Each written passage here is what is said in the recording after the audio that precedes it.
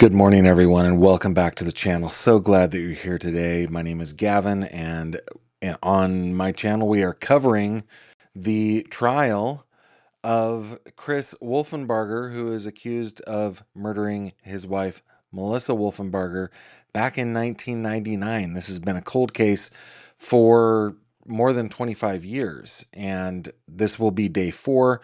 The court has not started yet. They said they would start at 9:30. Of course, it never happens right on time, right? It just, they start when they get started. So today is one of those days where, live streaming trials is kind of a new thing for my channel, but I still work a day job and I'm still full time in that day job. So I need to leave my house and go do some work, right? I have to do some aviation related work. So I'm going out to do that, which I'm excited to do and happy to do, but it does mean that I'm going to miss day 4. So hopefully you guys enjoy this. I want to check in on the court TV coverage has not started yet, but I'm going to leave it here. And hopefully when they get started, we will be able to tune in. Thanks for joining me, everyone, and I will see you in a bit.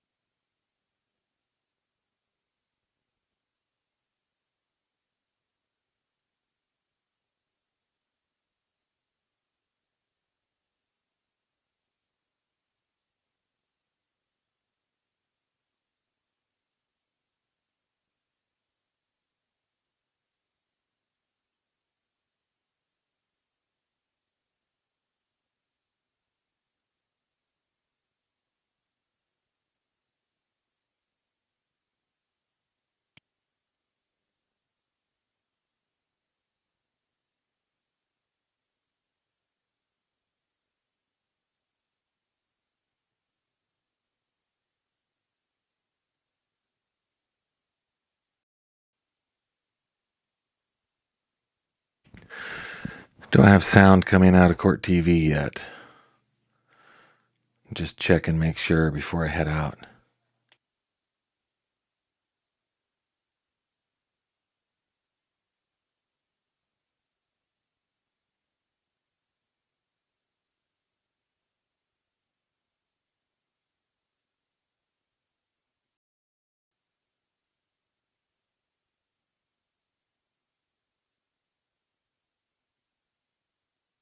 Yeah, and the live chat is all saying, hey, please give us sound. We would love sound. So it's not just us.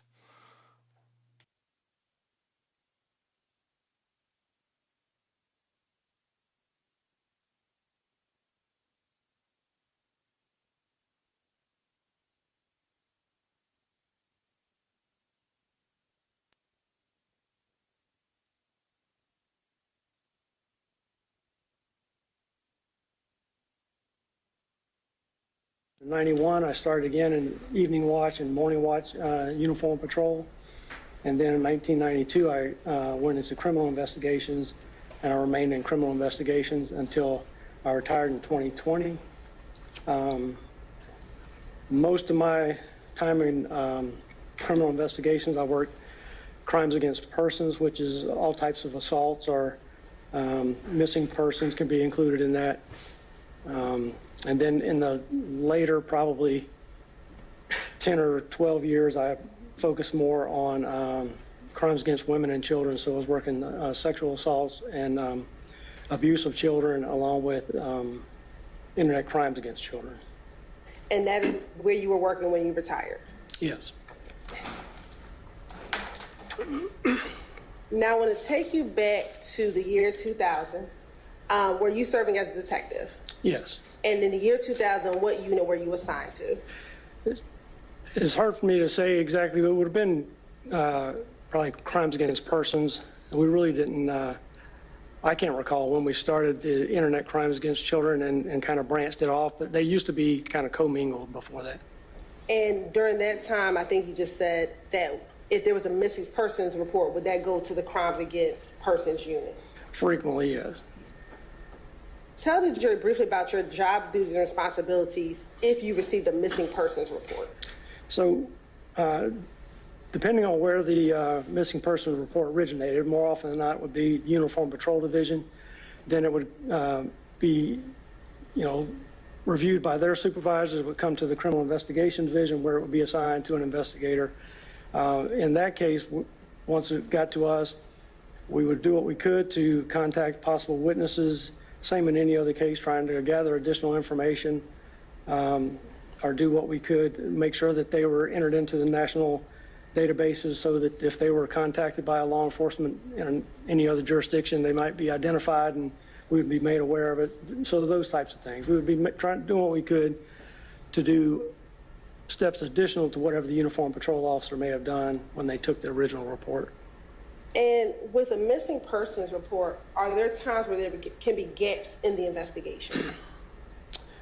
Frequently, I would think. There's a lot of times with adults, you don't know if they willingly left or not. Many of them you might have suspicions or have some concerns about because of lack of contact with people whom they normally contact, things of that nature. So you can have different degrees of it. Some of them, don't draw a lot of attention, and most of them are resolved within a few days. Somebody shows back up. Then you do have some like this that go on for a period of time. You have very little leads as to where the person may have gone, and you have few people, if any, who report to have any contact with them. And you said in cases such as this, where you assigned a missing persons investigation of a Melissa Walkenbacher? So I don't have the initial report going back that far, which would give me verification. Oftentimes, if cases go on for extended periods, more than one person could work on it. So I definitely was assigned to it or working on it in 2000, 2003. Whether it was initially my case from the beginning or my case the entire time that it was open, I can't say. When did you first get involved in this missing persons investigation? The report that I do have to review, it's around January of 2000 is when I was making some contacts and talking to people.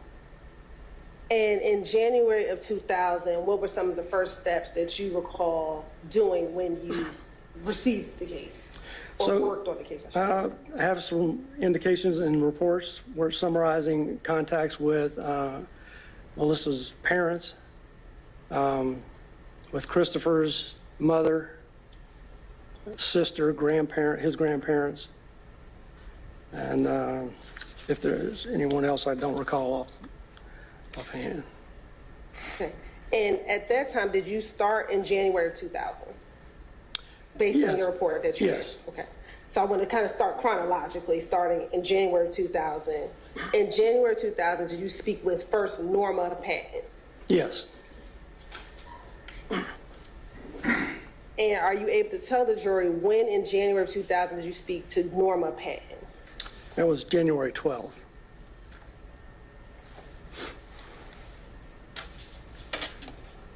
At that time, when you spoke with Norma Patton, to your knowledge, was there any other missing persons report regarding Melissa Wolfenbarger? Not that I'm aware of.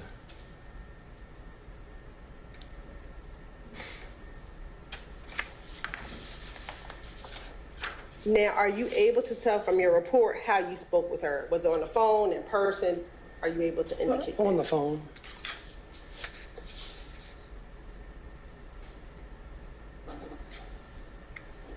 Without telling me what your conversation was she able to provide you information regarding the last time she had met with or saw her daughter? Yes. Was she able to provide you information about Melissa's children? Yes. After speaking with Ms. Patton, what, if anything, did you do to look for relatives of Ms. Wolfenbarger? So the police department has databases that include all the people that the police have encountered, throughout the year. So all those reports are entered in there. So I did checks like that. At later times, checks with persons from I think some type of Department of Labor, things like that, trying to find out if there's a record of them working somewhere, various things like that. But in this particular instance, right after speaking with Miss Norma Patton, then I looked into the police records to see if there might be anything I could associate with the family or with her. And based on any of your leads, were you able to tell if Melissa had gotten any jobs after 1996? I think 1996 is the last employment record I had.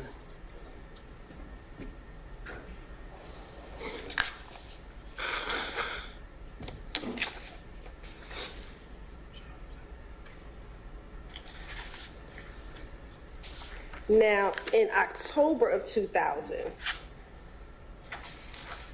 what, if anything, did you do regarding your investigation into the missing persons report of Melissa Wolfenbarger? I spoke to Kathy Wolfenbarger, I'm sorry, And where did you meet with her, in person or over the phone or something else? in person. And where did you meet with her?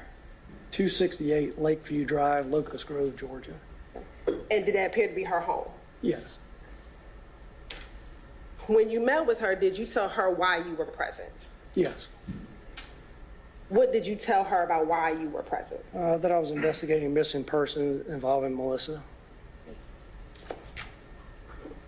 What was her demeanor?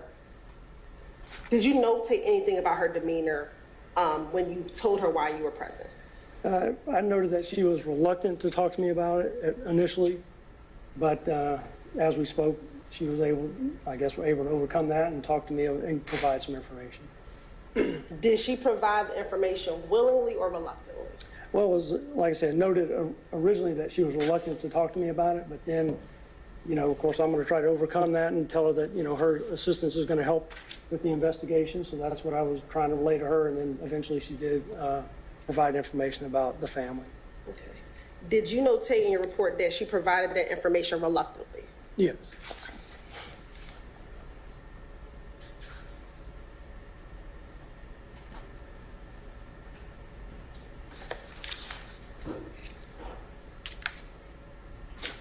And what type of information was she able to provide for you? This sounds like we're getting into hearsay now, Your Honor. Not specifically, but what generally, was she able to give you phone numbers? Was she able to give you other people you needed to talk to? Generally, what information was she able to provide? Based on that, I'm going to let her continue. Go ahead. She gave some general information about the family members. Didn't provide, that I can recall or obtain from the notes, any type of phone numbers or anything specifically on someone to contact.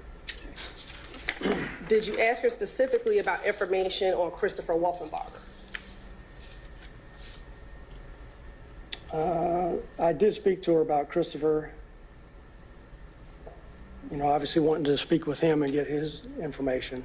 And was she able to provide you any contact information for Christopher? No.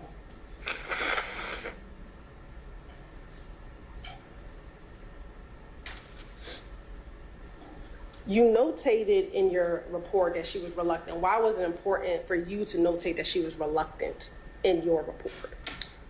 I mean, there could be a number of reasons that somebody's reluctant to talk to us. So I just made a note of that. I mean,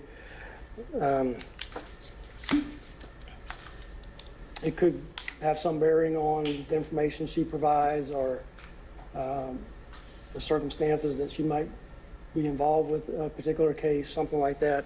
I mean, it's just, it is relevant to us. I mean, it could have some bearing on it, but that's why it would be noted. Okay. Taking you to February of 2001, did you have the occasion to speak with Mr. and Mrs. Patton?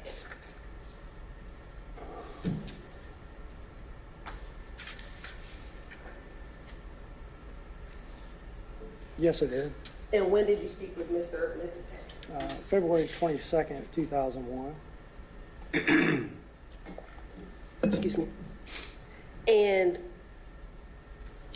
did you speak with both Carl and Norma Patton at that time? Yes, it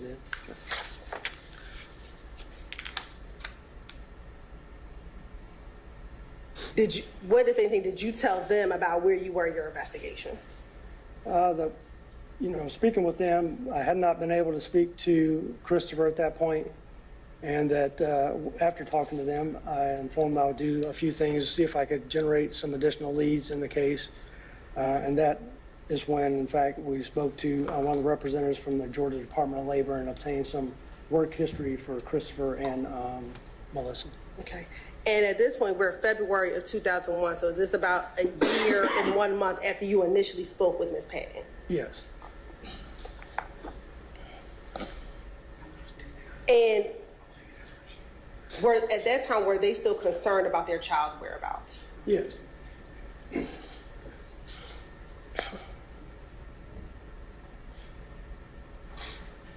In February 2001, did you also speak with a Richard and Virginia Autry? Yes. Okay. And what date did you speak with them? February 26, 2001. And what was your understanding of who Richard and Virginia Autry were? I understood them to be the grandparents of Christopher Wolfenbarger. And did you speak with them in person or over the phone? In person. Okay. And where did you speak with them? Not necessarily the address, but was it their home or? Their residence. And did they provide you any information that assisted you in your investigation? Yes, they did. Were they able to provide you any contact information for Christopher?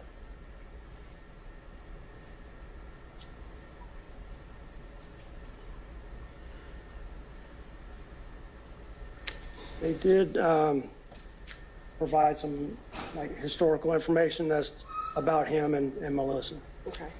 Did they provide you any, a contact phone number, address, a location where to find Christopher? No. And at this point in time, had Christopher reached out to you in this now year period to talk to you about Melissa and this missing person investigation? No.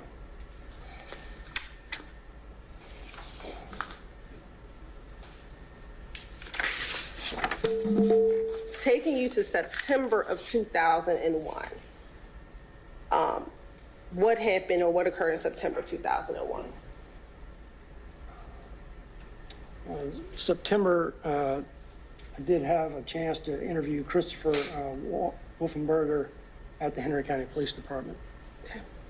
And what date did you interview him? September 12th, 2001. And is this now approximately 18 months after the initial missing persons report? Yes.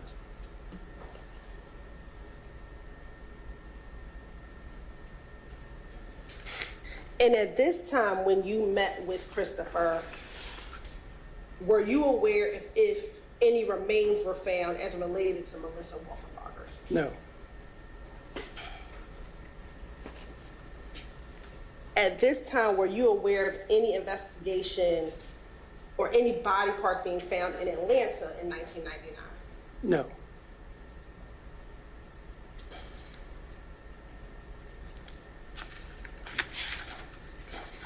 Now, was this interview videotaped? It was. Okay. And at this point in time, was Mr. Wolfenbarger under arrest at all? No. Okay. And did he speak to you? Yes, he did. Now, have you had the opportunity to view this videotape in preparation for your testimony? I did. Now, tell the jury about the sound quality on this particular video. So I did view the video, and the sound, at least on the device that I was listening to, is very difficult to hear for myself. I have a report, so I was reviewing the notes of it. It seems to correspond, but again, the audio is difficult for me to comprehend. Okay. And have you had opportunity to listen to it and watch it in preparation for your testimony today? I did. All right. Permission to approach, Your Honor? Granted.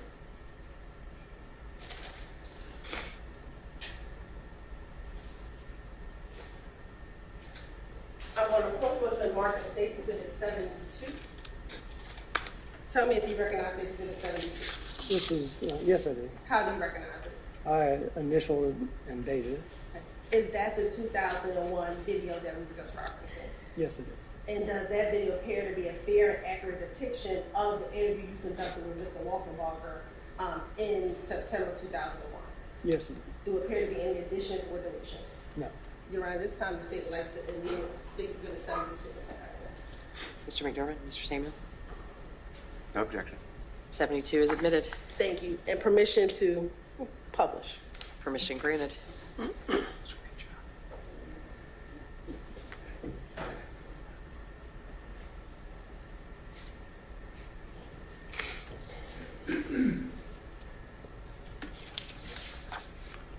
Battery 70%.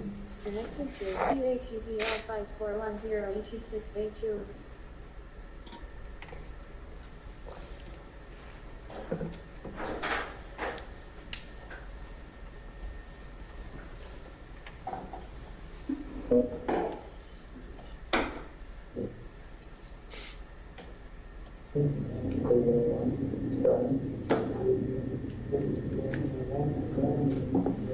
Is this the interview? Yes, it is.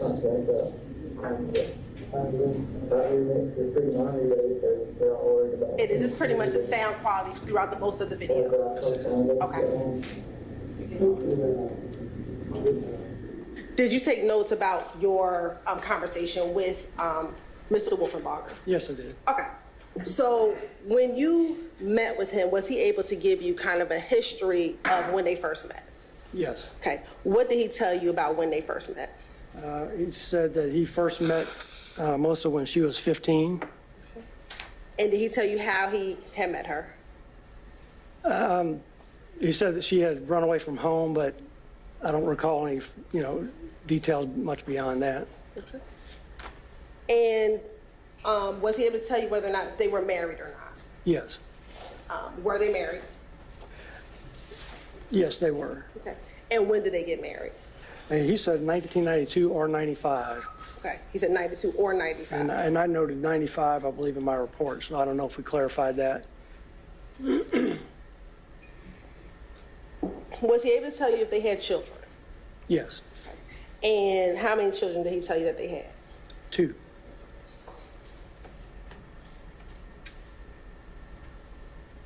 Now, did he tell you about where they lived?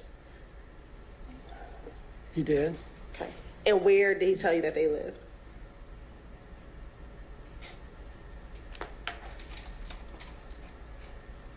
believe they were living with his mother at that time. Did there ever come a time where they moved from his family's home?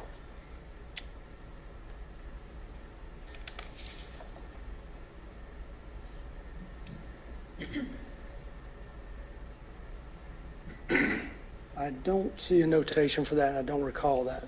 Do you recall him telling you that they lived at 824 Brookline Street in Atlanta, Georgia? Yes, Okay. Is that contained within your report? yes. Okay.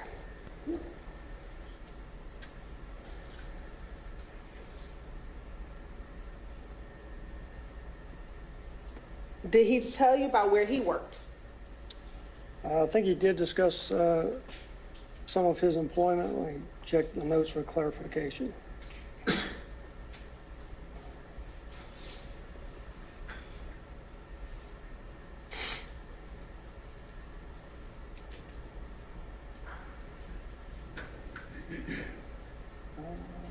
Yes, he was working for a glass company. And did he tell you where the glass company was? I don't see a notation for that. Okay. You're on permission to approach? Permission granted.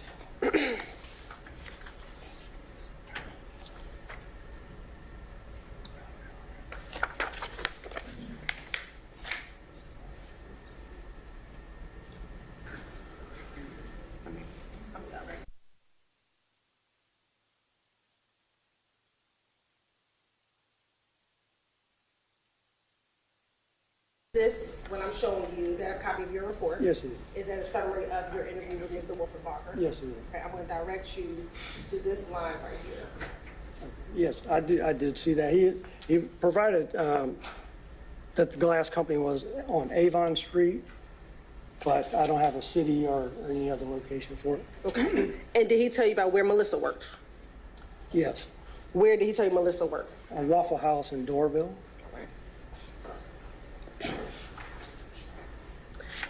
Now, did he discuss to you about his relationship with Melissa around November, December of 1990?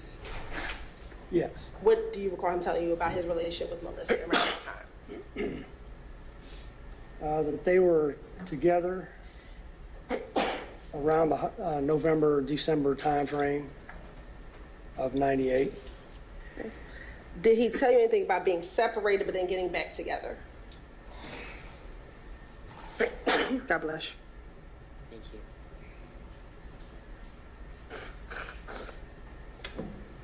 He stated that they were together for about a month in that time, and so I don't want to misstate your question. I don't know that we discussed so much being separate. He just indicated they were together for about a month, which might imply that, but I'm gonna approach you again.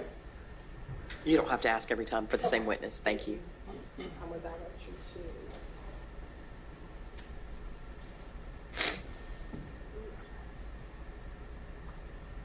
like I say, that he did indicate they were separated, and they gotten together for about a month at that time. to. Okay. Ms. But you- Hilton, I'm sorry for interrupting. Will you take down the screen share, please? Oh, sure. I'm sorry. Thank you.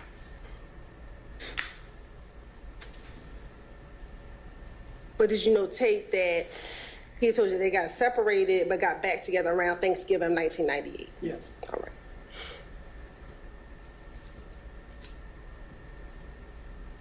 And then according to him, did he tell you when Melissa moved out?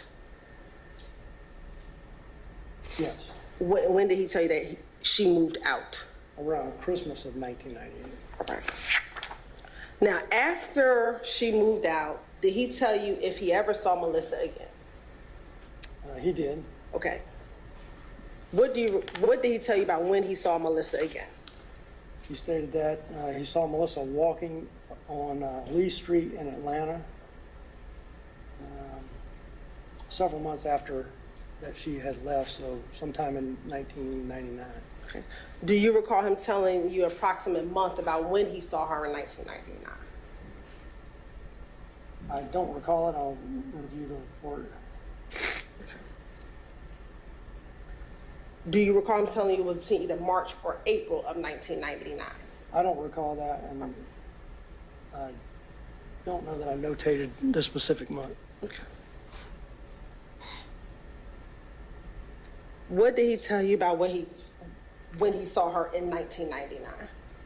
That she was walking on Lee Street, that she didn't look particularly well, that had indications of possible drug use. Was he able to tell you if she was with someone, dating someone?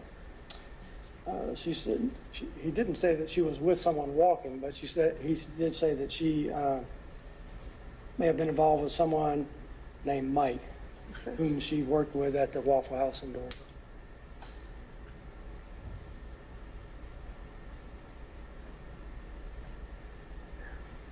In 2001, regarding the last time he saw her, did he only tell you that he saw her walking down the street? Yes.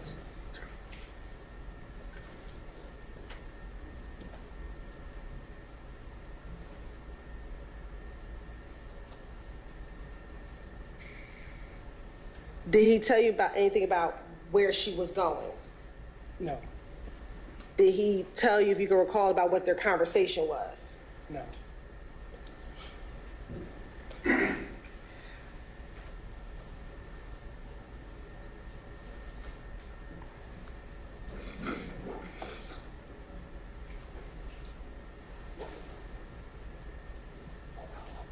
Did he tell you why he never made a report as to why she was missing? No.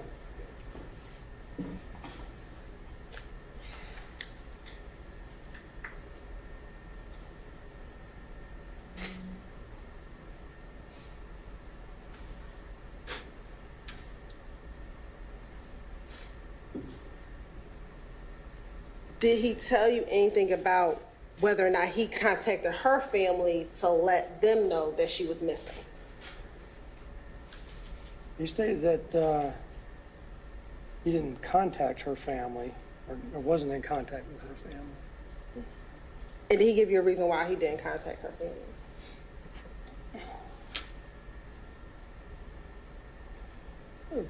He stated that they did not get along or they didn't like him.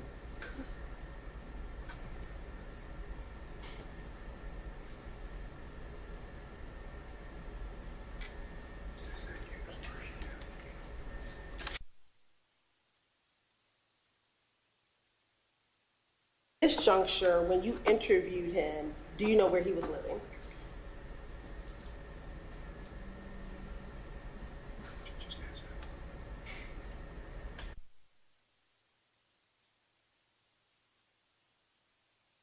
Indication I have is he stated he lived at 824 Brookline. Okay. Did you have an address that you notated in your report for him at the bottom of your report? 507 Kenny Drive, Hinesville. Okay. So at the time, do you know if he was still living on Brookline or if he was living on I Hinesville? don't know. The report, it may be referencing that he stated that, or they lived at Brookline, so maybe when they're together they were Brookline, maybe he was at this other address. I couldn't, Sorry, you're actually getting in front of the microphone. sorry. That's okay. Apparently, in the report, I indicated that he and Melissa both lived on Brookline, and at the end, I have a different address, so that Brookline address may have been referenced to when they were together. thank you. And is it safe to say that what you have in your report is a summary of parts of that interview? These are bullet points. And would the interview contain everything that you all actually discussed? That's right. Okay.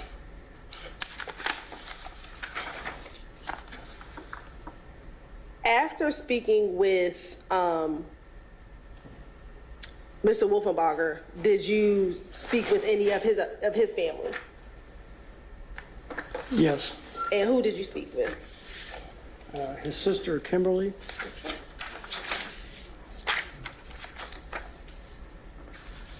And did she provide you information regarding Melissa at that time? Yes.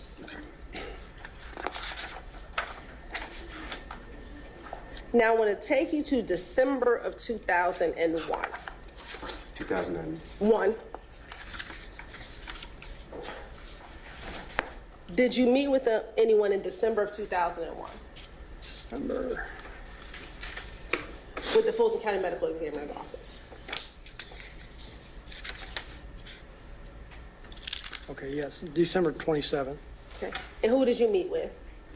Mary Beth Hoptall, or Heptall, And do you recall why in December you met with her? to document dental records for Melissa Wolfenberger. Now, are these dental records that you received? Yes,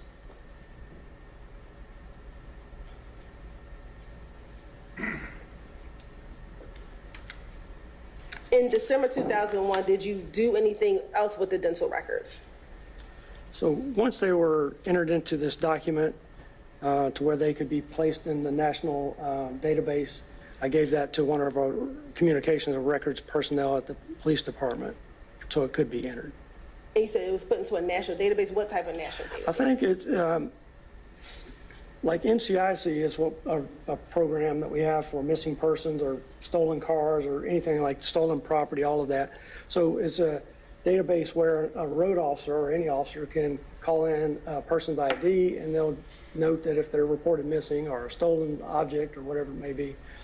My understanding of this was that the pathologists or the doctors were able to chart or make some type of notation regarding dental records that could be entered in this. So if another agency had a remains that were unidentified, they could cross-reference this and it might help them to pull the cases together to further seek identification. And did you do that? Did you put her dental records on NCIC? Yes. After December of 2001, excuse me, is it in December of 2001 when you put her dental records on NCIC? Yes, December 31st was when the document that Ms. Heptall helped produce was provided to our communications people who are the persons that would enter it into that system. After December 30th, 2001, and the dental records are placed into NCIC, when is the next part of your investigation in this case? March 13th of 2003. So almost 18 months later again, after the records go into NCIC. Yes. What occurred in March of 2003? Dr. Carol Terry contacted me regarding the records, and I ended up meeting with her and bringing the records so that she could review them. Okay. And what date is that in March of 2003? March 13th. And Dr. Terry, where was she a medical examiner? Yes. Where did she work? Fulton County Medical Examiner's Office here in Atlanta. You said here in Atlanta? In Atlanta. Okay. And when you met with Dr. Terry, did you meet with her at the Fulton County Medical Examiner's Yes, I Office? did. Was there anyone else present with the two of you when you all met? Mainly the two of us, we were in their office, so there were other people around, but I believe I only recall speaking with primarily her, and if there was somebody else there, they weren't involved in it, and I didn't make any notation of it. And during that meeting, was she able to provide you with information regarding unidentified human remains? Yes.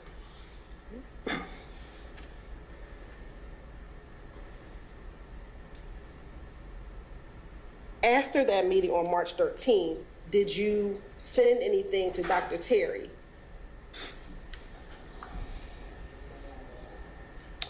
Yes, I did. What did you send to her? A written copy of the dental records pertaining to Melissa Wolfenbarger And how did you send that information to her? by fax.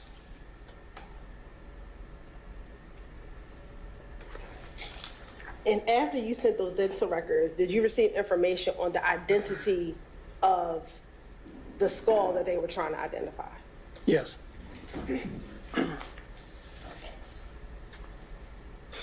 Once the skull was identified, what day was it identified? March 14th, 2003. So the same day you sent over the dental records, the same day it was Yes. identified? Did you discuss any investigative tools or testing that could be done on the skull? We talked about DNA testing.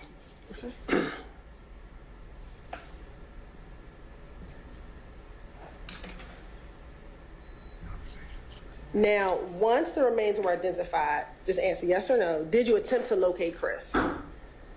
Yes, Okay. And did you locate him? yes. All right. I want to take you to March of 2003.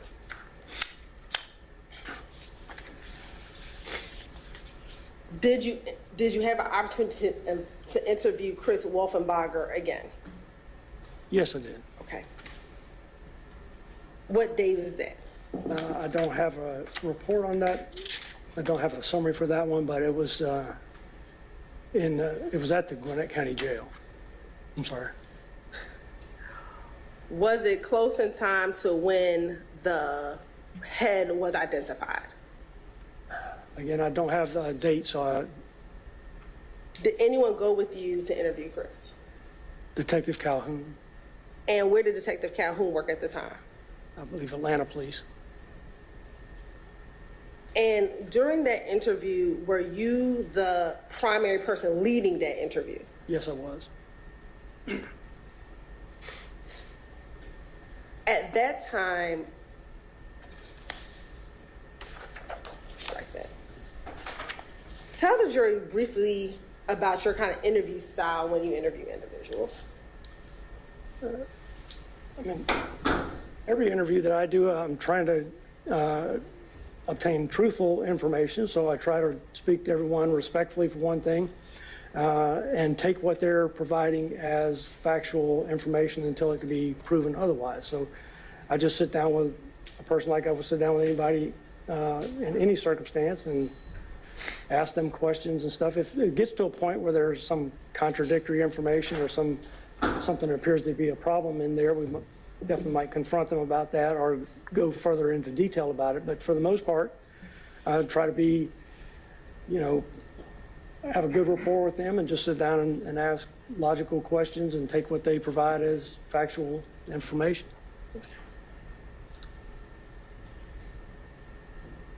Now, when you interviewed him, did you allow him to kind of lock him into a version before telling him whether or not Melissa was found or not? Well, it was just reviewing and obtaining the history that he provided again, which we did. And then later at the end or near the end of the interview, he was informed that Melissa had been identified. And was he able to give you a history again of their relationship Yes, leading up to the last time he saw her? yes.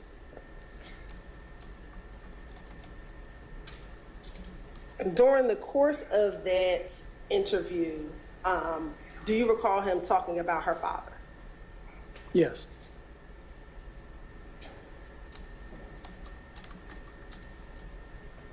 What, if anything, did Chris tell you about Melissa's relationship with her father? I think that that they didn't have a really good relationship, that they didn't communicate, I think. Do you recall him telling you that she loved her father? I don't recall that.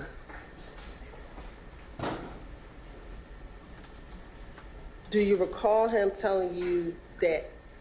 I'm going to object to the leading. Rephrase. Do you remember asking him whether or not her father could do something like this? I don't. No.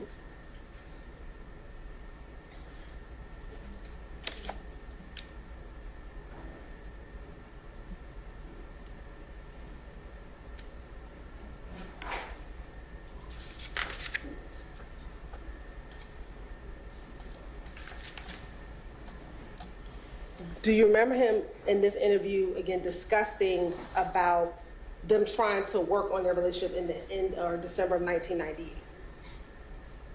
I don't specifically recall it, and I'd have, again, I did review that interview, but I don't recall his exact statements.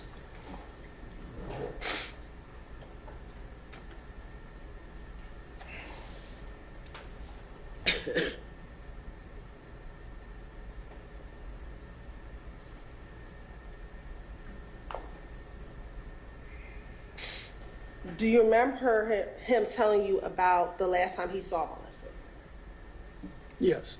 What do you recall about him telling you about the last time he saw Melissa? He stated that he saw her walking from around the train station and that he didn't initially recognize her, I believe. Do you remember him telling you when he saw her? No, I don't. Do you remember if he told you that this was again in March or April of 19? This is leading. He doesn't remember it. Now she's answering the question for him. But I'm asking, Y'all come here for a second. Keep your distance.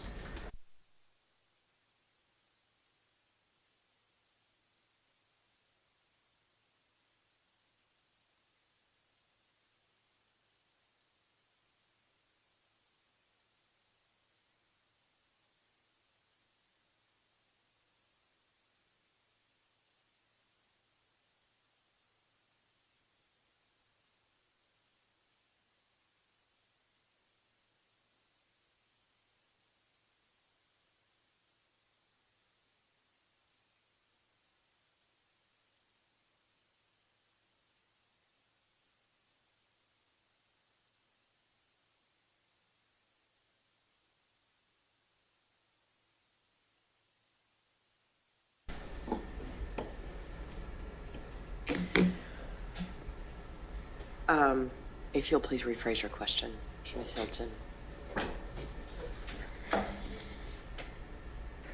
do you recall in the interview if it was any months after the last time he had? Do you recall when it was?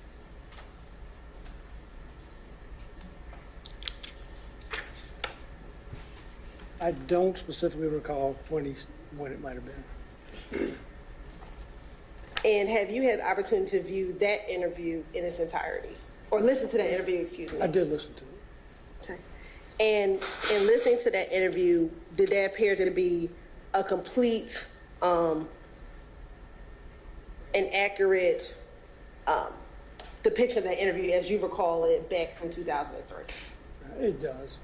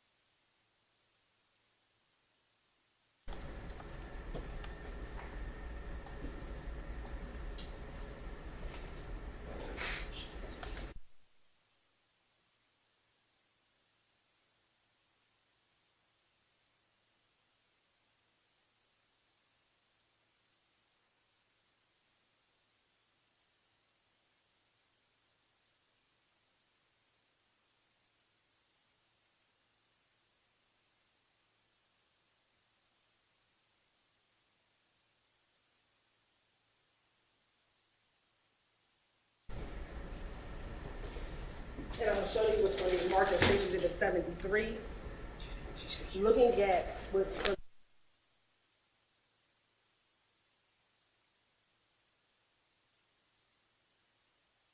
and on here, does it indicate the date of that interview? Yes, it does. What is the date of the interview?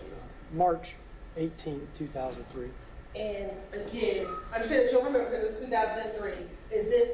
Did this appear to be the entirety of the interview that we just discussed? Yes. Your Honor, this time the state's going to admit Stacey's Exhibit 73 and will produce a hard copy for the court. Mr. Sandman?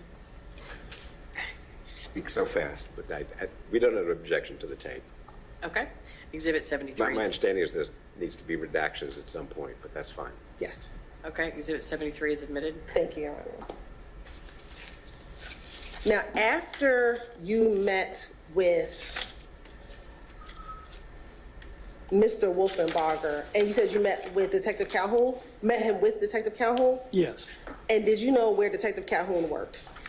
Atlanta Police Department. And what was your understanding of Investigator Calhoun's role with relation to the remains that were found in Atlanta in 1999? That he would take up the investigation at that point, now that the remains have been identified. And at that point in March of 2003, did you then turn over your file and information to Detective Calhoun? I don't recall specifically giving him the file, but, the case was more or less, or the aspect of the remains was out of our jurisdiction, so we didn't have any further involvement with it. And from what you know, did Detective Calhoun then continue the investigation at that point? As far as I know. Of course, indulgence for one moment.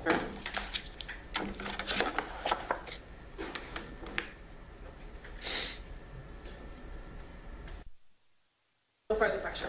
Thank you. Mr. Stamen? Thank you.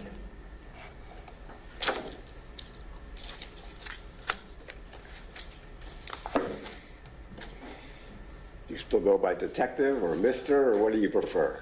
Tom is fine. Tom. Well, Tom, how are you today? I'm doing well, thank you. So just working backwards, the last time you spoke with Chris was, Mr. Wolfenbarger, was, there was a tape, but you didn't take any notes at all during so you're going by memory? No, I listened to the audio. Unfortunately, if there was a report generated about it, which there should have been, I don't have, access to it or haven't been provided at this point. So that's the downside of that for me. I can't refer to it as I could the first one. Yes. So I only have, the audio, which I did listen to, and then trying to recall When did that is difficult. Well, it wasn't my hand. When was the last time you listened to it? I was listening to part of it this morning, but I didn't make it completely through. I listened to it a couple of days ago as well. Okay. And this was 22 plus years ago. Yes, sir. Okay. I just have a couple questions. Really. I want to talk to you about you talked about having met the grandparents and Patton family. And then you met with Chris the first time on September 12th, 2001, right? I think that's right, yes. And where was that meeting?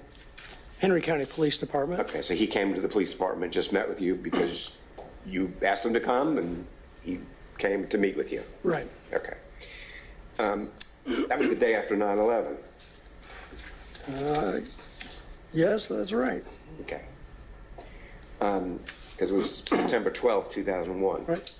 Okay. Or I imagine a lot of our minds were in different places that day. And he told you about the background. He told you where they lived, right? Yes. 824 Brookline. He told you that she had worked at the Waffle House in Doraville, right, Melissa? Yes. And I'm just going by your report because I can't listen to the audio either because it's totally inaudible, basically, that audio. He told you that the relationship was such that sometimes she would leave for days at a time, Yes. stayed at motels, including up near the Waffle House where she then worked. Yes. Okay. There was when you were answering the prosecutor's questions, there was some concern about when he said he had last seen her. Your notes indicate that what he said was that she moved out in Christmas of '98, right? Right. Okay. And that he saw her one more time a few months later, correct? That's correct. Okay. And this is when she was walking on the street, and later when you talked to him, whatever, 2 years later, he said it was heading towards the train station or outside the train station, correct? Yes. Okay. So he told you basically the same thing 2 years later when you talked to him up in Lawrenceville, correct? That he saw her on the street on one occasion, and then more information that they spoke on the second occurrence, you know. Right. He said that she looked disheveled when he saw her that occasion? Yes, Okay. He also reported to you that he was aware that she had been involved with a man named Mike, right? He's from the Waffle House up in Doraville, right? yes, Okay. And that's when he mentioned that she was staying at a hotel with Mike, as far as he knew, correct?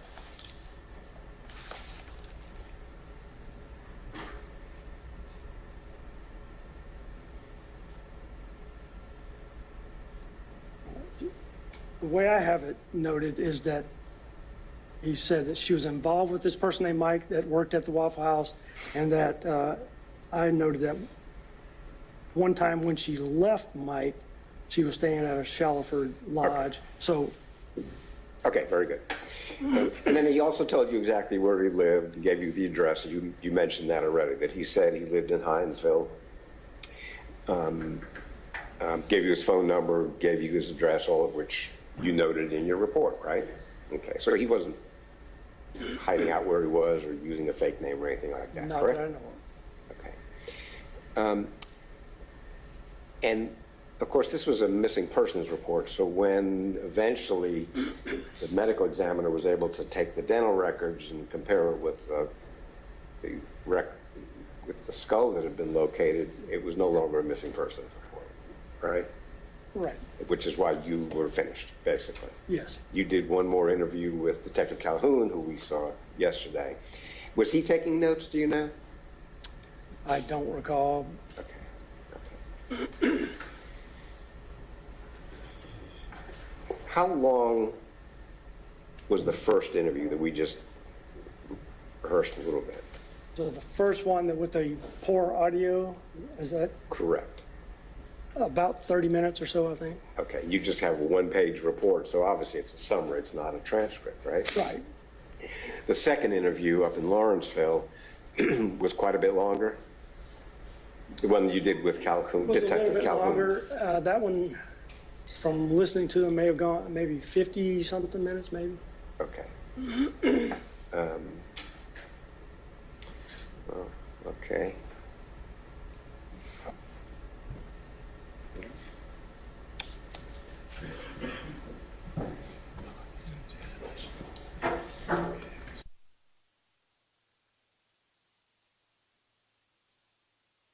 Thank you.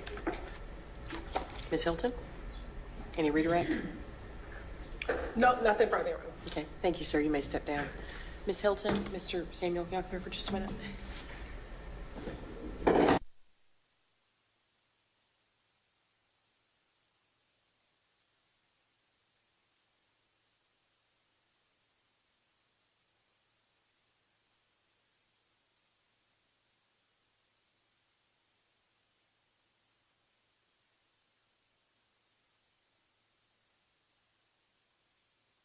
Yes. Your mistake calls Sergeant Leon Lacoste.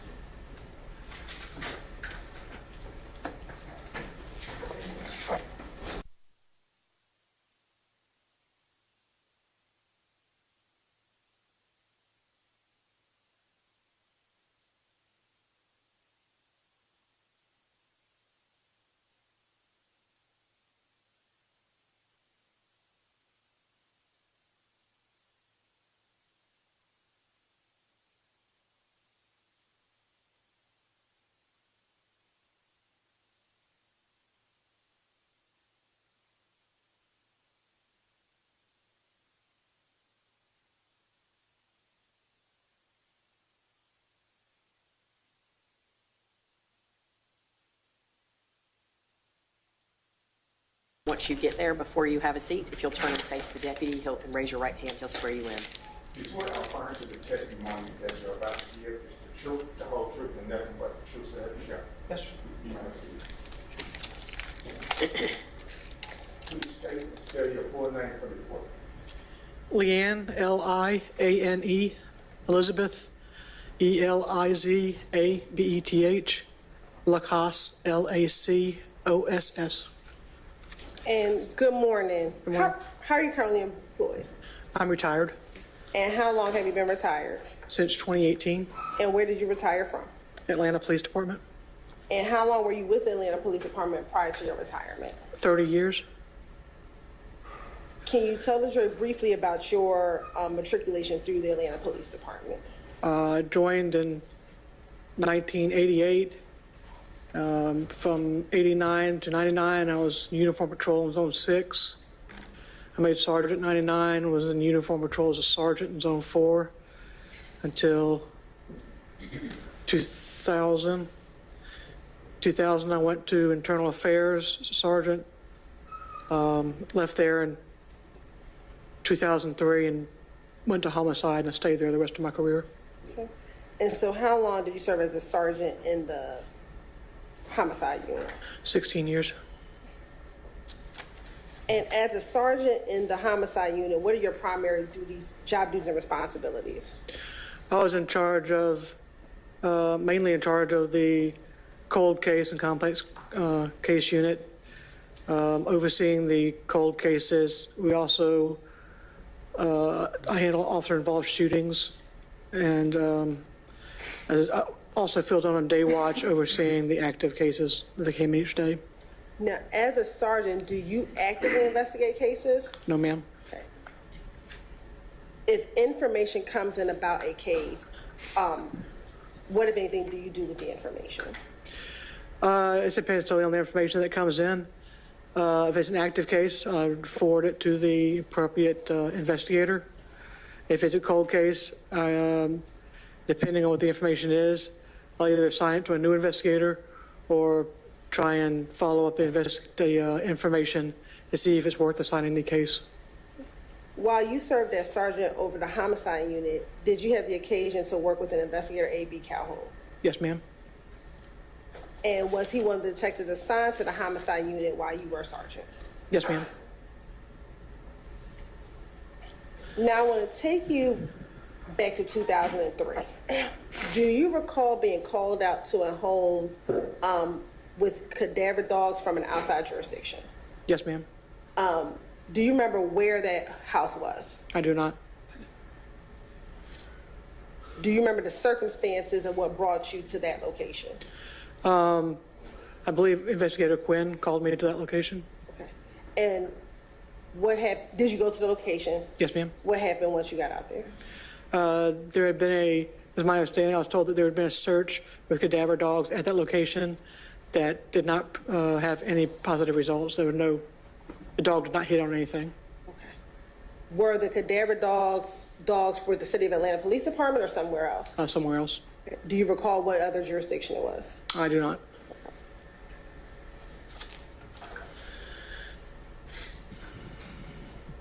Do you recall ever speaking with Investigator Calhoun about this incident when you went out to this home with the cadaver dogs? It was his case. I'm sure I talked to him at some point, but I don't recall doing it.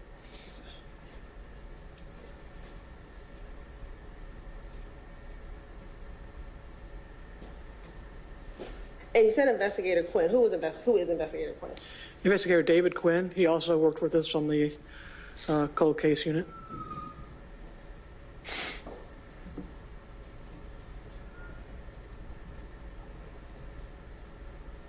And back in 2003, did you ever assist Investigator Calhoun specifically with the investigation of Melissa Wolfenbarger? In 2003, I don't recall doing anything on the case. Say it again. I don't recall doing anything in 2003 besides that response. And to your knowledge, was there a response in relation to his case that he was investigating? Yes, ma'am.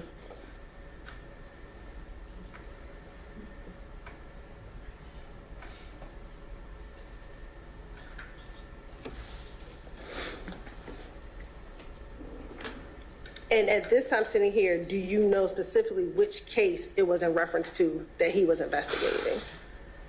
The Melissa Wolfenbarger.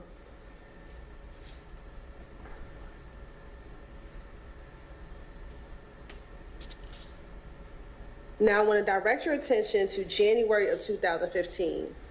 Did you have the occasion to become involved in some way in the Melissa Wolfenbarger investigation. Yes, ma'am. How did you become involved in that investigation? Norma and Tina Patton had contacted me and asked to meet with me about the case. And at that time, was Investigator Calhoun still working with the Atlanta Police Department? No, he had retired. And once he retired, at that time, had you assigned the case to another investigator? No, ma'am.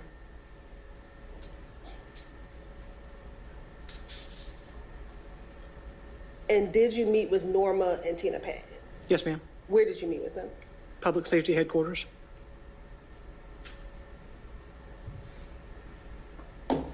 And what did you do once you met with Norma and Tina Patton? I read the case. I had requested I did not see the crime lab reports in there. I'd requested them. They had asked me to contact several people that had information possibly on the case. I did that. I called them. And as you are kind of reviewing the case to assist, did you see any information about any latent fingerprints? Later, yes, as I got the GBI reports.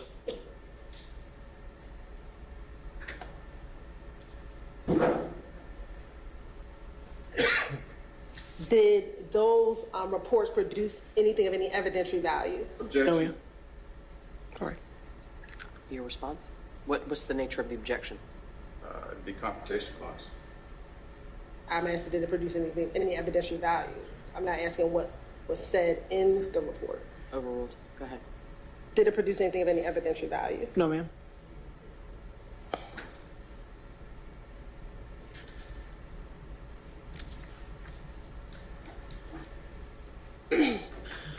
When you met with Melissa and Tina, did they express concerns about Melissa's case? Yes, ma'am.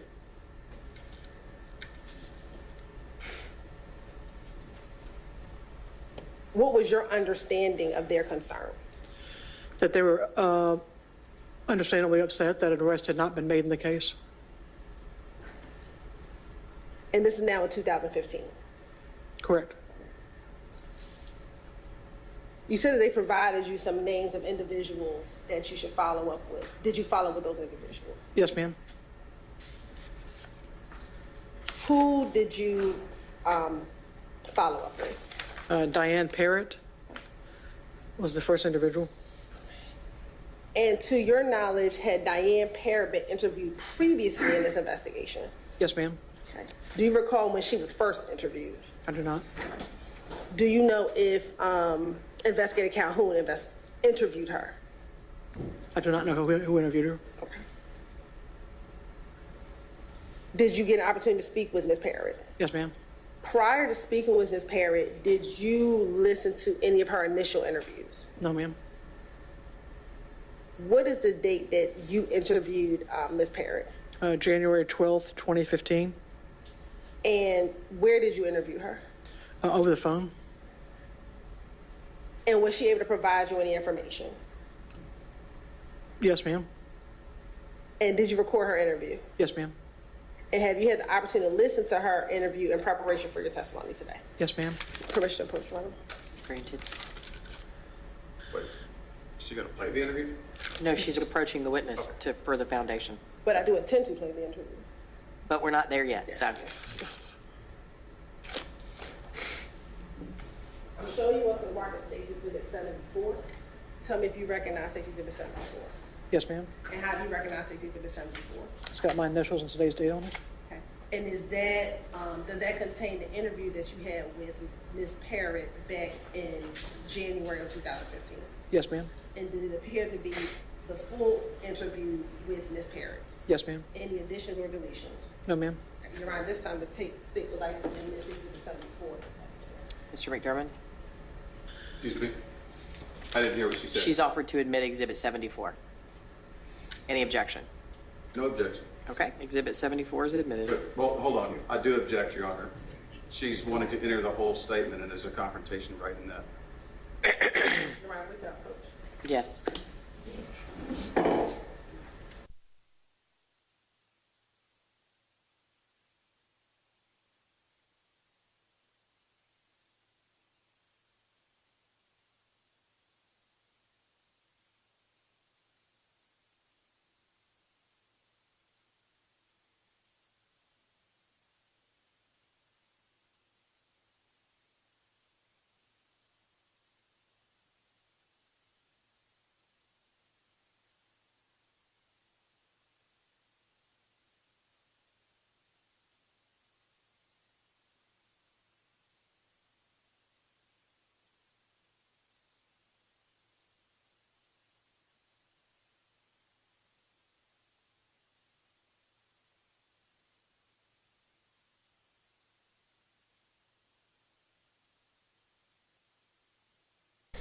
Thank you. Ladies and gentlemen, I'm going to ask you to step out. I was getting ready to take a morning break anyway, so we're going to go ahead and take that morning break. It's 10:51. We're going to try and have you back in here about 11:05, 11:10, and then we'll resume. Thank you all. You are excused until 11:05. Deputy, if you'll escort the jury out.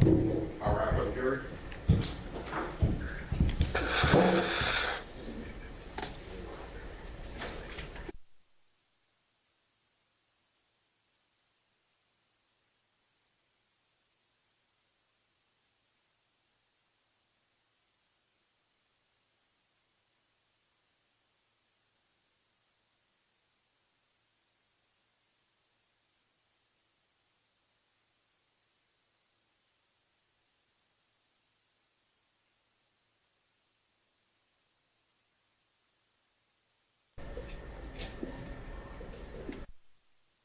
You can be seated. Okay. Sir, I'm sorry, ma'am. Officer, detective, I'm not sure exactly what to call you. Sergeant, I think it was. If you'll step outside for just a moment. Thank you.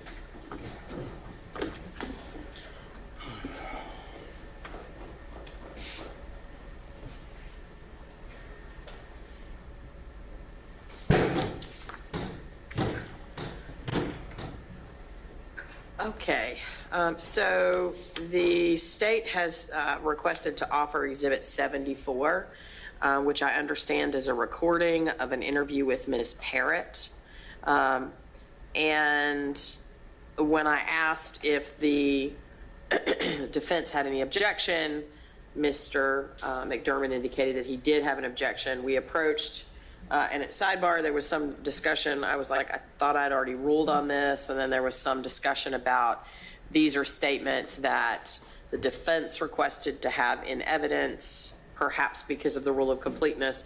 Mr. McDermott indicates that he's still asserting a confrontation right.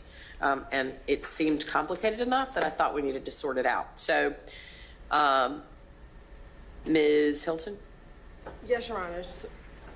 Yes, last Monday, defense counsel asked for a portion of Ms. Parrott's statement to come in.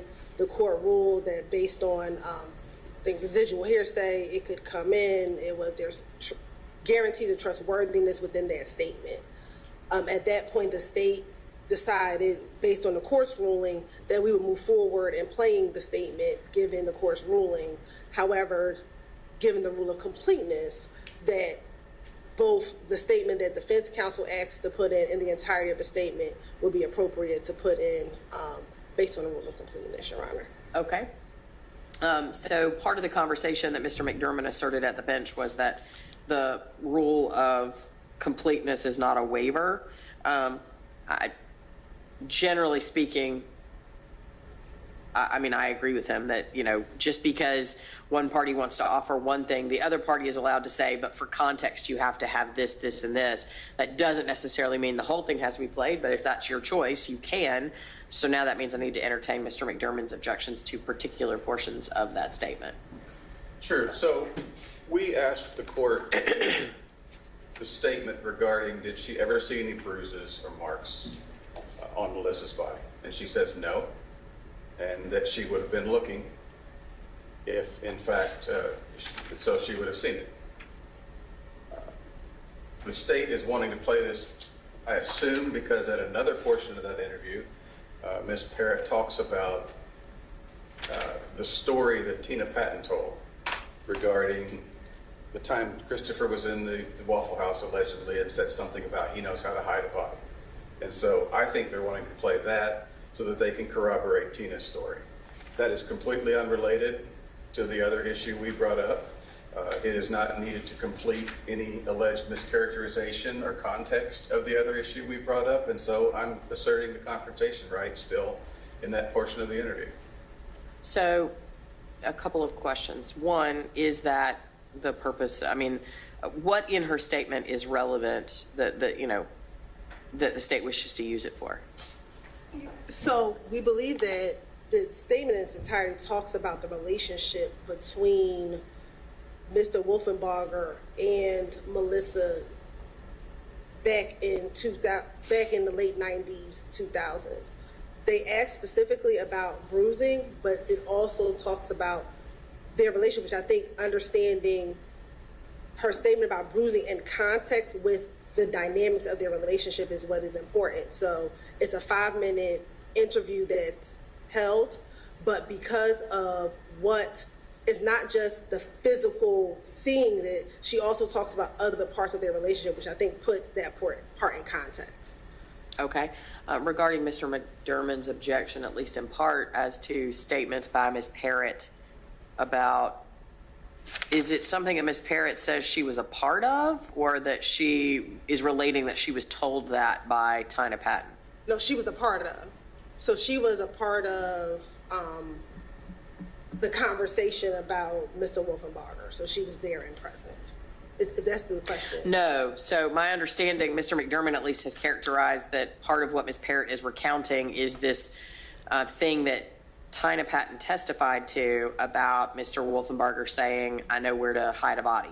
Okay. And my question is Ms. Parrott relating that Tina told her that, or is she saying that she was a part of the conversation with Mr. Wolfenbarger and heard Mr. Wolfenbarger say that? She's saying she heard him say it.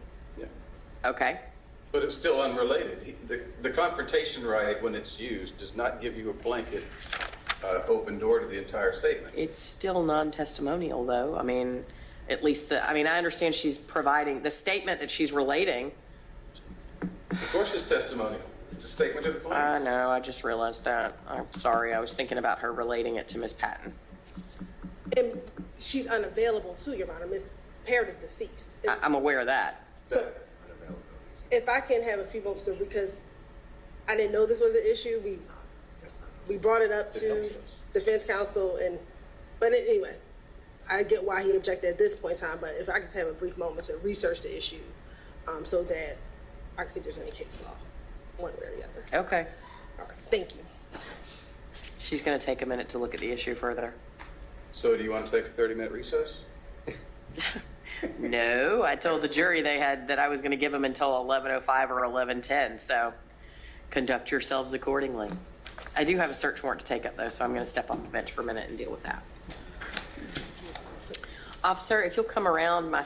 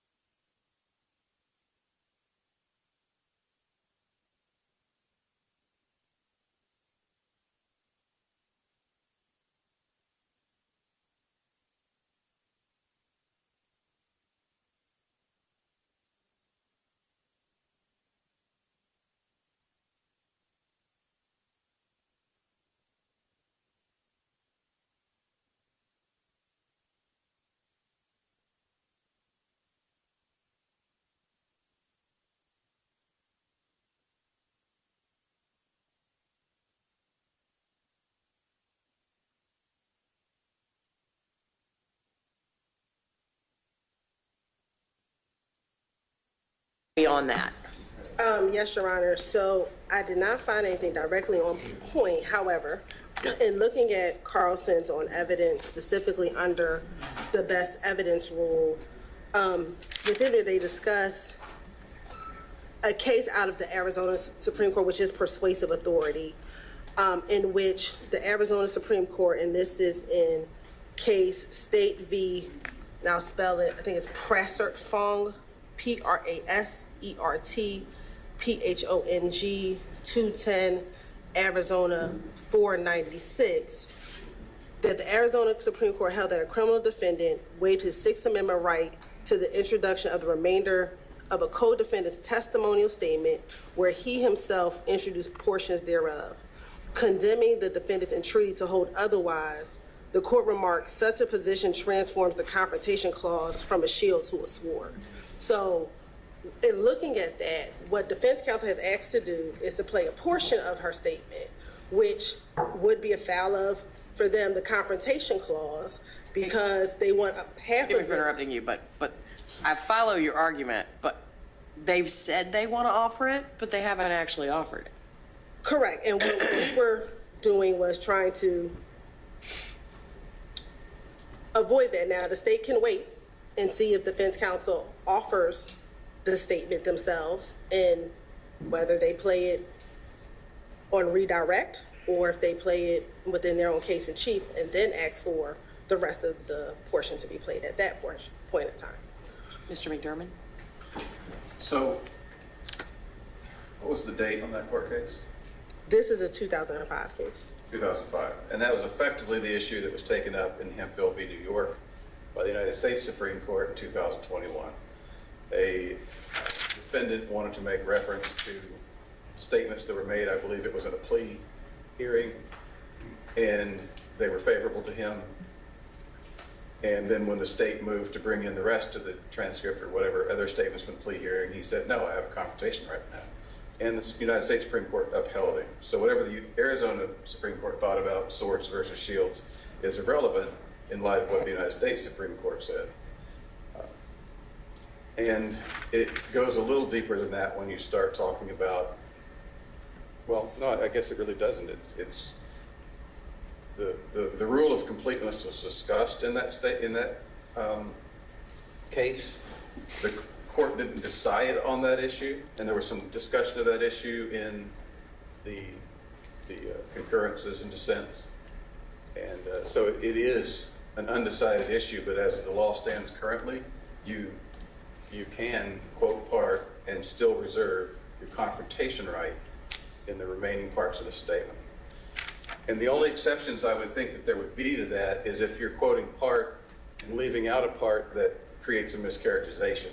And that would have to be on the same issue, and that's not what's in play here.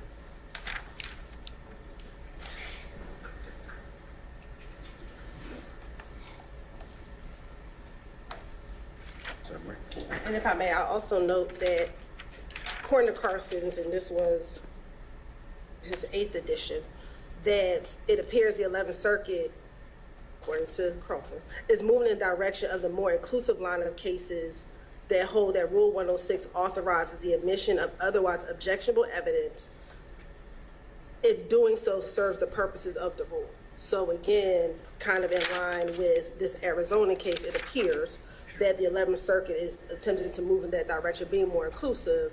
If the defendant wants to play part of a statement that would otherwise be inadmissible, then allowing all of it to come in based upon the rule of completeness.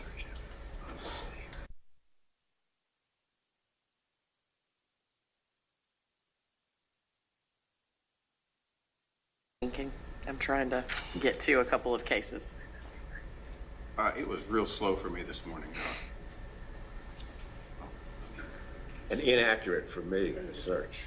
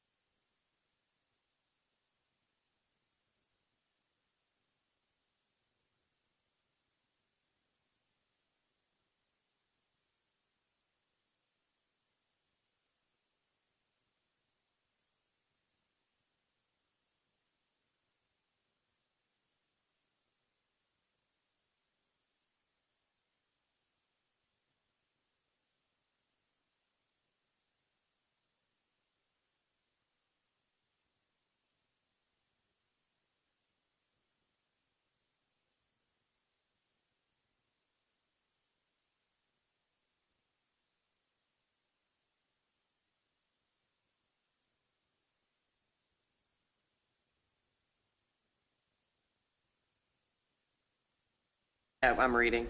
Thank you.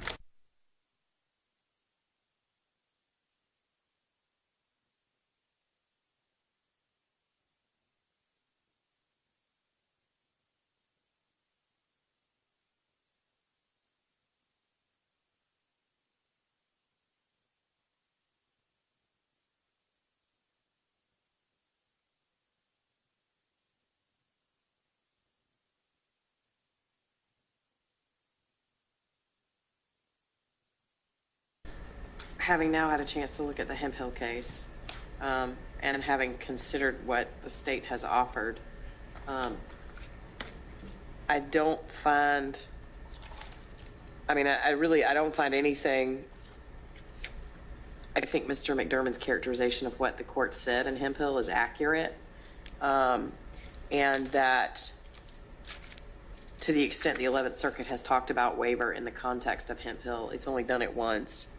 And and they're talking about the difference between implied and express waivers. And while I have very real concerns about the ability of a defendant to say, I want to play this part, but I invoke my confrontation right on this part, that seems fundamentally unfair and sounds a lot like a waiver to me. So far, that hasn't actually happened. The defendant hasn't offered that testimony, number one. And number two, if they did, it does seem like Hemphill would caution the court against finding an express waiver. So for now, I think Mr. McDermott is correct that there is a confrontation right in terms of the state's. It is the statement, just to clarify my record, because I incorrectly said a few minutes ago. I mean, the statement's clearly testimonial in nature. We have a law enforcement officer who's going to testify to having discussed this, and it's an audio recording of that individual speaking to law enforcement. So I don't think there's any dispute that Mr. Wolfenbarger would have a confrontation right. That person is unavailable. But the request by the defense and the ruling by the court that her statements would potentially be admissible as to residual hearsay based on what she observed, I don't think changes the outcome here in terms of the ruling in favor of the defense that this is confrontation. And thank you for that, Your Honor, but if it's the same statement to the same law enforcement officer describing her observations, nothing changed. So if it's admissible under the residual hearsay for the defendant, we would ask that the same confrontation clause issue is still there. And if the defense is allowed to bring in their portion for their particular purposes, we would ask that the court reconsider allowing any of the statement in, because I may very well not allow any of this statement in because, as I said, I have read Hemphill, but I still have real concerns about the ability of a defendant to cherry pick his confrontation rights.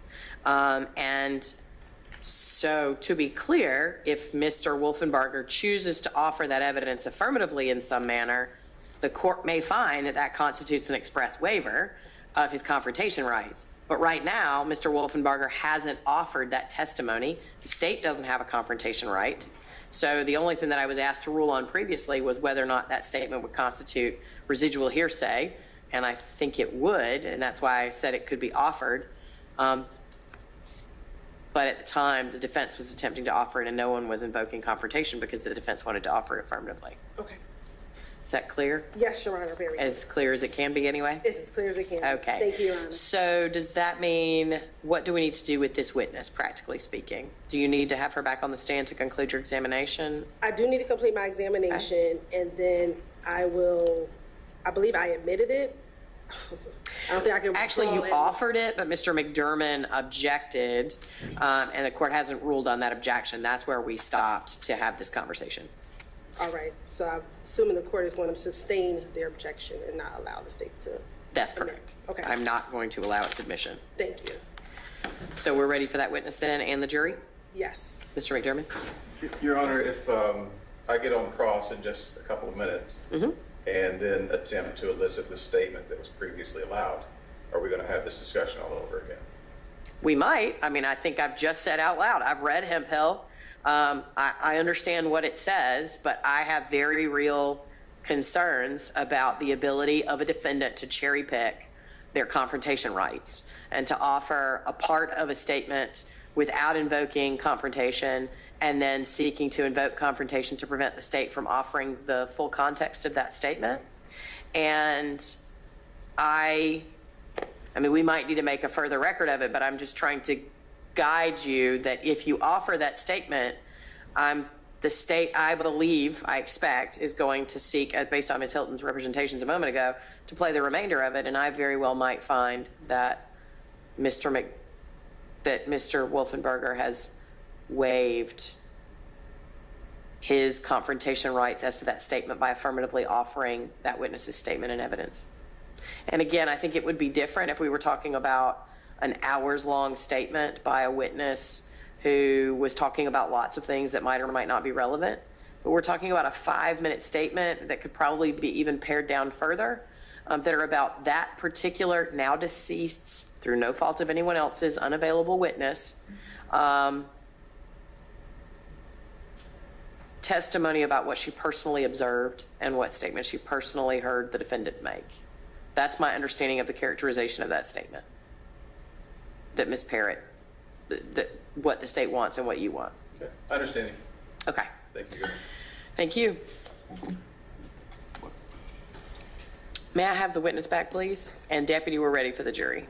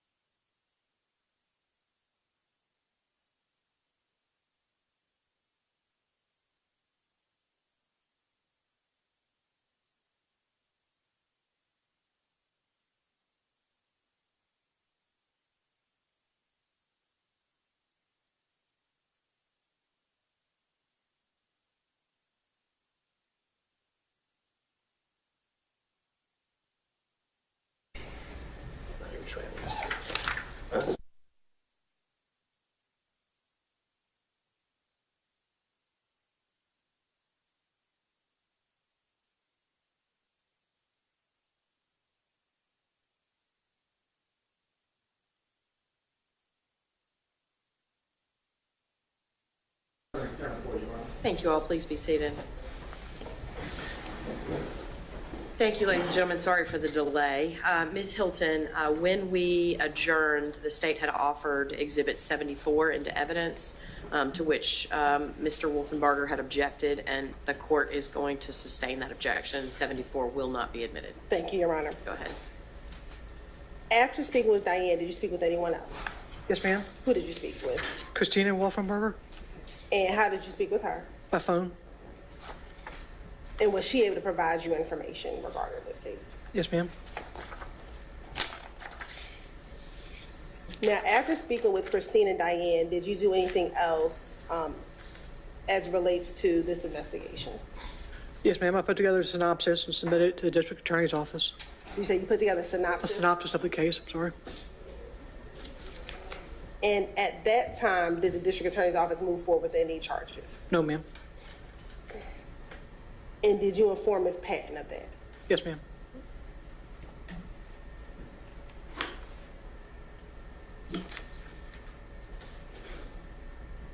Once you informed her that at that time, the district attorney wasn't going to move forward with any charges, did she ask for you to interview anyone else? Yes, ma'am. Who did she ask for you to interview? Rachel Karen Nelson Tucker and Kimberly Cameron. And did you interview those people? Could not locate Ms. Cameron. I talked to Ms. Nelson. And in late December of 2016, did you receive a call from an investigator, St. John? Yes, ma'am. Objection. Privileged information. Your Honor, we can approach. I can just let the court know where I'm going.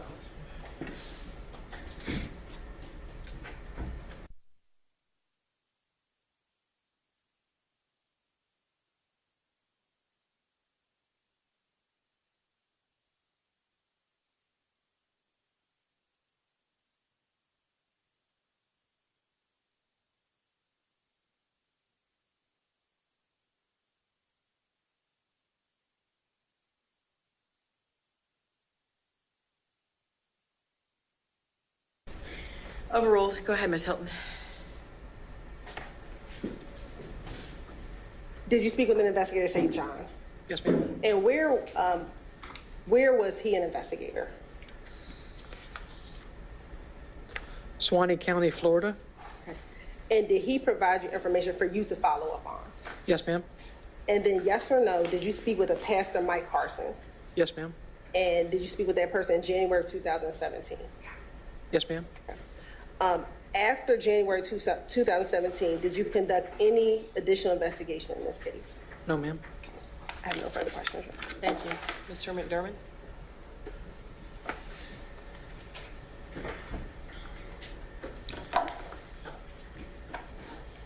Did I understand you correctly to testify that you were part of the cadaver dog search team that was at the house? No, I was at the house, but I wasn't part of any team. Cadaver dog Okay, search team.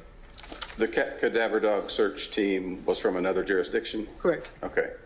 And you said they did perform a search Yes, of the property, and they found nothing?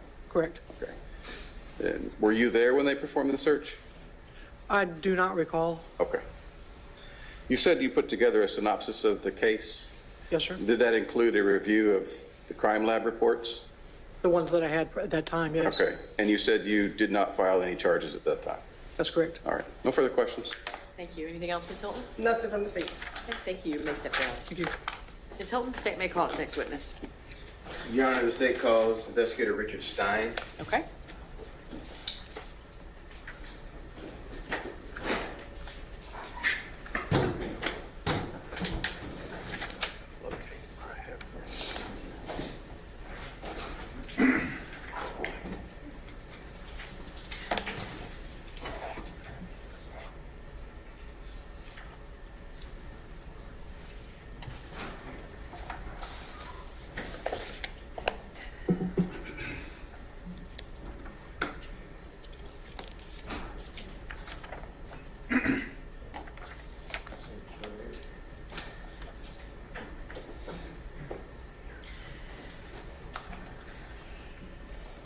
Thank you, sir. You'll come up to the witness stand, and when you get there, before you have a seat, if you'll turn and face the deputy and raise your right hand, he'll swear you in. You swear or affirm to the testimony that you're about to give, true, the whole truth, and nothing but the truth, so help you God. Like to see. Please state and spell the full name for the court, please. Richard Stein, and my last name is Stein. Mr. Stein, can you tell the court how you are currently employed? I'm currently a captain with the Chattahoochee Hills Police Department How long have you been employed with Chattahoochee Hills? for 2 years now. Okay. What do you do as a captain there? I oversee patrol and investigative functions. All right. Prior to that, where were you employed? I was employed by the Fulton County District Attorney's Office. I was an assistant chief for, I want to say, probably about 2 years. Okay. And then I first started at the DA's office. I was an investigator, and I was just a standard investigator. I came in under Paul Howard back in 2019. 2019. Okay. Are you familiar with when Paul Howard came into office? You familiar with that? I know that he was in office for, I want to say, I believe it was like close to 30 years. Okay. If you would, sir, I apologize. Just get a little closer to that microphone. Sure. Thank you. I believe Paul Howard at that time, I want to say it was in for approximately 30 years or so. Okay. All right. That he's been. All right. And could you describe some of your duties at the Fulton County DA's office during your tenure? Sure. When I first started, I was at the investigator for the crimes against women and children. Basically worked up child molestation cases, rape cases, aggravated assaults, anything that basically dealt with domestic violence, I would say was my forte at that time. Okay. And so your testimony is that you came into the Fulton County DA's office under the Paul Howard administration around Correct. 2019? Correct. All right. When you left the Fulton County DA's office, were you assigned to any particular unit? Yeah. When Madam DA came in, Willis, at that point, everybody that was here, we all had to basically submit applications, resumes, and they gave us out like a list of jobs or positions that were open. So everybody that was here before had to reapply. At that time, I reapplied, and I saw that there was a capital and cold case division that I was interested in, and that's what I went out for. Okay. Prior to that, had there been a capital and cold case division at the Fulton County DA's office? There was, I want to say, towards maybe the beginning. I'm not overly sure of Paul Howard's, but I do know that for whatever reason, it was disbanded. Okay. And when did that, to the best of your recollection, when was that unit recreated in the DA's office? It was recreated. I tested for it. I ended up getting it, and it was basically January 1st of 2021, I believe. When she took office, I was immediately transferred from my current assignment to capital and cold case. We had 2 attorneys and 2 investigators. Okay. And when you came to that cold case unit, did it already have a caseload itself? It had a caseload as far as they were putting it together. So we had a lot of cases, and we were getting basically buy-ins from the other police departments. So we were talking a lot with Atlanta Police Department, Roswell, all the agencies within Fulton, letting them know that this is what we had now, and this is what we were looking on doing. And we were basically setting up a full cold case unit, and we were going over the cases, and we asked them if they had cases, could they please forward to them, since they would have the best recollection of cases too. Okay. And did at any point did the Fulton County DA's office start to receive, referrals of cases to investigate? Yes. Okay. A list was put together. I want to say it was. Off the top of my head, I can't remember, but it was a large list. All right. And is that the point when you started looking into and conducting internal investigations into the cold cases? Correct. What we would do is go down. We would see what witnesses were still available, which witnesses may have passed away, and where witnesses were. We were also looking at the evidence of what cases had physical evidence, and just solvability factors, basically. Okay. When you say solvability factors, what do you mean by that? Of which cases would have the greatest, per se, solvability factors if we still had, I hate to say it, a lot of living witnesses, then those were the cases that were more prone to go. Or if some of the witnesses were getting to the age, then you would almost have to triage and put which ones, could go first. Is it safe to say you need evidence that you can bring into court? Is that safe to say? Yes. All right. At any point, did you and your team, and specifically referring you to the initiation of the cold case unit in Fulton County DA's office, did you begin to investigate the disappearance of Melissa Wolfenbarger? Yes. How did you come to begin to investigate that case? Originally, our 2 investigators was Adam Abate and, I'm sorry, not investigators, attorneys were Adam Abate and Adrian Love. The parents of Melissa Wolfenbarger came in, and then we ended up going out, and I want to say we went out to the scene location with a dog, and it just started from there. And then once we did that, then we started digging more and more into the case. We also contacted and met with APD also, Detective Shepard. Okay. And what year, if you can orient us, you said the administration came in 2021. What year are you talking about this is happening? I would say that this all would have been back in probably 2021. Okay. And at any point, did you and your team come up with, say, a complete list or checklist of things that needed to be done on this case? Yes. And just ballpark, how many tasks did you come up with that you decided needed to be completed? Off the top of my head, I can't remember basically of like a number of tasks, but I could probably give more examples of what some of the tasks were. Well, and if you could speak to that, what types of things were you looking to complete during that period? We were looking at evidence.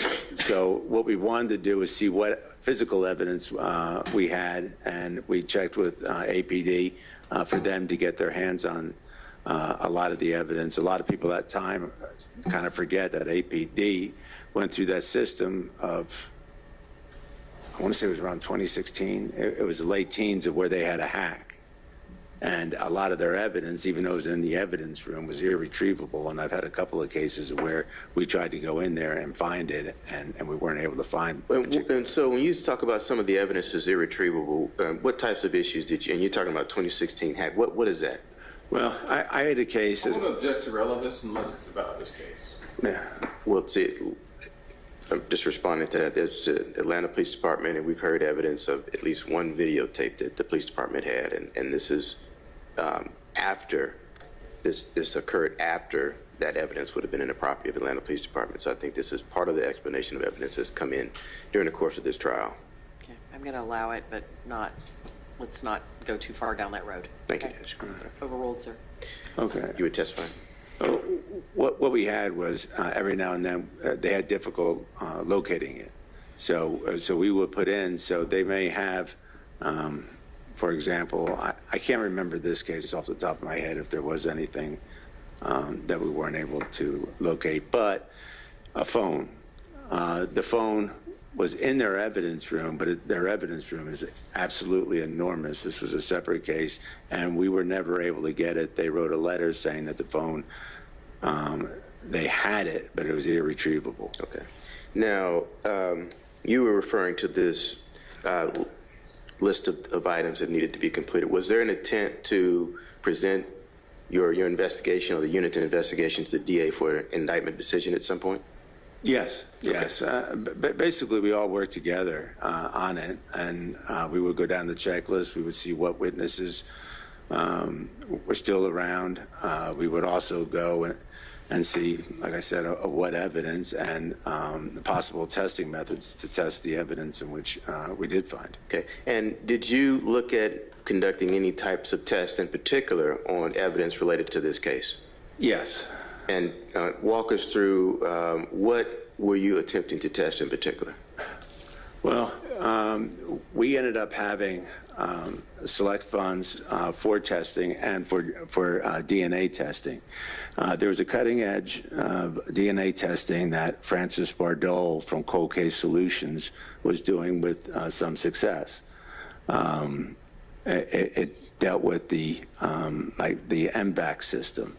So we were trying to go through and see what evidence we had that we could use this testing and send it off. And that's basically what we did, is we identified several pieces that we could send off to her. Well, and so when you say pieces, what types of pieces are you referring to? The evidence was basically where the severed head was found in a trash bag. So the trash bag had a knot to it. The knot was believed to be untampered with and not opened up or closed. So on her method is what she would do is hopefully take the knot, and she would test the knot, slowly unravel it, trying to pull out whatever DNA may have been in the knot, if there was any. And she's had some success. And that's basically of what we were doing at that time. Okay, and would that have also been What year would that have taken place? That, it probably would have been around I want to say the following year, maybe 2020. It's got to be 2022, I would imagine. I would have to see. I don't know if I have. Okay. Yeah, 2022 is probably when it was sent off, and I don't think we got the reports back until about 2023. Okay. To the best of your knowledge, did that result in information that allowed the office to proceed with an indictment? To my knowledge, I don't know. The indictment part came after I ended up going to Chattahoochee Hills. Okay. But to the best of your knowledge, the results of that didn't automatically trigger an indictment as far Didn't as... automatic. No, the results came back and everything, to the best of my knowledge, was inconclusive. It didn't really hold, unfortunately, any evidentiary type value. And in addition to I guess the bags themselves, was there anything else that was submitted for testing or comparison purposes? I would need to see the list that we sent them, but it was basically just everything. I want to say it was several bags that were all sent out to Francine Bardol to test. I think some items were also some clothing. Okay. But again, I'm doing this off of memory. All right. If you were to see a copy of the front part of the report, would that refresh your recollection as to some of the items that were tested? It's because I know we sent buccal swabs as well with it. And what is a buccal swab in particular? A buccal swab is an oral swab for comparison. Okay. And who would that buccal swab, would that have corresponded with a particular individual? Yes. And who would that have been? It would have been with Mr. Wolfenberger. All right. And the testing that you're talking about this morning, is that part of the task at yourself and the unit at the DA's office? Is that part of the task that were, I guess, picked to complete before you presented that information to the DA? Yes. And your testimony is that once you left the DA's office, this case was still under investigation? Yes. And to the best of your knowledge, it was an active investigation when you left. Is that also correct? That is correct. All right. One moment, Judge. Sure.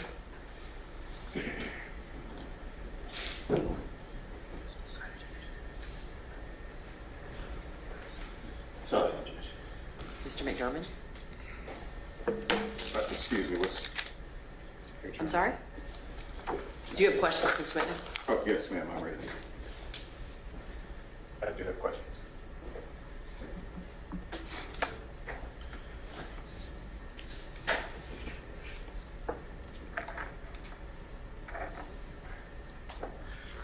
You stated that you went out to the scene where the body had been found, Correct.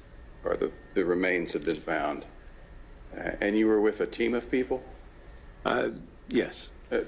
Who all was with you? Do you remember? I was, I believe the first name, I was sometimes butchered the name. I'm not great with names, but I believe it was Cheryl McCullum. She was a CSI, or she was a crime scene tech for Hapeville. Is that what she does now? I'm not sure if she's still with them or not. Is she a popular podcaster on true crime? I believe she does have a podcast, yes. Was Karen Greer present at the news station? Oh, the news station, yes. There was it ended up being a news clip about it, yes. Okay.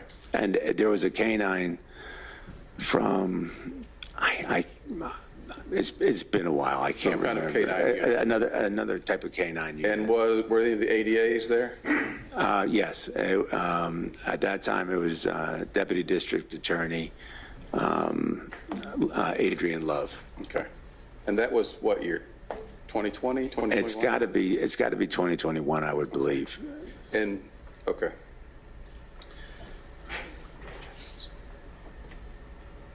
You said that one of the items you sent in for DNA testing was the bag that the head had been in. I believe so. I'd really like to see the list if possible. And I'll show it to you. in Okay, just a thank you. But you described there being knots Right. tied in these bags, and Correct. that would have hopefully left whoever tied those knots may have left trace DNA evidence there? Correct. And that's what you would have been looking for in these tests, Yes. was trace DNA? Okay.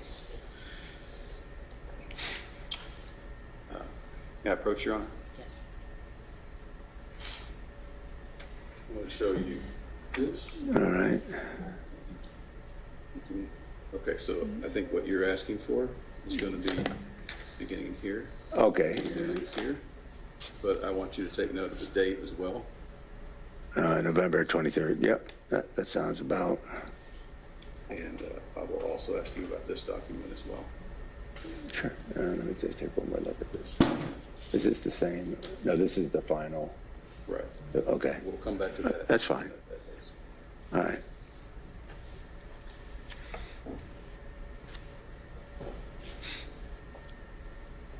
Do you recognize those documents? Yes. And what do those documents appear to be? They are, well, it's a report from where it was sent to Francine Bardol, and it looks like this is where she used the MFAC filter, and it's explaining each item, what the filter was bag containing. So is it fair to say that those reports are reports for the DNA testing agency or company? Yes, so there were two separate companies involved. Who are these reports from? All right, this one, this one's all from Pure Gold. And you've referenced the Francine Bardol, is her name on that? Right, so Francine Bardol is, here she is, but her company's listed underneath. Okay. Cold Case Solutions and Resources. So it appears she was subcontracting out the work. Correct. What she would do is that she would process the evidence, and then there was only very limited places that was able to do the DNA in a short time frame, and that's where we used the other company. I want to say that it was Susan Ryan was the one that worked the evidence. Okay. And in the list, I'll ask you in a minute. Sure. And does that list reflect an item 8.1? Yes. And what was item 8.1? It says a bag containing had a mixture of DNA. Or do you want me to read it? Sure, go ahead and read the results, if you will. Okay. A mixture of DNA consists with originating from at least 5 contributors, with at least 2 male contributors, was obtained from item number 5. Thank you. And now if you would please,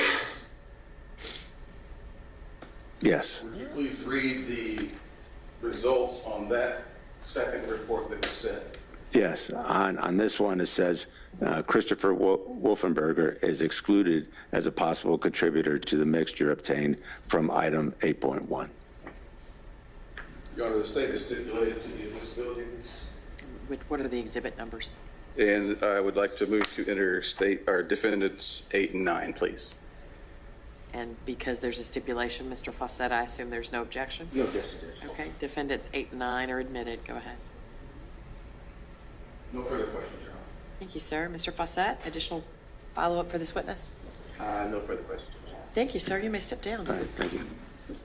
Ladies and gentlemen, just because we just had a recent break, I was planning to take a little bit, to keep going and take a little bit later lunch. Just, okay, getting nods. So, Mr. Fawcett, the state may call its next witness. The state calls Detective Shepard.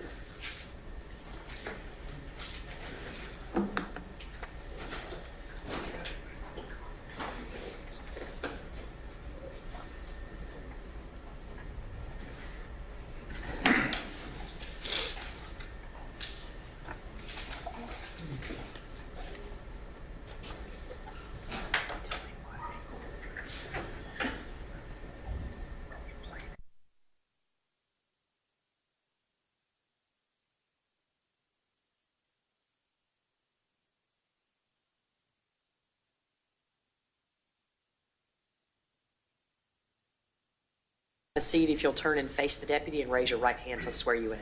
Yes, ma'am. You swear affirm to the testimony that you're about to give is the truth, the whole truth, and nothing but the truth, self you got. I do. Now, please state and spell your full name for the court. Detective Jarian Shepard, that's JARIONSHEPHARD.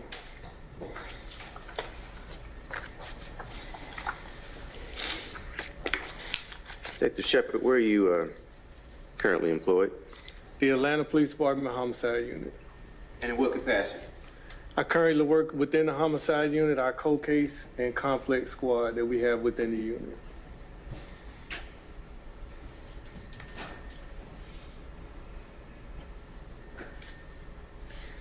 How long have you been employed with the Atlanta Police Department? Close to 23 years. And can you describe your duties? Yes, I primarily work cold case and complex cases within the homicide unit, whatever complex case comes up in the city limits of Atlanta, and of course, cold cases. Okay. How many homicide cases would you say you've worked at the city? Close to 500. All right.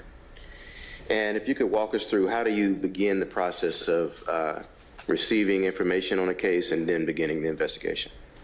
So instead of a cold case, when a homicide comes in, we get the location, we verify the location, the venue, make sure it's inside the city limits of Atlanta. We respond to the scene, we make sure that scene is secure. We make sure the evidence has all been numbered and appropriately documented. Okay. And what about what is considered a cold case? When all investigative leads have been exhausted. And what does that mean when you say investigative leads? So, say for instance, witnesses, they've been spoken with. There's no leads on new witnesses. Evidence that's gone stale. Things of that nature make a case go cold. Okay. Is there a specific unit at the Atlanta Police Department designated to look into cases that have been unsolved? Yes, that's currently the cold case squad that I'm a part of. Okay. And when did you become a part of that unit? Within the cold case unit, I would say around 2020. How many cases you currently assigned? Primarily, I'm close to 100 cases. All right. And how do you determine which of your cases to prioritize in your cold case, the amount of cold cases that you have?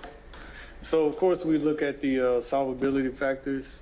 We take a look at each case, determine what factors need to be looked at first. We make that a priority. In those cases, we do take a more in-depth look at. Okay. And at the time you came into investigating this case, and we're talking about the State versus Christopher Waffenbarger, were you knowledgeable about the previous investigation that had been done? Correct. What did you do to become familiar with the previous work that had been done on this case? So the first thing I do when I get a cold case, I get the entire file.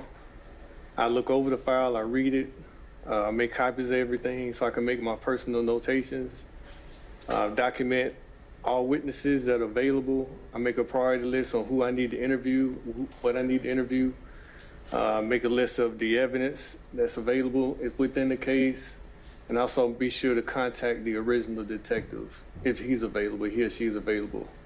Okay. And who was the original detective on this case? Detective Calhoun. All right. All right. Did you meet with Detective Calhoun? I did. How many times throughout your investigation and after the case was indicted did you meet with Detective Calhoun? Numerous times. We spoke on the phone, we met in person. Okay. Did you review Detective Calhoun's reports that he wrote prior to his retirement? I did, and also summarized all of his case file, his notes. And of course, I like to always have the original detective read over it to make sure it's accurate. Okay. Did you look into the background and lifestyle of Melissa Waffenbarger? I did. And At the time you came into the investigation, did you have a suspect in mind, a person of interest? Yes, And who was that? Christopher Waffenberger. And was there anything about the background of Melissa Waffenbarger and her lifestyle that led you to focus on Christopher Waffenbarger? Yes, they had a violent, tumultuous relationship between the two. Where did you receive information, or where did you look to find information about the lifestyle of Melissa? The first thing we like to look at is, of course, what's documented, police reports and things of that nature. Did you speak to her relatives? I did, Did you attempt to locate and speak to people that were friends with Melissa? yes. What about anyone that lived on the street or in the same area as the Brookline residents? Yes, Did you also look in to see if there were any previous state or criminal cases related to domestic violence? yes. All right. And what in particular can you say about investigating homicide cases, and in particular homicide cases where there might be domestic violence involved? What can you say, tell the jury about those types of investigations? We come across those type of investigations often. They're also a result of some type of passion that includes jealousy and things of that nature. That's really what kind of resonates when it comes to domestic violence cases. Okay. And are you familiar with domestic violence cases where there has been a case or a protective order that has been issued in connection with the case? Correct, yes. Is that something that happens often? It is, especially when you have one partner that's very aggressive. And of course, the victim in that situation, if they're very afraid, and that's the one of the recourse that they can take.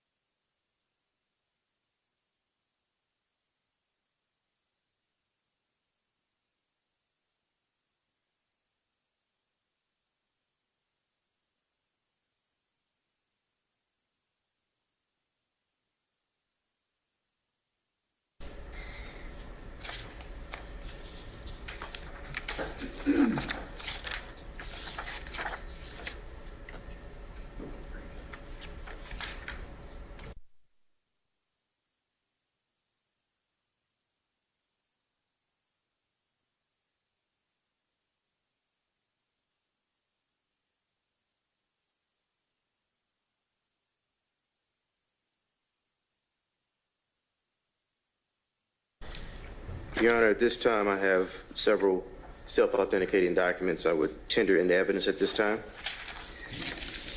I have Exhibit 24, which is a certified document of a petition seeking relief from family violence. That is a State's Exhibit 24. Mr. McDermott? I'm sorry, Mr. Samuel? No, we just reviewed them. We don't object to these documents. Okay, thank you. Exhibit 24 is admitted. Okay. I have Exhibit 26, it's a certified self-authenticating document. It is a Rule 9-Psi from that, setting that court date down. So it's Exhibit 26. 26 is admitted. I have State's Exhibit 28. It is the state certified document. It is the actual formal motion to dead docket the case, the formal case, the battery case in March of 1999. and that is Exhibit 28. Okay, no, there was no objection by the defense, so 28 is also admitted. And I have printed out a copy of what was admitted yesterday, Exhibit 27. That's a self-authenticating document. It is the request for dismissal. Right, it's But already in evidence. and that It's was Exhibit 27. 27? Yes, sir. All right.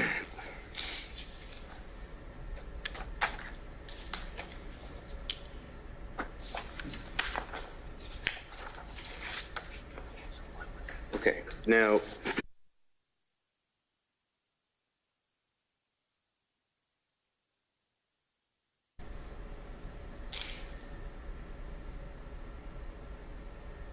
for the record, Detective Shepard, I'm going to publish what's been tendered and admitted as State's Exhibit 24.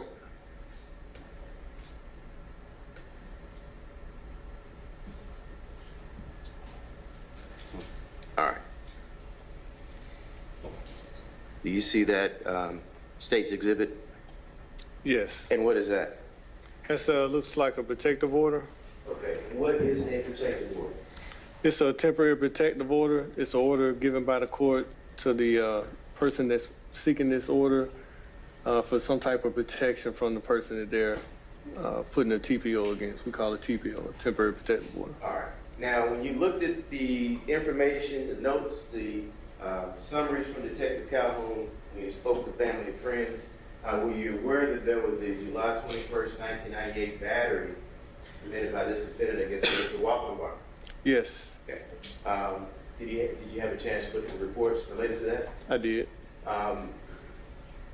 Were you aware upon reviewing those reports that there were visible observed injuries to the person of Melissa Wappenbarger? Yes. All right. At that point, were you concerned, or did you at least factor that this could be related to domestic violence? Absolutely. All right. Was that why Mr. Wappenbarger was the primary suspect?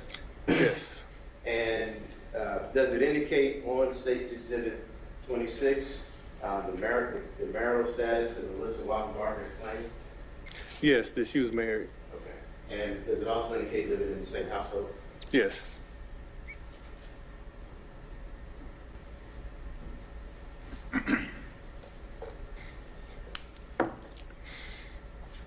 Now, after a petition is ordered by the court, you're familiar with court dates that would be scheduled subsequent to that.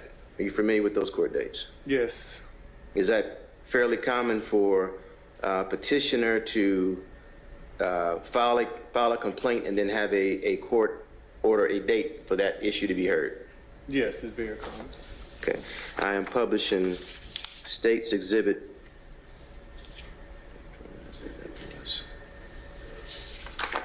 Yeah, State's Exhibit 26. Can you tell the court what that is? That's going to be the petition for court. All right.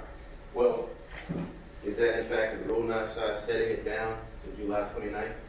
Correct. Okay, and that's 1998. So that would that have been the date that Melissa and the defendant would have showed up to, I guess, address whether or not there should have been a protective order in place. Is that correct? Yes, correct. All right.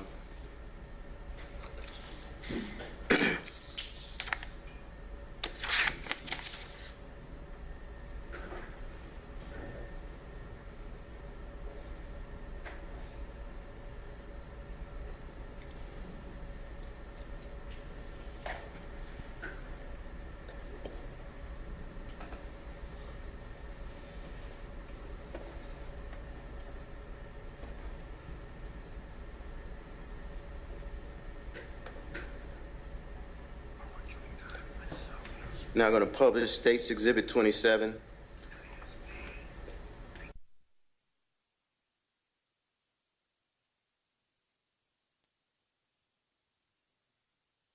Melissa and the defendant would have showed up at court Yes, it is. based on the previous paperwork. Yes, it is. All right. Now, is that the first time you've heard of where a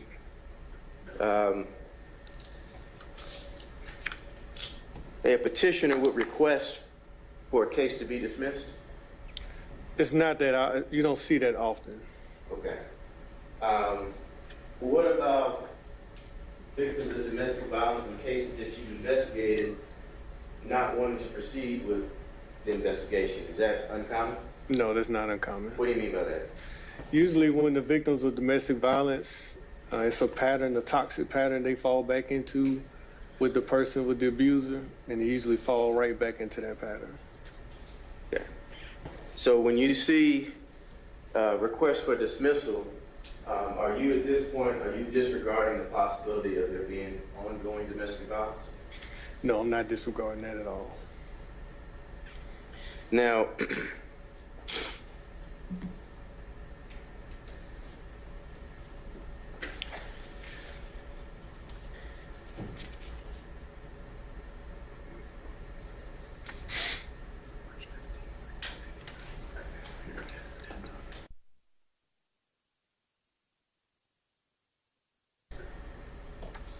turn your attention to State's Exhibit 28. To the best of your knowledge, did that case involving this defendant for the July 1998 attack against Melissa Waffenbarger, did that ever make its way to court? No, it did not. And do you know why? She never showed up for court. Okay. And referring you to State's Exhibit 28, do you see what's on that board? Yes. And can you read what is depicted in writing under the motion to dead document? It said unable to locate victim, warrant case, violation of probation for non-reporting. Okay. And what date is that that document was signed? March 15th, 1999. Okay. Do you recall the date that, based on your investigation, that the head of Melissa Waffenbarger was located across the Avon Avenue location? I believe it's in April 99. Okay, so that's after, roughly about a month after that. Correct. All right.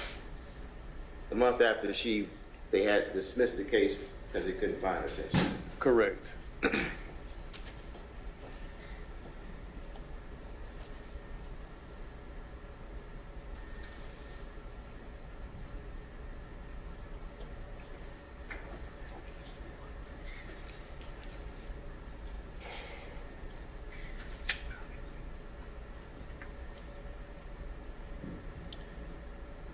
Did you look into whether or not Melissa and the defendant had any children? I did. And what did your investigation reveal?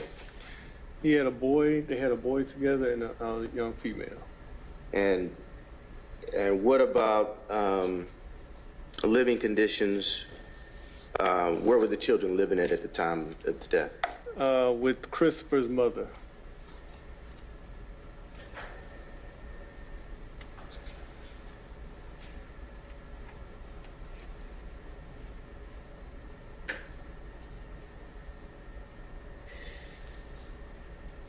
Did you actually make your way to the Avon Avenue location? I did. And did you go to the Brookline Street location? I did. All right. How many times have you gone out to that location? Multiple times.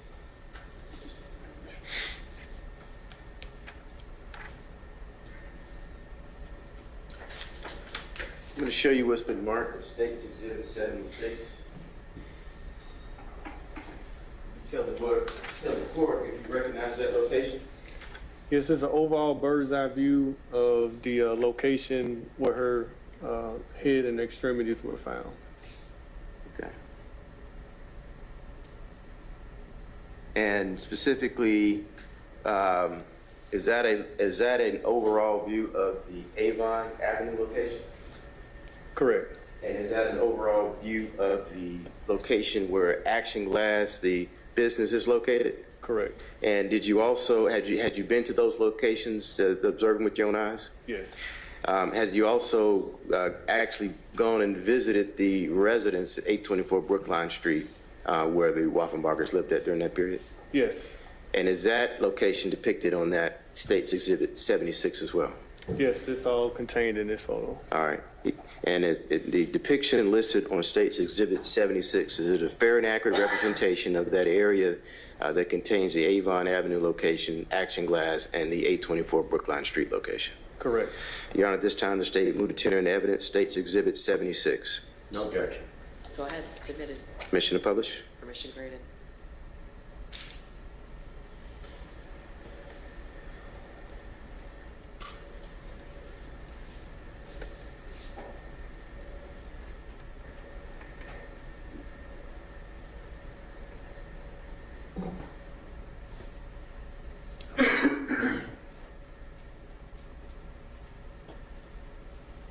All right.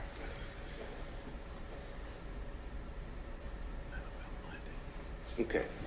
Now, with the court's permission, Detective Shepard, if you could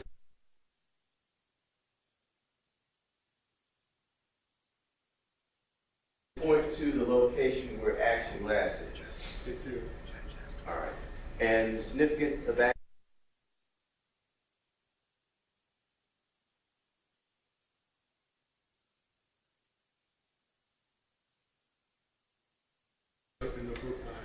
All right. And Brookline area, did you actually see the Brookline Street? Correct. All right. Now, did you actually yourself go to locations where the head was located, Yes, I did. as well as the extremities? Yes. All right. In relationship to the job where Waffenbarger worked and the residence, did you show the jury on the map where the head and extremities were located? So Action Glass 858 Avon is here. The head was roughly here, and the extremities was located in this area. And did you actually walk that location between where the head was located, the extremities, and Action Glass? Yes. Generally, can you talk this to how many feet, if you can recall that distance would be? Maybe 30 feet. Okay. All right. And did you drive that location from Action Glass to the 824 Brookline Street? Yes. And roughly how long of a drive is that? Less than a minute. Okay. Is that the geography, the location of the residence, the job, was that significant at all in your investigation? Absolutely, it was significant. And why is that?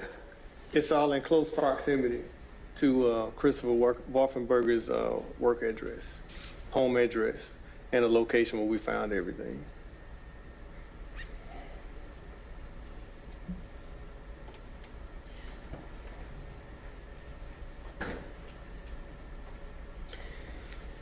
Now, as far as the actual remains of Melissa Waffenbarger that were located, do you where all of her remains were located? Melissa's torso has never been found.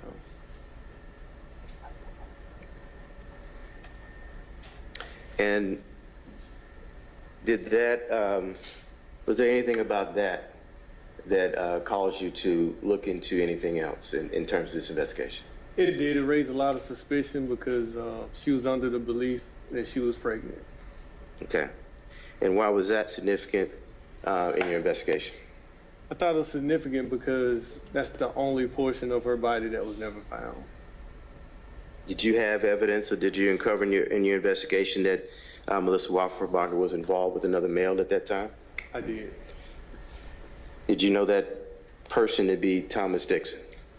It is him, correct. And did you receive any information during the course of your investigation that Christopher Waffenbarger was aware of Thomas Dixon? I did. And what information did you receive? Of course, Thomas Dixon stated it, but also Christopher admitted that she was possibly involved with the male. Okay. Did he have any other information about that male that you may have been involved with other than a male? That they worked in the same Waffle House? Okay. Was that the information that led you to believe that it was Thomas Dixon? Correct. Was that impactful to you, the fact that the defendant was aware of who Melissa Waffenbarger was seeing? Yes, it was. And why is that? Because that, again, when I spoke about jealousy being a main component of domestic violence, that raised a red flag for me immediately. Okay.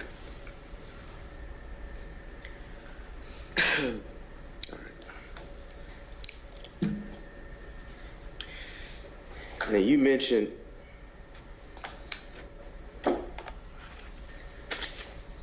let me ask you this. Is it significant at all for a homicide investigator to try to determine the cause of death? It is significant. Did you make an attempt to determine the cause of death in this case? Yes. And in doing that, did you observe the remains of Melissa Waffenbarger? I did. Was there anything significant about the remains of Melissa Waffenbarger that led you to look in any other directions during the course of your investigation? No, her head was removed with a saw. Okay. You mentioned a saw. Correct. All right. Is it your testimony that at some point a saw became important in your investigation? It's very important in my investigation. All right. Did you observe remains and what appeared to be marks on the remains? Yes. And at any point in your investigation, did you make an attempt to see if the defendant had been in possession of a saw at some point? I did. What efforts did you make to determine that? I interviewed his former employers. Okay. Who was that? That was Mr. Brock at the Action Glass at 858 Avon All right. Where did you interview them at?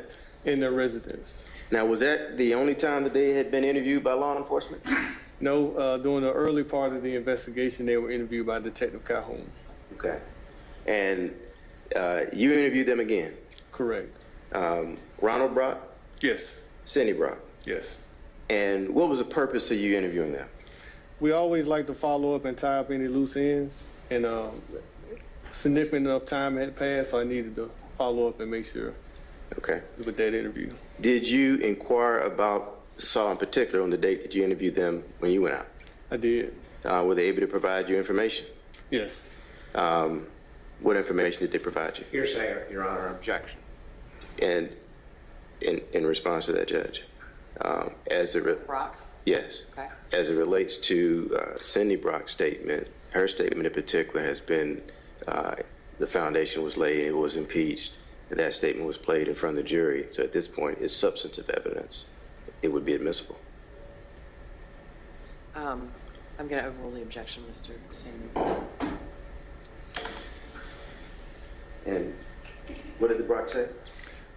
Christopher was terminated because it was believed that he stole a saw, a reciprocal saw. Okay. So they recalled the Saw. Correct. They recalled him, I guess, a belief at that time that he took it. Correct. And they also recalled never receiving the Saw back. Is that also correct? Correct. All right. And was that consistent with the remains that you observed of Melissa Waffenbarger? Yes, her limbs and her head were removed by saw because there were saw tool markings on those bones.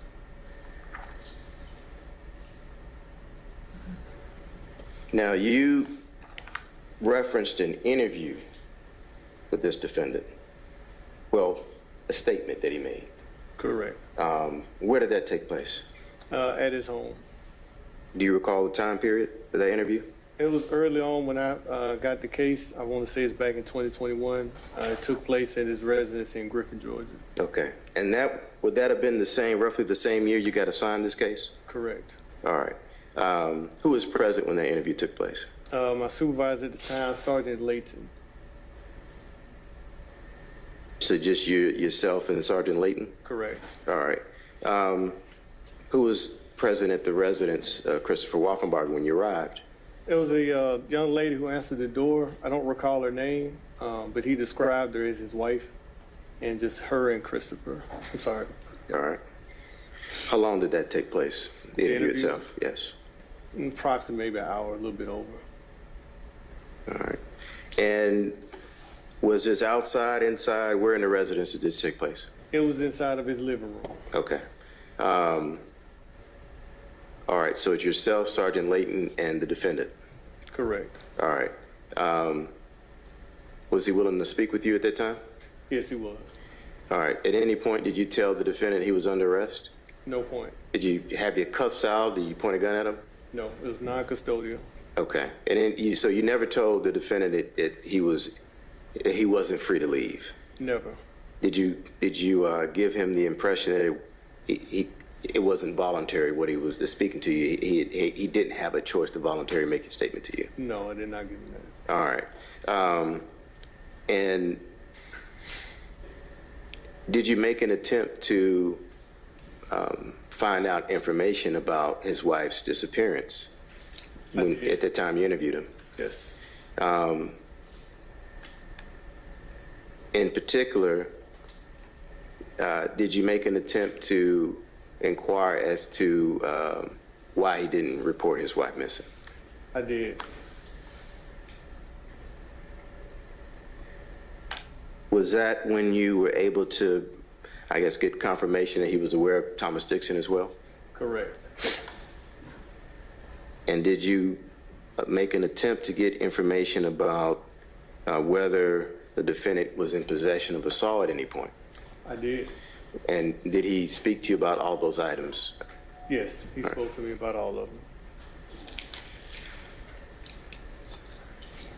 On the hand, you what's been marked as State's Exhibits 30 and 38. Have you had an opportunity to look at these exhibits? Yes, I have. Okay. And specifically as to 30A, you looked at that exhibit? Correct. And what is that exhibit? It's the interview, recorded interview with Christopher. All right, on the date that you've been testifying to? Yes, sir.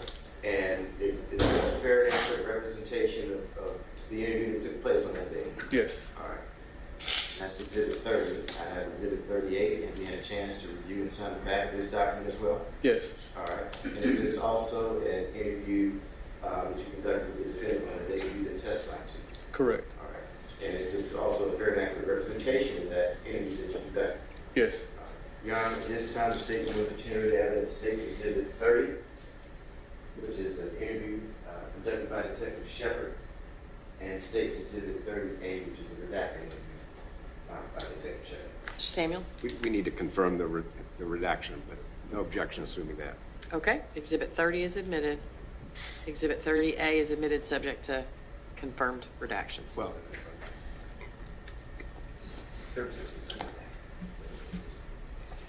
so 30 is not in evidence. 30A is. He's offered it into evidence. Can we approach? Sure.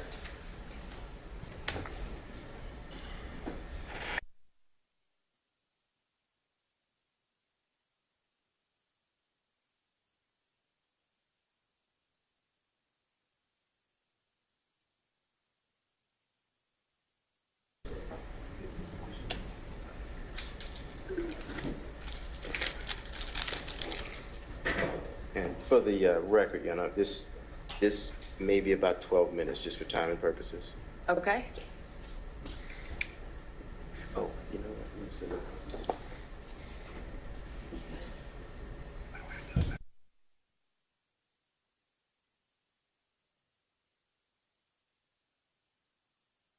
I planned on it. Okay. I just wanted to make sure because I need to give the jury just a little bit of instruction. Yes. Okay. So, ladies and gentlemen, in just a moment, the state's going to play an audio recording that they've offered into evidence. You will likely notice, I think you've heard me and the lawyers mention some redactions. You'll likely notice as you watch it that things have been removed.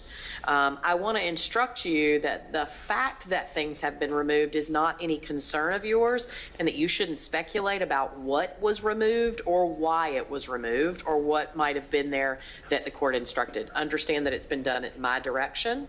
And again, concern yourself with what's being demonstrated to you, not what might have also been there. Okay? Thank you all.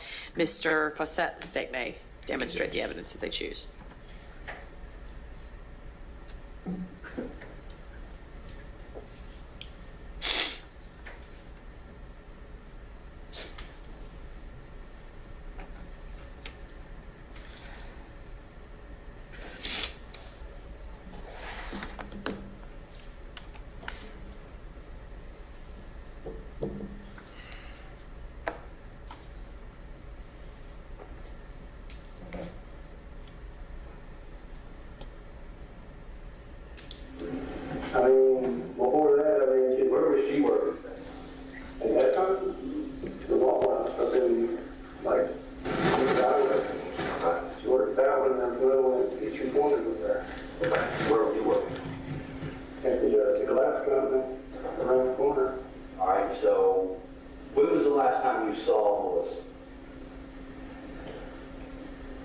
the thing, I don't quite remember if the last time was, because I remember, like, she would come and go, okay? And we say that it wasn't like, we're happy-go-lucky, she's sitting right here one day and then she was up and gone.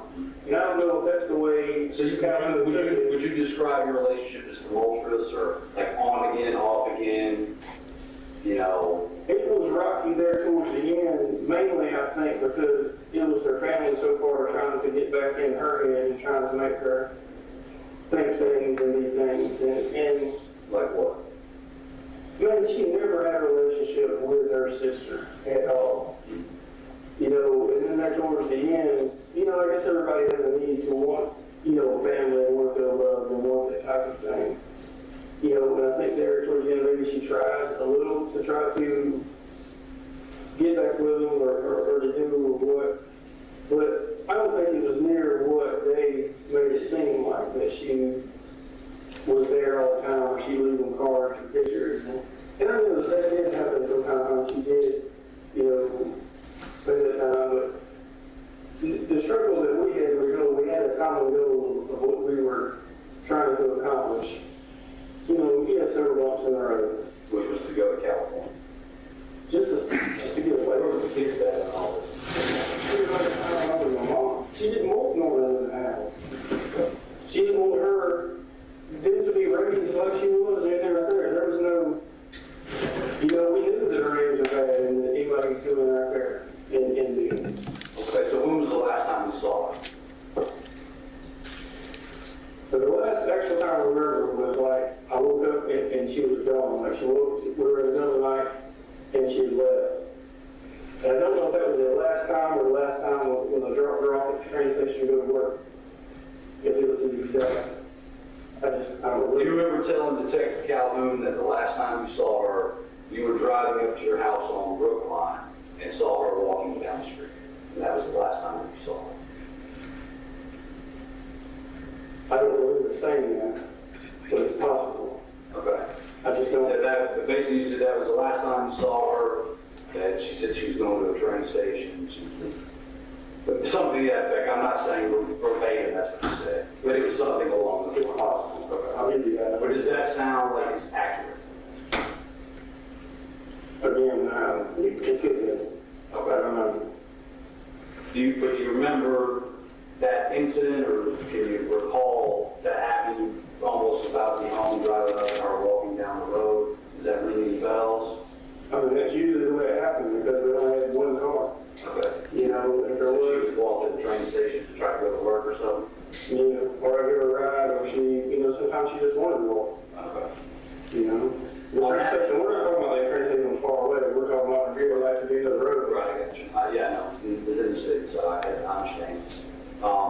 But talking about that specifically, do you remember that day specifically?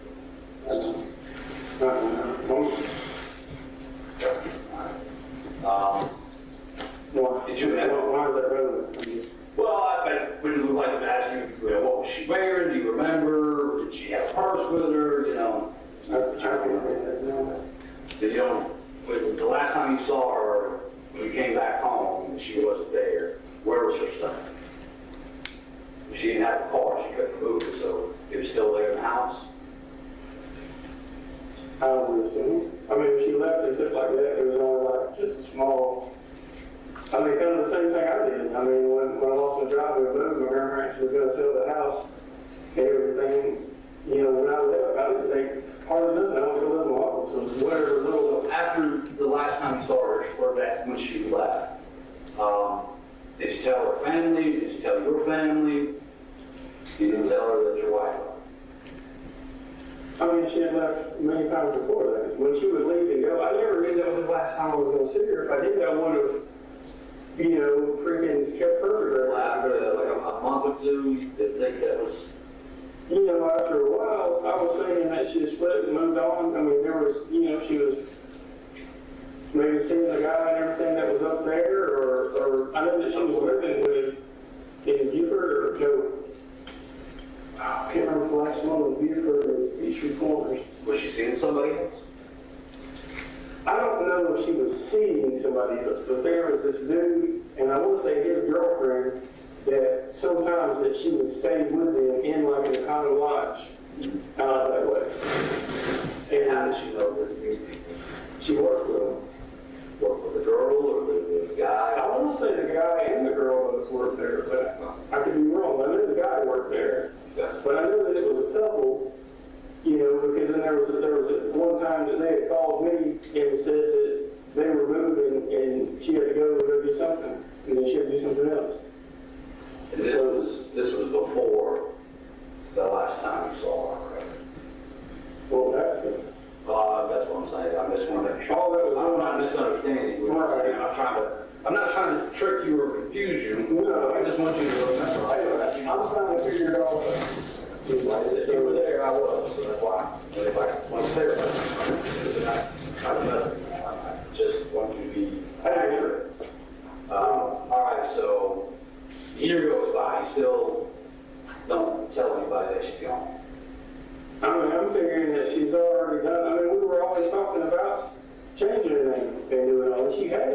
She had the stuff there. Right. You know, when she got to the point where she was unhappy with me. I'm not trying to push myself in anybody's life that doesn't want me there. I mean, look at my daughter and everything that's going on there. I tried to push. And, you know, maybe looking back at it now, I was wrong. All the way around with both of them. Maybe I should try to push more and try to do it, but You said you lost your job back then. The job at the last company, why did you lose your job? man, this guy, now, there was a lot of things going on right there with that. But, and I do now the same thing pretty much I did then. I mean, I worked on Volkswagen and everything on the side. And there was a guy there, and I don't know who stole the thing, but there was a saw that was missing. And I can tell you that the exact guy that I borrowed his tools from, everything there, I didn't steal their saw, period. Why did they fire Because he said I stole the saw, because their saw was missing, and I lived around the corner, and he drove past my house, and he seen the back of the Volkswagen right there, the top was cut off.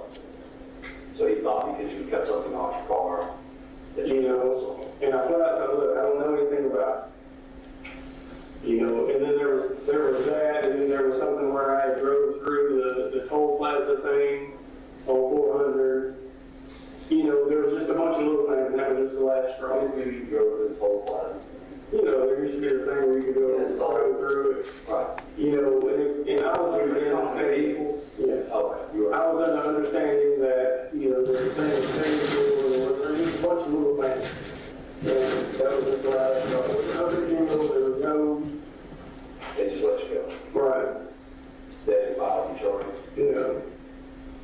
Well, I mean, I didn't do it, and you know, it goes there where I borrowed stuff, I tried to tell them whatever, but like I said, the last straw is the last straw, I guess. Did you ever go up to the Waffle House and get an altercation with the mail? I don't remember, I saw that on the internet, I don't remember that. The guy said he came up there and beat you up.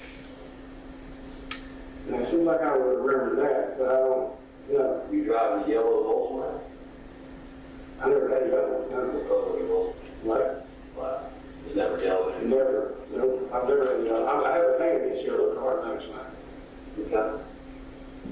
All right. What do you think happened to us? Man, every which way I think about it, it has to go back. If her parents didn't do it directly, it had to be something indirectly around them. I would beat my brain. So when you found out that a body was found just around the corner from where you were, and that the body had been dismembered with a saw, I didn't know that the body was dismembered with salt at all. you know the body was dismembered? I heard that. Nobody ever said a saw. I didn't hear about that. Autopsy report said. Nobody ever gave me an autopsy. Nobody said that to me. I didn't know that until it was on the internet. Honest to God, I mean. So what motive would her family have to kill?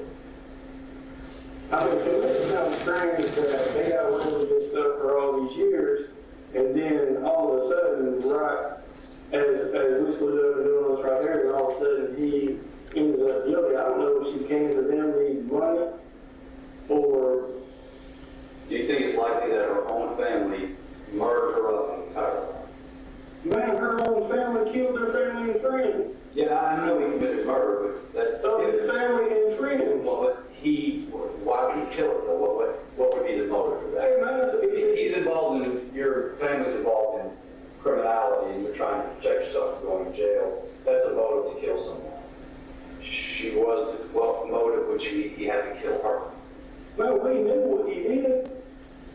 Her dad was like one of ours. So you weren't worried about him coming after you? I mean, if he was going to cut up his own daughter, How would he come after me? I didn't do anything. I didn't come to, here's what I'm saying, okay? I don't know if she needed money or it may have come to him and threatened him in a way, and, you know, and they did, maybe they were drunk and one thing, but I don't know. Anything I say at this point is speculation because I don't know. But I feel like that hell, if there's serial killers that have killed their family and friends and something happens to their family, okay, first of all, serial killers operate those. It's kind of unusual, but okay. Let's think about this, okay? Well, I'm not here to talk about. I'll deal with their family and Right. speculation. Well, let's look at the facts. Facts. You said that she was put in bags. I didn't say that. Well, that's what it says on the internet, that she was This in is a lot. I didn't say it. So what she put in bags? Well, I said that. Look, we're being straight up with you. I'm trying to help you out. I'm trying to From get this out. from what I understand, the body parts had washed out of an area onto the street. Now, there were bags recovered there, so if you make the assumption that they may have been in bags, yes. But I wasn't there to see, so I can't. Nobody has been straight up with me on this, okay? And everything that I'm learning is basically through the internet. And we all know how the internet lies, and it's a whole I thing. agree with you 100%. Everything that the internet said about me living under a different name, trying to hide me, that is a lie. And that's why I'm not asking you about that, because I'm not going to go off some speculation from the internet. For the record, 12 minutes and 31 seconds. Your Honor, for the record, that stopped at 12 minutes and 31 seconds. And we'll proceed with testimony. Now, Detective Shepard, we've just heard the interview. That was the interview you've been testifying about? Yes, sir. And at the conclusion of that interview, was the defendant free to go about his way? Yes, he was. All right. Did you get the answers that you were looking for, or the information that you were looking for related to the saw in question? I did.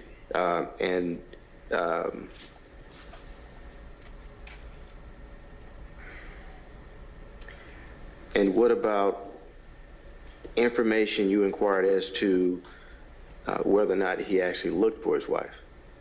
I did.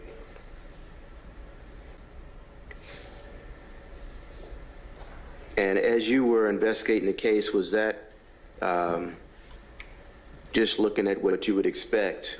Was that what you expected Christopher Waffenbarger to do? Did you expect him to look for Miss Melissa Waffenbarger? Absolutely. It's a red flag, a giant red flag for me. I would expect for a husband to look for their missing wife, and that's what he did not do. All right. Now, that interview is in 2021, and do you continue your investigation after that? Yes. And in the course of continuing your investigation, do you attempt to continue to interview witnesses? Yes. At this point, had you located Thomas Dixon? Yes. All right. And what year did you locate Thomas Dixon? I just recently was able to sit down with Thomas Dixon. Okay. Well, specifically in 2021, were you able to locate Thomas Dixon? No, he had a lot of different addresses, and every address that I checked, he was not there anymore. Okay. So you looked in multiple places. Is that your testimony? All over North Georgia, yes. And that was at the beginning of in 2021 when you started? Correct. And your testimony is that very recently you spoke to Thomas Dixon. Is that also correct? Yes. And when did you actually speak with Thomas Dixon? I would say maybe a couple of weeks ago. Okay. Did that impact your ability to proceed with the investigation, being able to locate certain witnesses in particular? Mr. Dixon? Yes, it's always a good impact when I can actually get hands on a witness and talk to them face to face. Did you make any attempts to locate Miss Diane Perot? I did. And were you successful in that? I believe Mrs. Perot is deceased. Okay. Is that what your investigation revealed? Correct. And is that one of the common issues the police department faces when investigating cold cases? Yes, every year that the case gets cold, it's potential to lose witnesses and involved parties. Okay. At any point, do you present your investigation to the DA's office for an indictment decision? Yes. And what year do you do that? Just recently, last year. Okay, the 2024? Correct. And after an indictment, what happens after an indictment?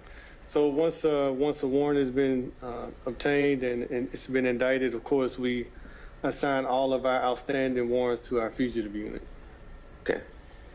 And you familiar with Sergeant O'Hare? Correct. And who was Sergeant O'Hare in relationship to this case? He was the investigator in charge of apprehending Christopher. Okay. Do you look to see how a person responds when they're confronted or confronted by law enforcement, in particular with an arrest warrant? Yes. Do you look to see if that person is cooperative or if they attempt to get away or do something else? Yes. And did you have an impression in this case as whether or not the defendant was cooperative? No, the defendant was not cooperative in this case. What do you mean by that? I understand that at the time of his apprehension, he hid in a makeshift cupboard behind an appliance inside of his home. It took him maybe 30 minutes to find him. And why was that significant? Well, it's significant because he obviously made an attempt to evade arrest. And I thought that was kind of odd because it's almost like it was anticipation that it was coming. One moment, Judge. Sure.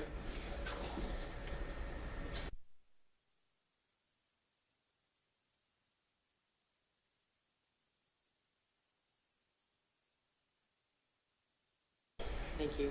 Mr. Samuel, can you open the register?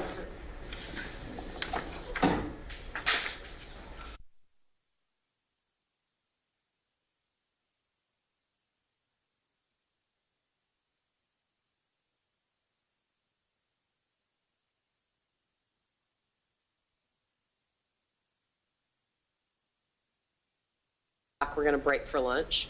So it's 12:56. We're going to call that 1 o'clock and then try and get you back in here as close to 2 p.m. as we can.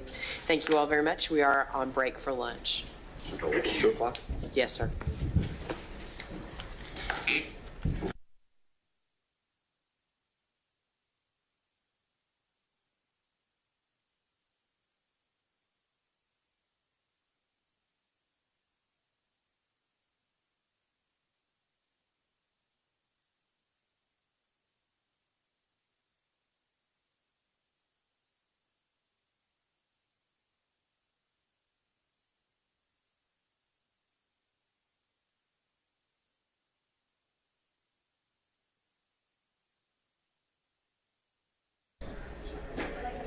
Thank you, sir. You may step down. Ma'am, thank you. Yes, sir. And you're also excused until 2. Thank you. Thank you.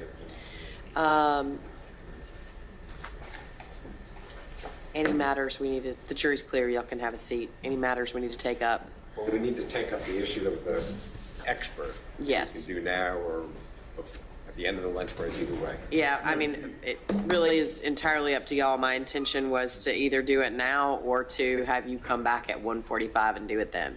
What are your thoughts? We can go 1:45. Okay, so the lawyers will all come back at 1:45 and we will resume then. Thank you. And thank you for the message, Judge. I'm going to 5E right now. No.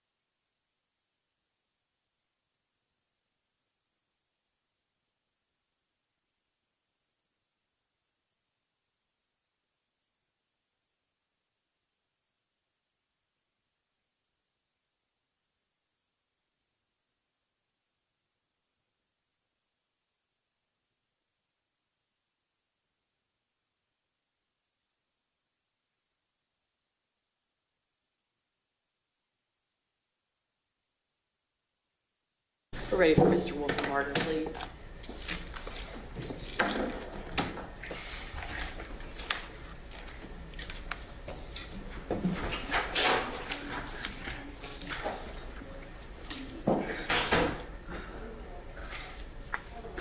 That's not mine.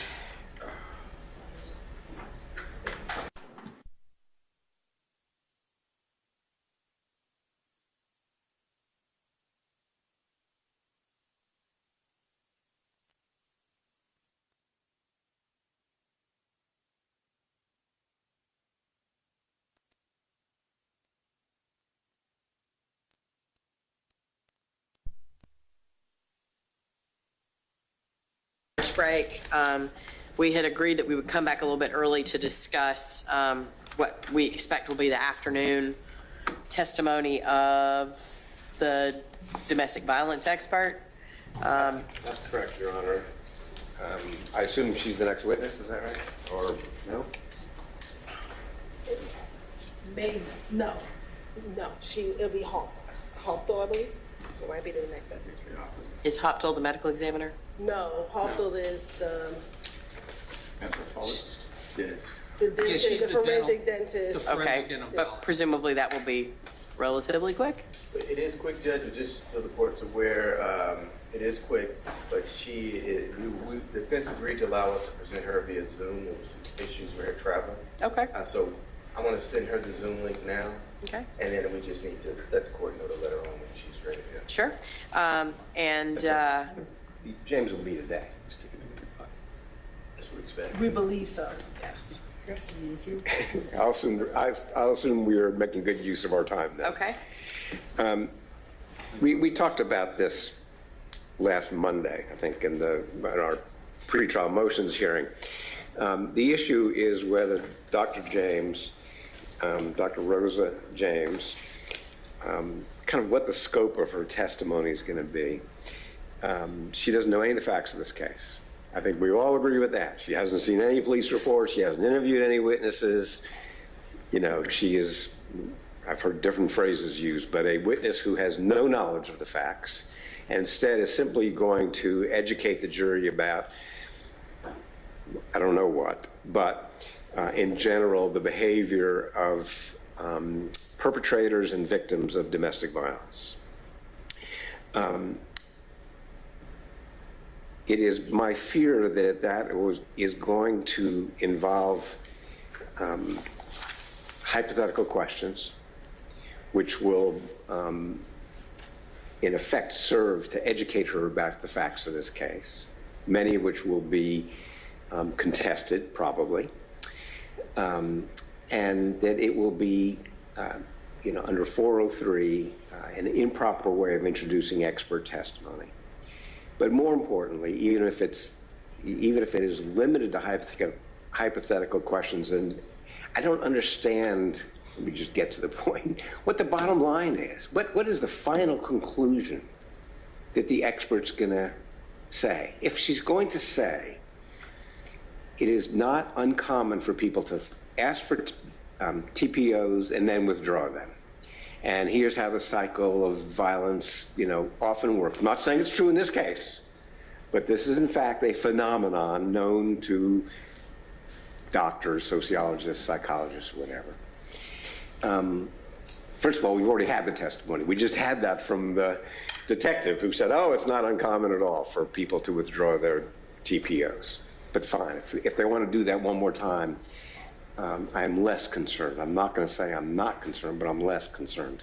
What really concerns me is what we got a taste of last Monday when she started talking about the threat of leaving increases the lethality rate by whatever the percentage was. And even more importantly, any suggestion that there is a history of abuse here other than what's in evidence is completely inappropriate. Right? I mean, we can't be having this witness either answering hypothetical questions or talking about the cycle of violence. I mean, if you just look at her chart, it's over and over and over again. You get beaten up, you complain, then you make love. Then you get beaten up again, and you make love, and you complain. There's no evidence of that in this case. And I can't understand why the prosecution should be allowed to put up an expert to pretend it is the evidence in this case. And then to get an opinion. This is common in the field. You know, my basic argument is that under 404B, that's essentially propensity evidence anyways. You're essentially saying he did it in the past and therefore he's guilty of this case.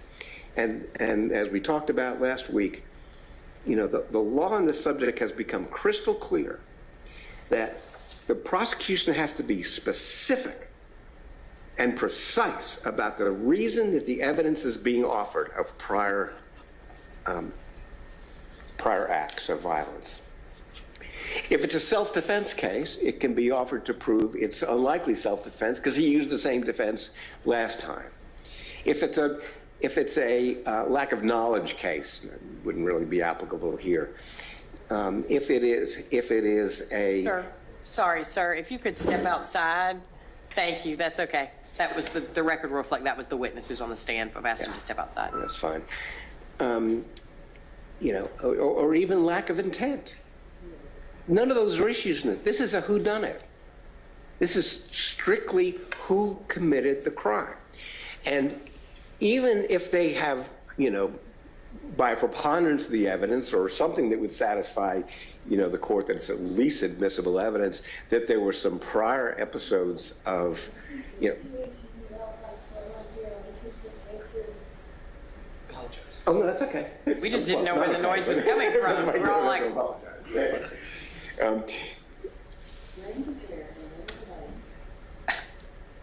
ahead. I lost track, of course, but and that was intentional on the DA's part. I'm sure. He's absolutely messing with you. The point is, in a case in which the defendant denies doing it at all, the threshold for similarity and for the admissibility of 404B evidence is far higher, as I said the other day. It has to literally be the mark of zero. You can't say that he denied doing it, but by golly, we're going to prove it wasn't self-defense. Nobody's ever said it was self-defense. They can't, you know, they can't say, you know, he denies doing it, but by golly, we're going to prove whatever he did with intent. Or, you know, course of conduct, which isn't even an accepted one under the Georgia rules anymore. So they just need to be precise now, ahead of time, instead of making me jump up and down like, with the jury. What is that? Your Honor, I apologize. In preparation to get ready, we were setting up the Bluetooth, but we're done. Okay, thank you.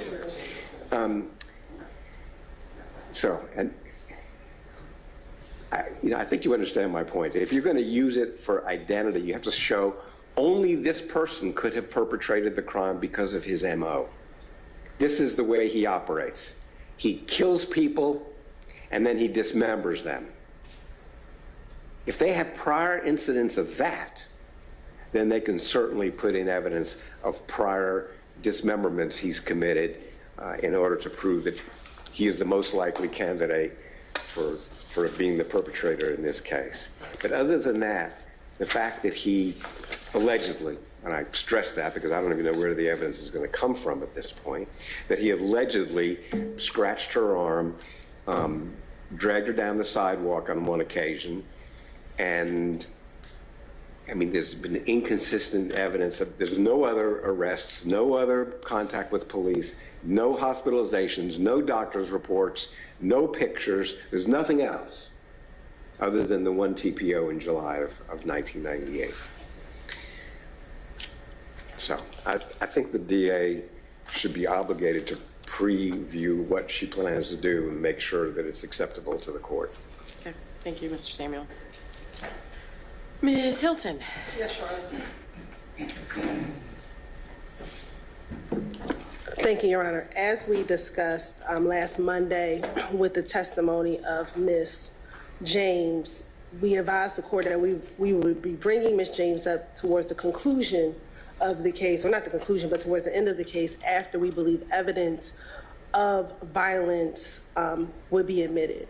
At this time, Your Honor, the court has not just heard about a July 1998 incident, but the court has heard through the witness Tina Mae Patton about an instance in which she saw her sister come to their job at the Waffle House, that she saw bruises on her sister's neck, that when she asked her sister, either one remembrance is either her sister said it was Chris, or when she asked it was Chris, her sister kind of indicated in some way to confirm that that's who perpetrated that injury on her.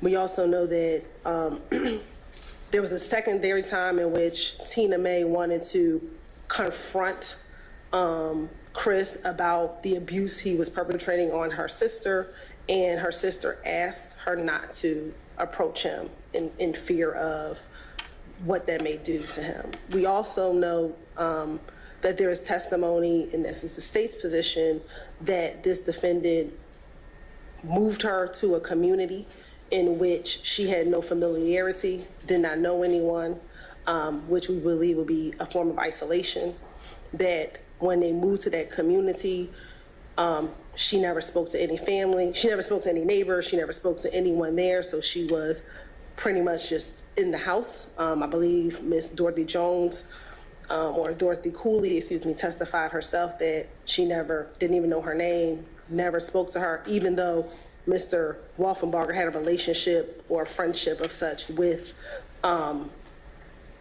Miss Cooley, and we believe that is evidence of isolation.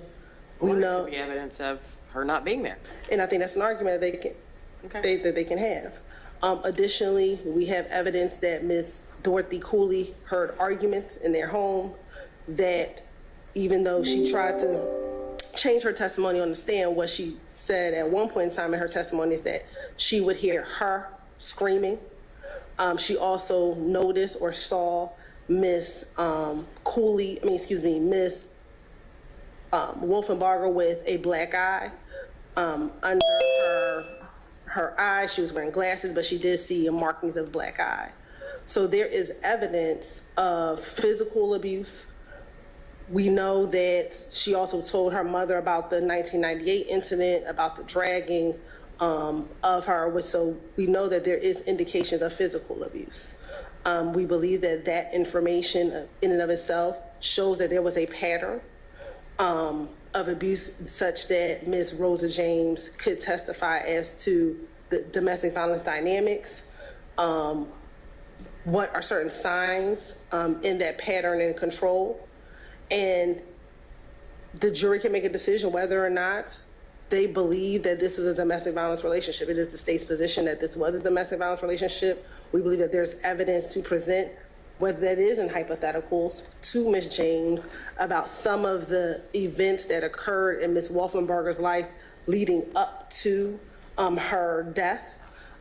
We do believe that she'll be able to testify as an expert in domestic violence that the most dangerous time for a woman is when she attempts to leave that relationship. I believe that there is evidence that Mr.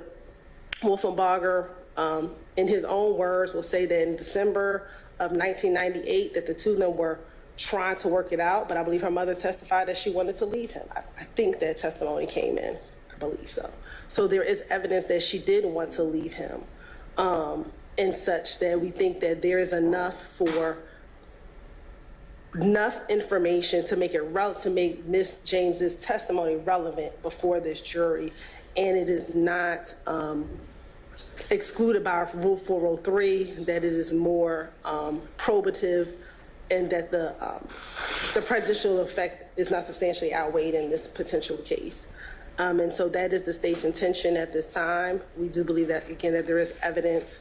Whether or not the defense counsel, crosses her on it and talks about isolated incidents and things of that nature, I think they very well can. But we believe that there's enough at this juncture, Your Honor. And that would be the state's intention. I think we discussed last Monday, the state would never ask the ultimate conclusion. Based on all this, did he kill his wife? That would never be a question that the state would ask. But we definitely intend to ask questions about statistics, regarding the most lethal time for a victim in an abusive relationship. And so that's the state's position. Thank you, Ms. Hilton. I would point out, we've not been given any statistics, we've not been given any evidence. We asked for it a week ago. Sorry.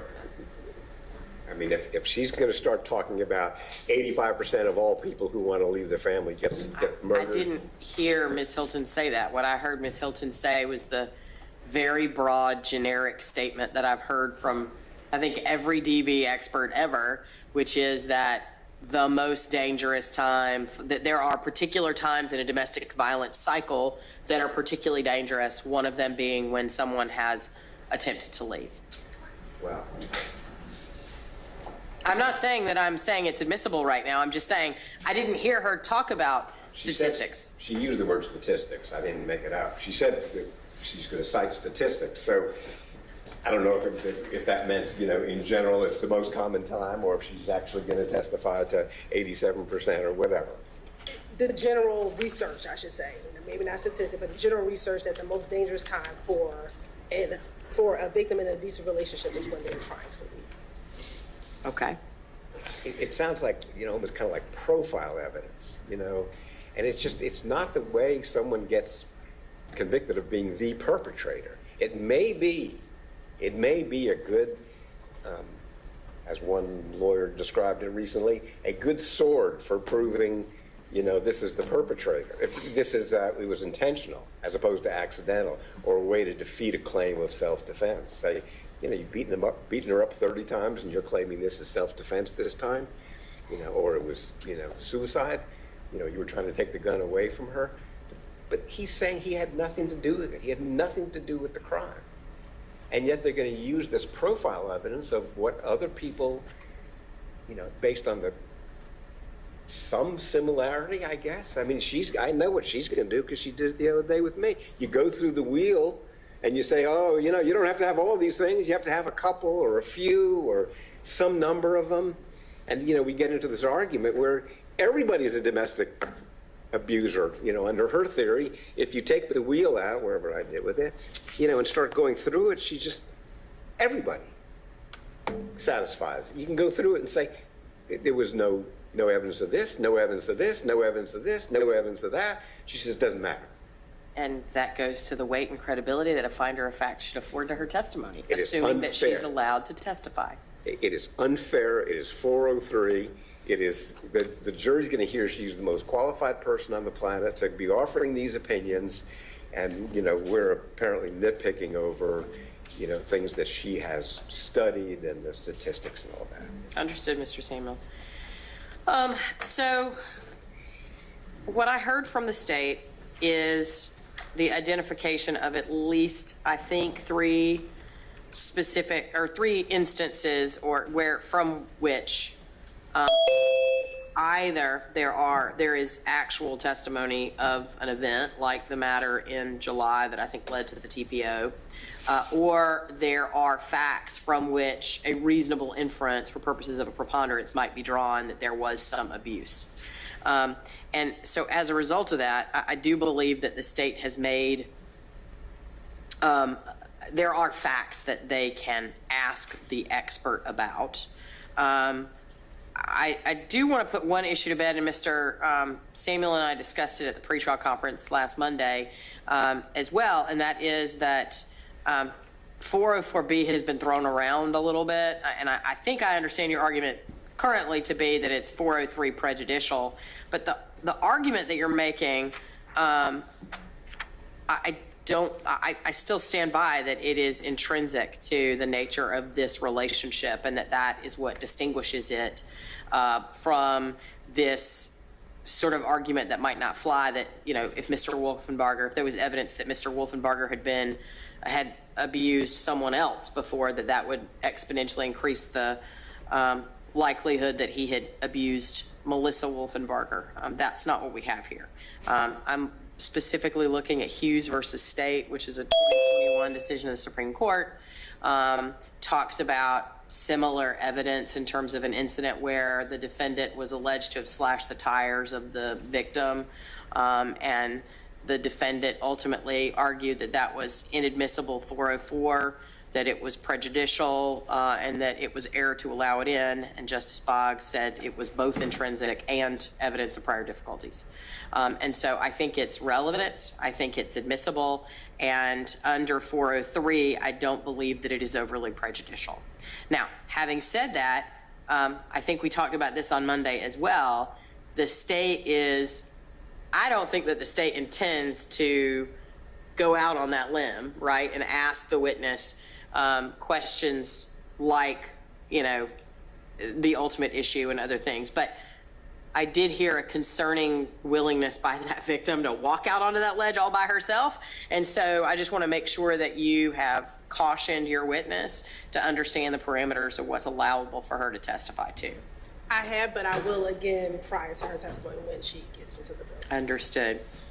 The remainder, Mr. Samuel, as I said, your other concerns about the scope of her testimony, the veracity, reliability, et cetera, I think goes to, again, the weight and credibility to be given to her testimony. And so that's going to be my ruling regarding the ability of that witness to testify and to base hypothetical questions on facts that are actually in evidence regarding 2 to 3 either specific instances or facts from which a jury could infer, or a fact finder could infer an abuse. Can I just ask what her, let's assume you asked the hypothetical questions. Assume 3 incidents and describe them with specificity and accuracy.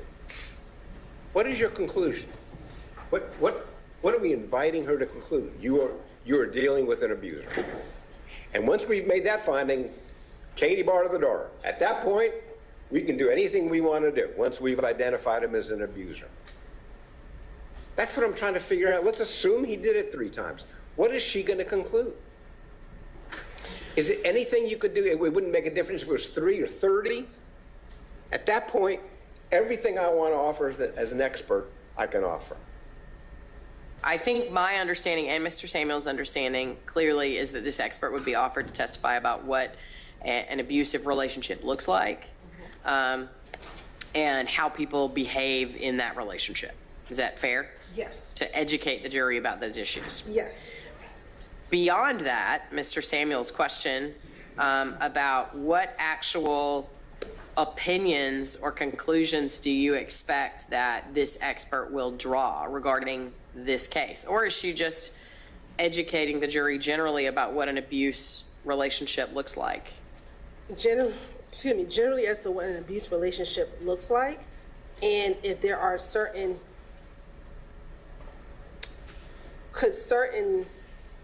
hypothetical facts be consistent with coercion or power and control. So hypothetical facts for which there's a reasonable factual basis in the trial? Yes. Okay. Yes. And so that is the extent, but she's not coming, we're not asking her any, is this domestic violence? It's more if a person brings someone to a neighborhood and they don't have any family there, could that be considered isolation? So things of that nature, factors that one could maybe conclude at some point in time or that we'll be able to discuss, but that's the state's intention.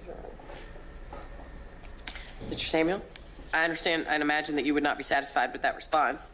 Well, a few minutes ago is the first time I ever heard of this. There's some theory that part of the whole, maybe as you're describing, intrinsic conduct was moving to Atlanta, to get away from her family, which is what, the other evidence was.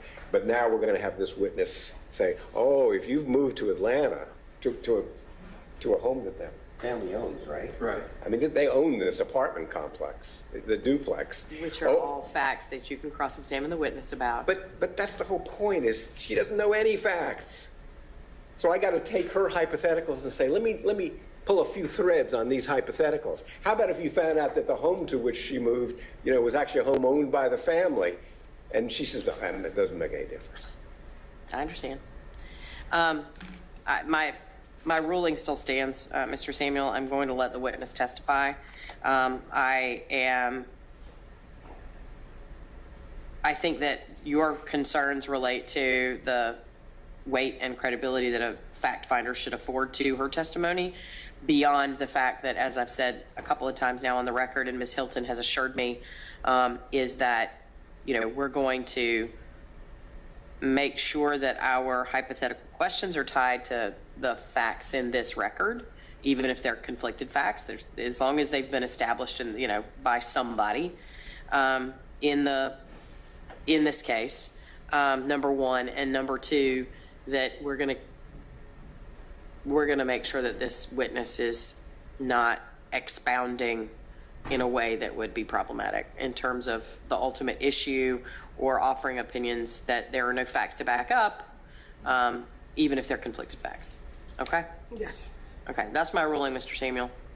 Anything else that we need to take up before we have the jury back in to conclude the detective's testimony? No. Okay. Ms. Hilton, you ready? I think Mr. I'm sorry, Mr. Fawcett, are you ready? No, I understand. I just was making sure both sides are ready.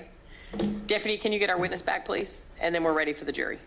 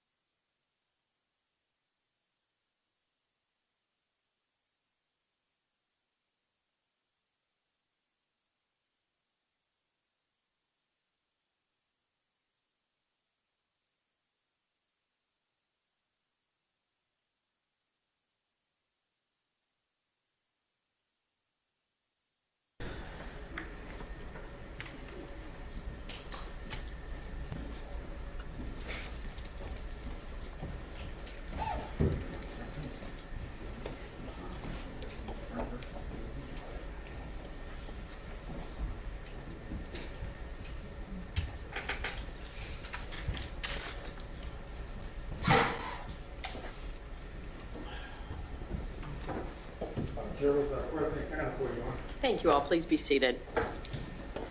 Detective, I'll just remind you that before we took our lunch break, you were sworn in and that you continue to be under oath, okay? Yes, ma'am. Thank you.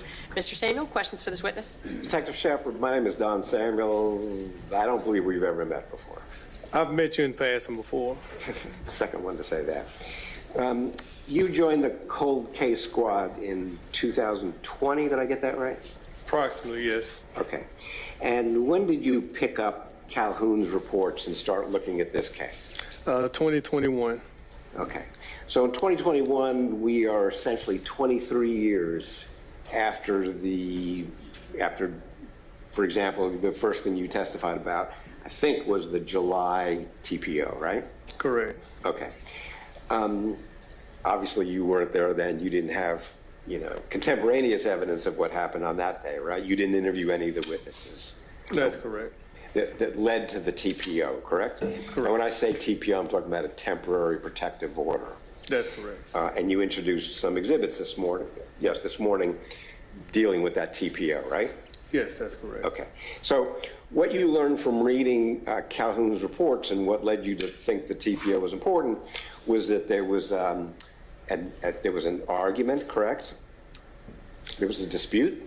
Yes, there was a physical dispute that resulted in Melissa Wolfenberger's injuries. It resulted in? Her injuries. Okay. Did you interview someone named Perone who was involved in that? No, I never got a chance to interview Mr. Perone. Okay. And did you talk to the law enforcement officer who went to the scene, whose name is Sutton, I believe? No, every officer during that time, by the time I received the case, pretty much retired. But I was referring to his actual police reports that were documented. Well, he came here. It wasn't that hard to find him. He came here and testified. Did you ever talk to him? No, sir, I never was able to talk to the officer. Were you aware that he said he never saw any bruises on her back? The only thing I had to refer to is it wasn't the actual police report that he documented when the incident occurred. Right. Well, he didn't document what he saw. And when he testified, he said, I didn't lift up her shirt or look at anything on her back. I didn't see any. In fact, he said she had some bruises on her legs. To counsel testifying. I'm cross-examining him. Yeah, I'm going to overrule the objection. I have no direct knowledge to his testimony when he testified in here. So if in fact his testimony is different than what you said this morning, obviously you don't question his credibility when he came here and testified under oath. I think Officer Sutton will have to be the one to speak on that. As far as his credibility, I can refer to the documents that were documented in the official police report. Okay. And do you know from the official police report whether the officer or anybody interviewed Mr. Wolfenbarger that night? Not sure. I don't have any reports that stating that either. Or Mr. Perone that night? There are no police reports that's documenting that. Okay. So you have Sutton's police report, which is inconsistent with the testimony he gave to the jury, and that's it as far as what led to the temporary protective order. Again, I can't testify to Officer Sutton's testimony that he testified in here. Only thing I have to go by is what he documented in his police report. Okay. All right. Now, as a result of whatever happened that day in July something like 22nd, right, 1998, Ms. Wolfenbarger was encouraged to take out a TPO, correct? Yes, after she was assaulted and dragged by Christopher Wolfenbarger and received the injuries.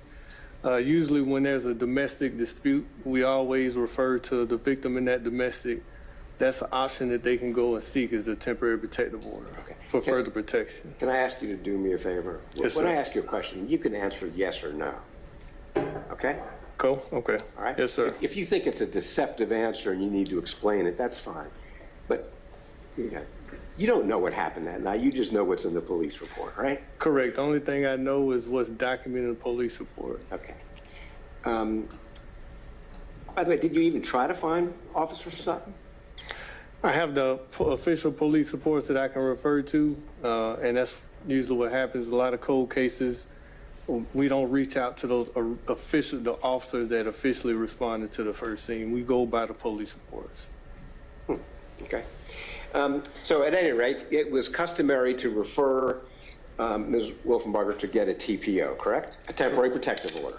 Yes, sir. Anytime there's a domestic dispute and the victim of that domestic dispute. Sir, I just asked you a yes/no question. She was referred to get a TPO, correct? Yes, she was correct. You want to make a speech every time I ask you a question, or just say yes or no if you can, all right? Are you asking me, sir? Not really. So she takes out a TPO on what day? We have to refer to the actual document again if we want to get the exact date.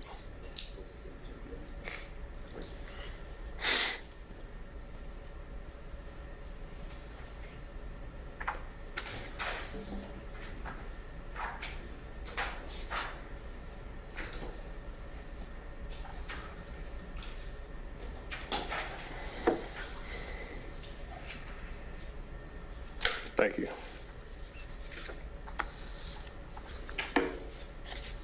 Some of those are not in evidence in full, you may remember, but do you have the date that the TPO was taken out? As soon as I find a TPO, I can give you the exact date.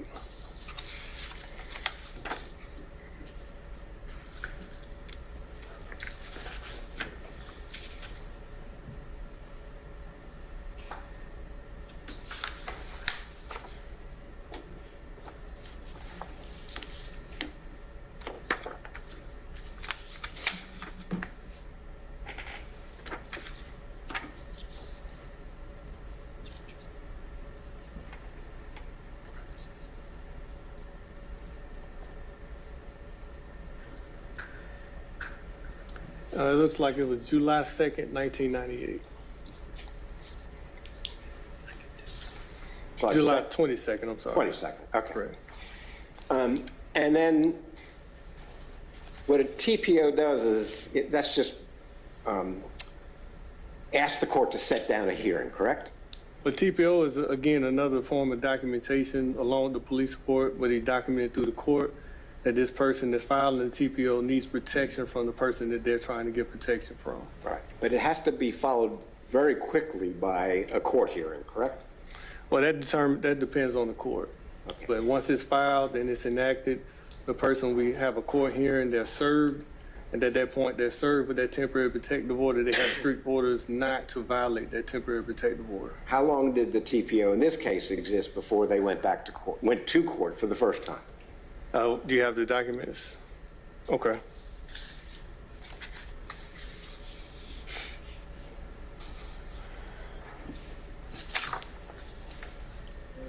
Was dismissed on July 29th, 1998, So about 1 week later, correct? according to the documents, that's correct. You have the rule nisi there? I do. Okay. Rule nisi is just a Latin term that lawyers use to say, come to court, right? Show cause, come to court, Okay. right? I don't speak Latin, but I'm assuming if you're saying that, that's correct. I appreciate your confidence in me.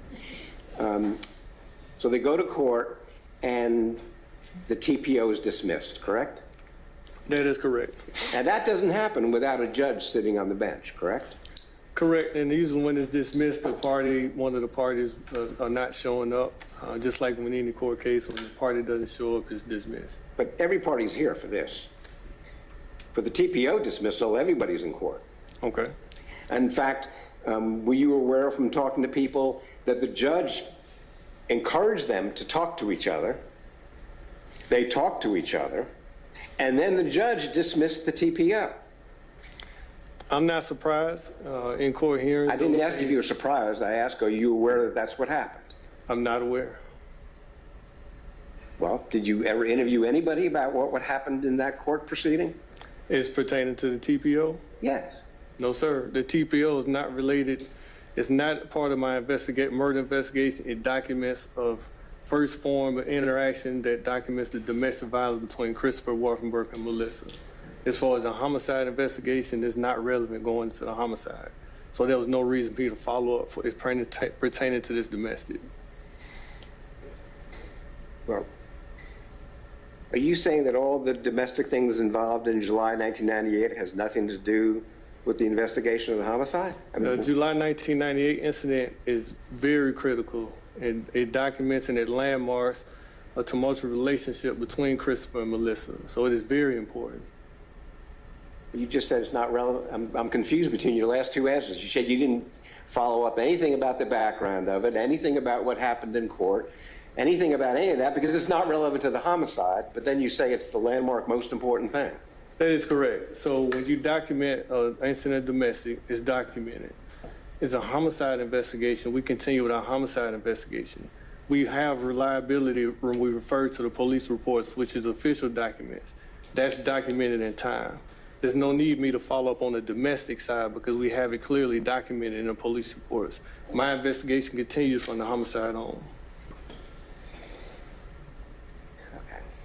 Okay. You don't disagree, though, that even the documents show that the judge approved the dismissal of the TPO. The judge signs it. Yeah, these are legal documents, and I definitely approve of it. Okay. You then talked about having interviewed Mr. Wolfenbarger in,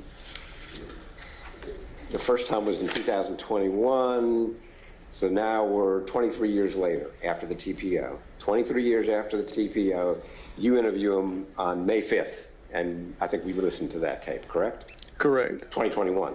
Correct. Okay, so we don't have anything else at this point between then and 2021, right? As far as that pertains to what? Your direct contact. No, that's the first time I came in contact with Chris. Okay. That's correct. And you meet with him and you talked to him and you said it was a voluntary meeting, correct? Yes, it was in his home, in his living room. Right. So there was no coercion, no handcuffs. You didn't threaten him, but he voluntarily welcomed you in, gave you a seat at the table, sat down and talked with you. Correct. Totally custodial. Totally voluntary, Correct. totally cooperative. Correct. Okay. And when you were done with that interview, you packed up your tape recorder and you left, correct? Correct. Okay. And then you're continuing to review Calhoun's reports during this time, correct? Correct. Okay. In that tape that we heard this morning, Mr. Wolfenbarger told you about a rocky relationship that he had.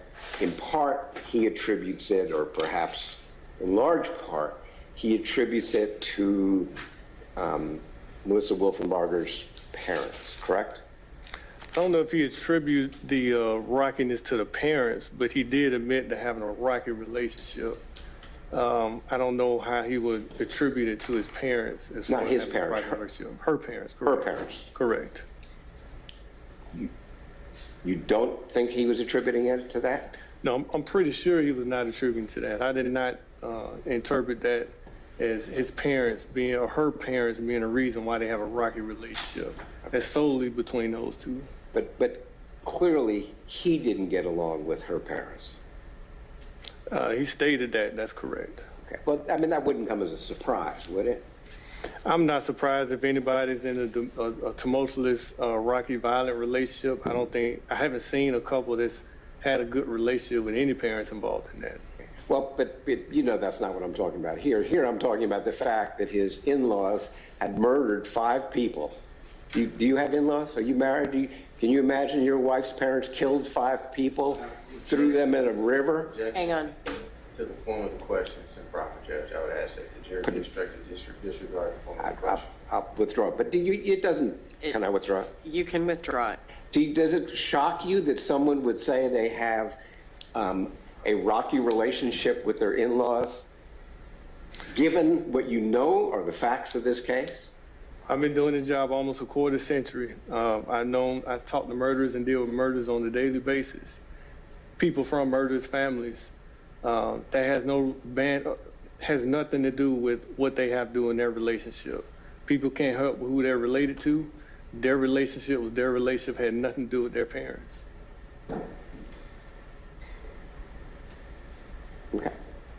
So you don't find it surprising that he had a difficult time relating to the family, to the parents who had committed 5 murders, thrown them in a river.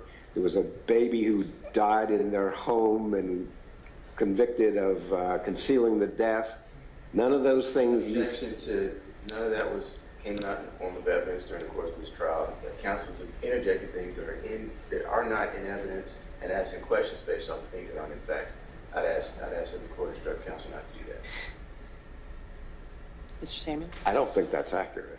I think I've heard the 2 things that you specifically referred to. I've heard testimony about them in this trial, so I'm going to overrule your objection. Go ahead. But your position is, you know, it's like Tolstoy said, every unhappy family is unhappy in their own way, right? So It's just another unhappy family.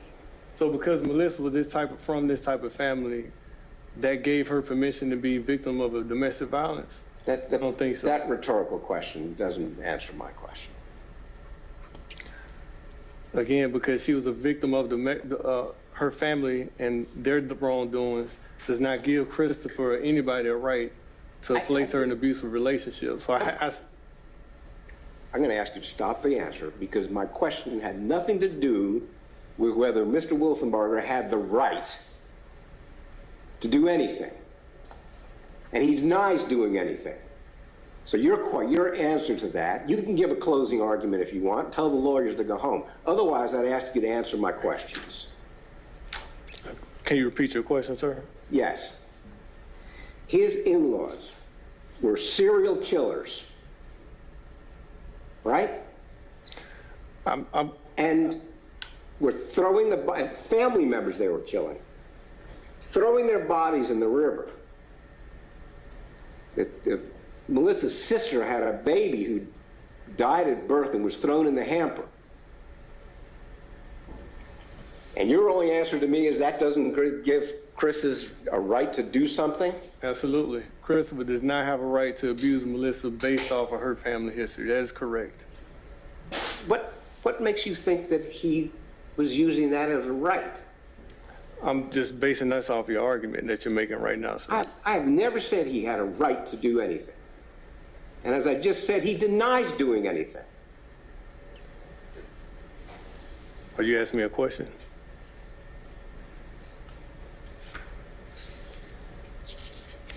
When was the next time you interviewed Chris? I have it documented in my reports. When's the next time you interviewed him? Can we refer to my reports, the exact date? You have your reports up there? No, sir. These are the exhibits that you left. Okay. Did you interview him again in February of 2023? Is that documented in my report?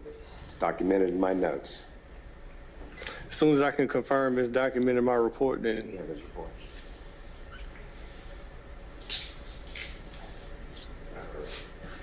Yes. Do you know exactly what page this documentation is going to be in my reports? Detective Shepard, you testified this morning about the different interviews you have. You didn't require counsel to give you page numbers.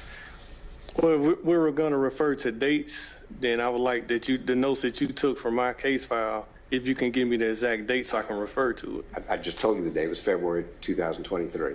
Okay, on my page in my notes, can you give me the page? Forget it. Okay. We'll move to a different topic.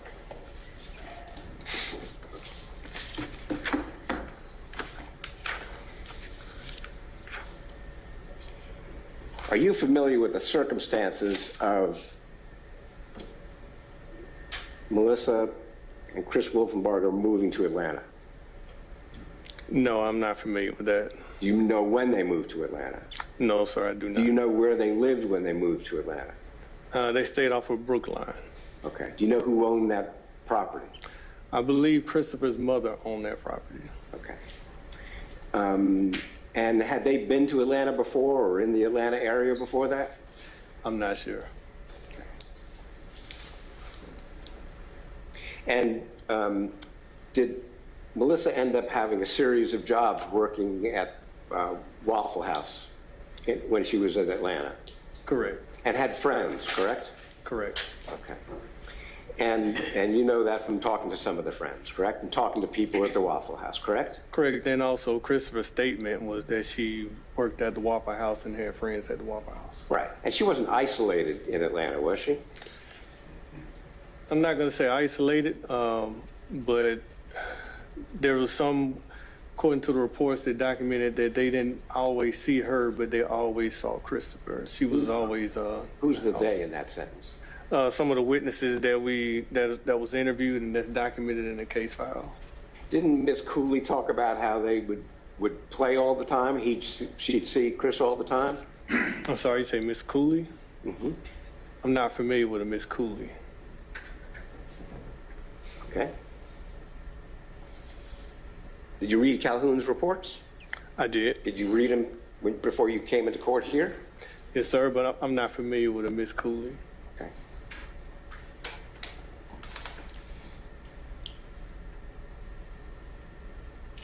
How many times did you talk to the folks at the glass company? In person, I was able to interview them one time. Okay. And did you determine from talking to Mr. Brock that ultimately Chris was let go because of a car accident involving one of the company's trucks? Yes, also the saw that he borrowed. Is that a yes or a no? Yes, he also borrowed a saw that he never returned. He borrowed a saw that he never returned. Those were their words, correct, that he never returned the saw. Okay. Those weren't your words this morning. Are you aware of that? Correct. The Brooks, Mr. Brooks, they said that Mr. Brock, thank you, that he borrowed the saw along with some type of violation that he did with the vehicle. They couldn't prove that he stole the saw, but they let him go as a result. Okay.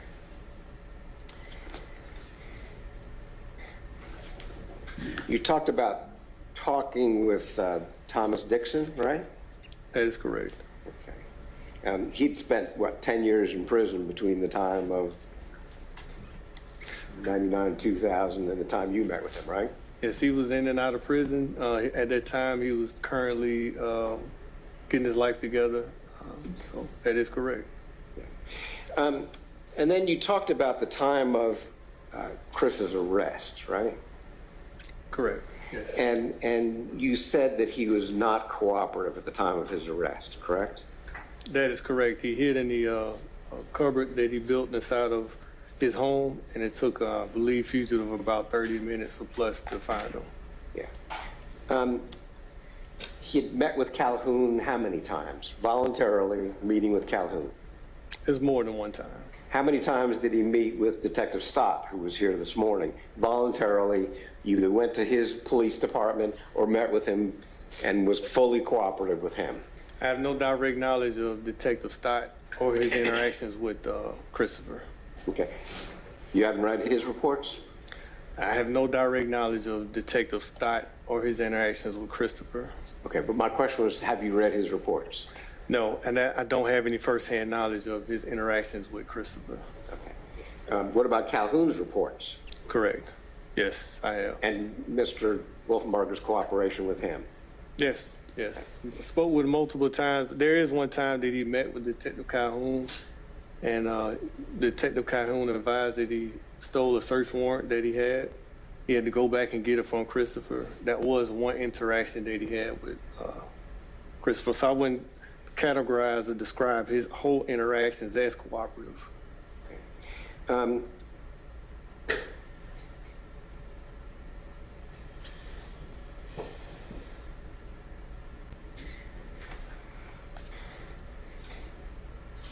At the time of his arrest, how many law enforcement officers went to his house? You have to refer to the fugitive report, and they should have a list of every law enforcement officer that was assisted in that arrest. Do you know how many people went to the house? Offhand, I do not know, but usually when you're trying to apprehend a fugitive for murder, there's going to be a great number of law enforcement.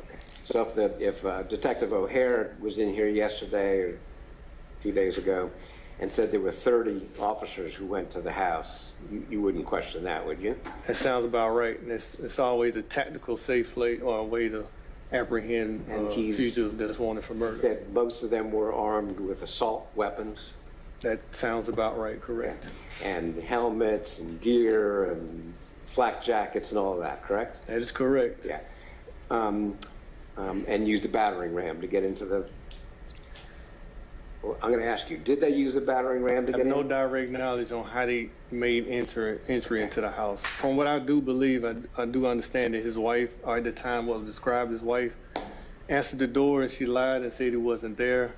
And then they was able to make entry and find him. I don't have any knowledge of a ram being used. Okay. But that is inconsistent with all the cooperation he showed you and Calhoun and Stott over the course of 20 years of answering all your questions, meeting with you, coming to your office, correct? Incorrect. Whenever you're trying to apprehend a fugitive wanted for a violent crime, which is murder, then you're going to go in the most tactical force used, and that's to ensure the safety on both sides of law enforcement and the civilians that we're trying to obtain. Yeah, I wasn't meaning to say that the officers were doing anything wrong. I was going to say, if he was uncooperative at that time, it was inconsistent with all the cooperation he had shown you and Stott and Calhoun and Kelly, you know, anybody else who he'd been interviewed with over the years. So based on the way you framed your question, inconsistent mean that he hid in the cupboard, and he did not hide when we went to go talk to him, but he did hide when he was when they arrived for his arrest. That's correct. He did hide when that arrest happened, and he did speak with us in person. Yeah, and he had voluntarily given pubic hair to Calhoun. Correct. He had voluntarily given other hair samples at other times he was requested, correct? Correct, and also... my question was just a yes or no. He also gave DNA evidence when requested, correct? Buccal swabs. That is correct. He also, you know, the luminol was used in his house, correct? Correct. 3 years after the incident, though, and the house had been remodeled. So So and all those were done in a cooperative manner. Some you had to get a search warrant for, but others he did in a cooperative manner. So the last incident that you're referring to is the Luminol. A search warrant had to be obtained. So I don't know. I don't have any direct knowledge of interaction at that time that Christopher had with the detectives performing that search warrant. Well, he wasn't even living there when the luminol was given out. Okay, so that answers the question. He did. And also during the course of the questioning by Mr. Fawcett here, you repeatedly talked about things that you found important, correct? Correct. Okay. Did you find it important that the pubic hair that he gave to the officers and that was tested was not shown to be consistent with what was found in the bags? All DNA is important, but also I had to keep in mind that this case was older. Also, I got to keep in mind that the condition of the body parts that were found, and also over time, those things fade. So we're going to do it just to check the boxes and make sure we're going to cross our T's and dot our I's. But also in the back of my mind, I do know that the DNA was going to be compromised because it was compromised. But the pubic hair was analyzed and was found to be not consistent with what was found in the bag.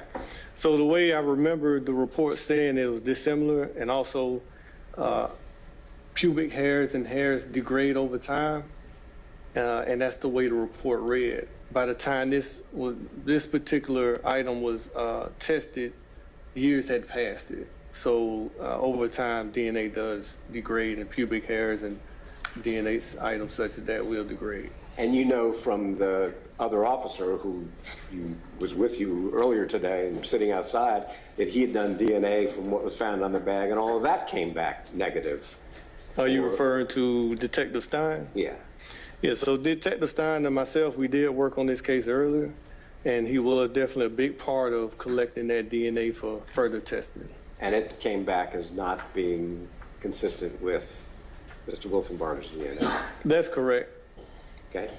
And you know about the paint chips that were found inside the bag that didn't match anything in the house. That's correct, but also at the time when they did serve the search warrant at the house had been remodeled. That particular area had been remodeled, so it was not gonna be uncommon that those paint chips were gonna be dissimilar to one another. Right. So do I gather that all the evidence that exonerates him, that shows that he's not the person who perpetrated the crime, you consider to be insignificant? That's incorrect. If you're referring to just physical evidence in that manner, no, but you still have other evidence that goes in line and testimonies that go in line with this case. I'm just asking about the physical evidence. You downplay the significance of all of that, don't you? Can never downplay physical evidence. Physical evidence is important, but what you have to keep in mind that over time, physical evidence degrades. And this case is a prime example of that. You know that cadaver dogs were sent out to the house, correct? Okay, I heard of an incident. I don't have any direct knowledge of cadaver dogs or APD using any cadaver dogs. Okay. There's no evidence of, first of all, there was no saw found in the house or in the house where he was arrested years later, correct? No, the only reference to a saw is when Christopher admitted that he was in possession of, or he was accused of being in possession of while he was let go from his job. Right.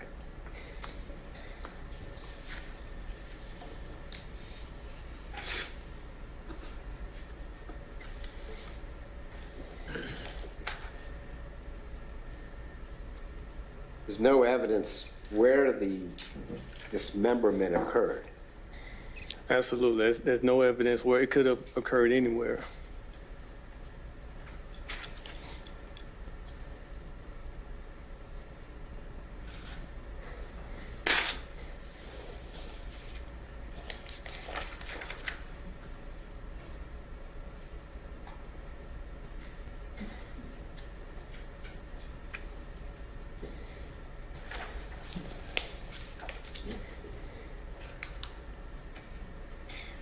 When you were questioning Chris in the 2021 that we listened to, you asked him to say who he thought had killed his wife, correct? I believe we asked him what did he think happened. Right. And he responded, of course, he initially said the family, correct? Her family, her parents. Correct. He wanted. And then to he put- said, he then said, but listen, I'm just speculating, correct? Well, we have to go in order. If to answer the question, he pointed all the blame to the father and the family. And what he's referring to when he's saying speculating, he's speculating on different parts of the interview and different parts of the statement that he made. Yeah.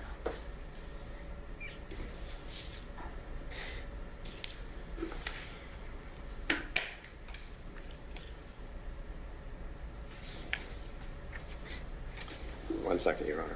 Sure.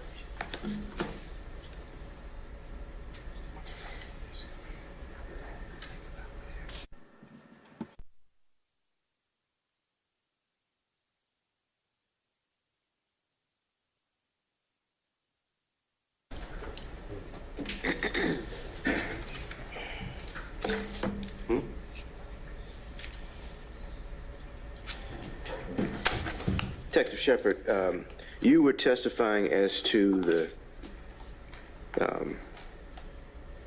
collection of DNA and the degradation of DNA over time. You recall that? Yes, sir. All right. Now, did you have an opportunity to view the conditions of that the remains of Melissa Waffenbart were located in, Yes, I did. and photographs and the actual scene itself? Yes, I did. And did you receive any indication in your reports of any weather conditions that would have existed during around the time that her remains were discovered? Yes, there was a heavy downpour, a lot of rain in the area. And is there, in your investigation, have you worked cases where you've been able to successfully collect the presence of DNA? It's a crap shot. Sometimes I may not. In this particular case, when the particular items that we're referring to that get the DNA when it's compromised, like her body parts was in, like you might as well say, like a soup in those bags, definitely know they're going to be compromised. You say like a soup. What do you mean by that? So when it's in a plastic bag, there's a lot of rain. It was in a junkyard. It's a lot of areas, so it's a lot of other things that can come into contact with her remains and compromise, along with a natural weather event like rain. And we're talking about the time period of April through June. Is that a period of time you would consider to be a particularly hot or particularly cold period of time? That's a time of the year that when the seasons are changing, we usually get a lot of rain.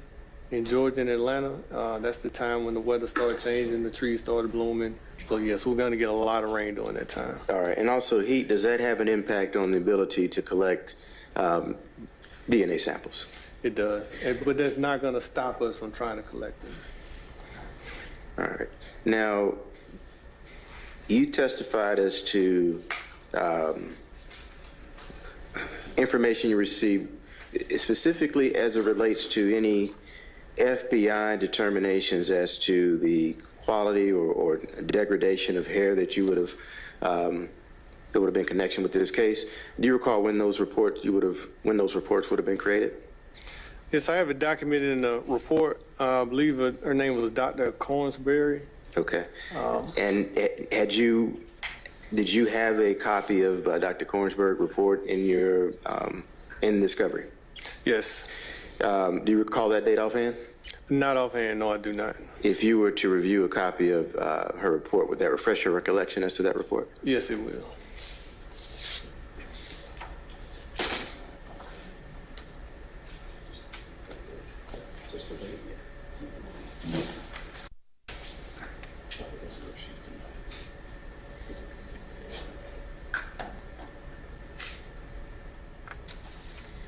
You can do that to yourself.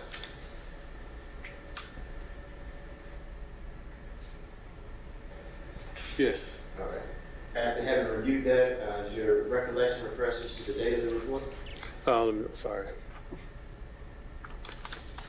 Yes, the date of the report is October 30th, 2007. And is that when the police department received information about the quality of samples that you were going to either make a decision about further testing? Correct.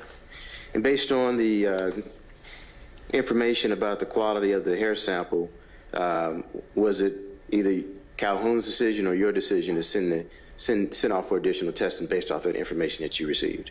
Detective Calhoun's. Okay. But ultimately, when you reviewed the case, you decided your decision was the same as Calhoun. Is that safe to say? Correct. And in connection with your interview of the defendant in 2021, had you previously either spoken to Detective Calhoun and or viewed any statements that the defendant made with Calhoun?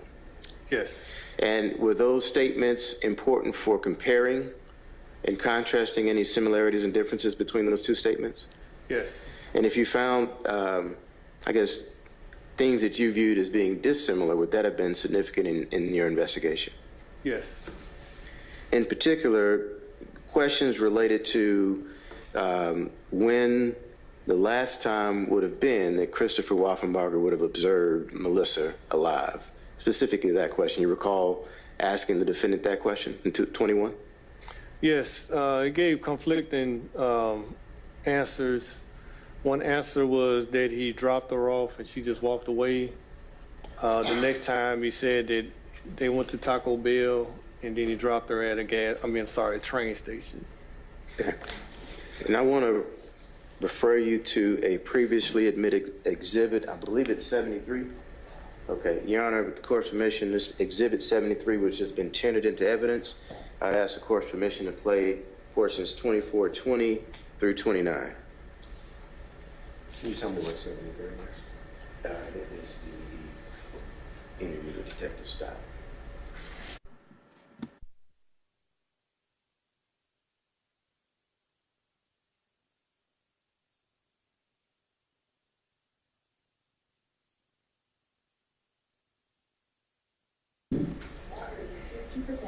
Connected to DHCPL 540039F10. Hang on just 1 second. Can y'all come here?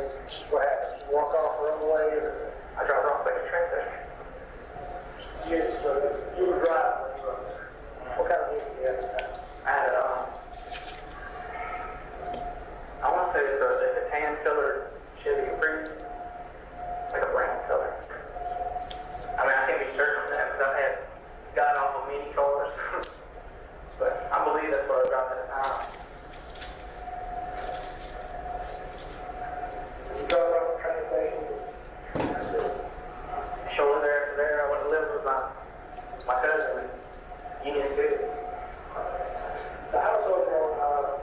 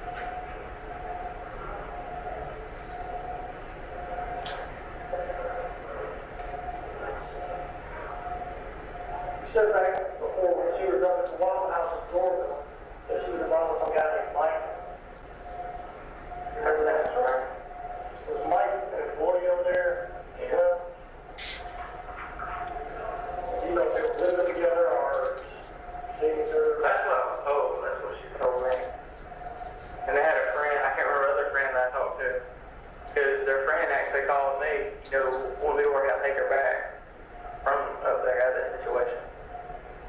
They said at one point that she was possibly staying at the Shower Lodge. Yeah, that's where her friend was at. They're trying to call her.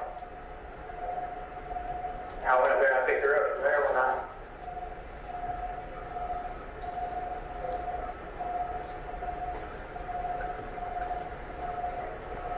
But she apparently, I don't know if she was in love with this guy or what what too much about it.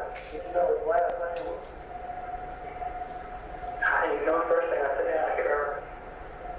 White guy, that sounds right, yeah. I remember he had curly hair. And I ain't trying to be rude, but I got to go back there real bad. If I go pee. Now, we've concluded the tape. 2856. 2856. All right. Now, Detective Shepard, do you recall in your interview with the defendant, we've just listened to a portion of the interview with Detective Stott and Detective Calhoun. Did you get an opportunity to listen to that as the jury was playing it? Yes, was sir, the jury I was did. listening? Okay. I did. And do you recall in the interview that we just listened to, did you hear the portion of the interview when the defendant indicates last time being March or April that he saw Melissa Waffenbarger? Yes. And that was the next year, which appears it would have been 1999. You recall that? Yes. And is that also the same time period where Melissa's remains were discovered? Yes. And is there anything different about the time period, March or April of 1999, where the defendant indicates he saw Melissa Waffenbarger, and the time when he told you in 2021? The exact date, do you have a report that I can refer to? The exact date that he? I believe you have your reports up there with you. Yeah, so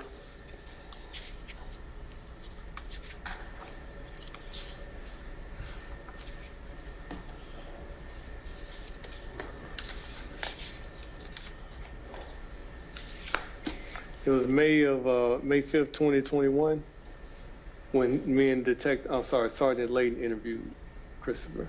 Okay. All right.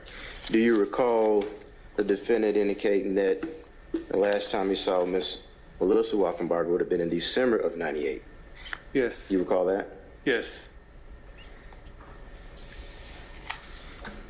Did that distinction between the December 1998 date that the defendant gave you and the March '99 date that the defendant gave Calhoun, was that something you factored into your investigation? Yes, it was definitely a red flag. Was that something you considered inconsistent? Correct.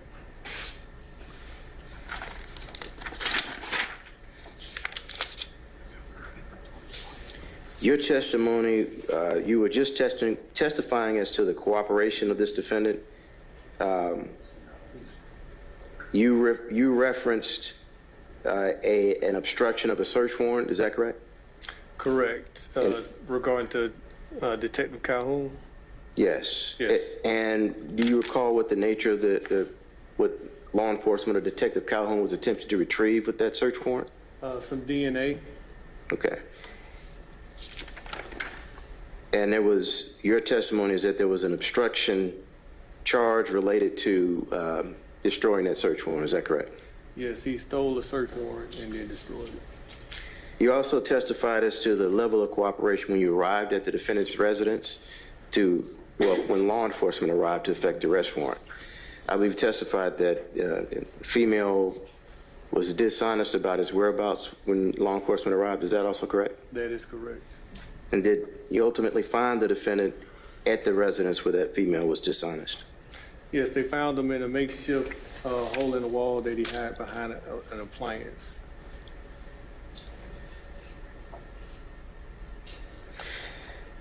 And you were also testifying as to the protective order and the request for dismissal.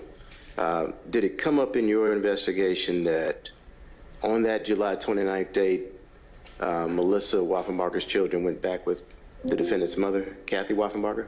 Yes, and around that same time frame, correct. Did you factor in, and during your course of investigation, did you also know that Kathy Waffenbarger had custody of Melissa Waffenbarger's children? Yes. And did that factor into any consideration you had as to Melissa's ability to leave the relationship? It did, and it factored in a great deal. What do you mean by that? So it's pretty odd that a mother would give up her children, but it also makes it really hard in the domestic situation, a violent, tumultuous domestic situation, for them to leave when the person that's responsible for that domestic abuse parent is in charge of your children. Okay. That's all I have, Judge. Thank you, Mr. Samuel.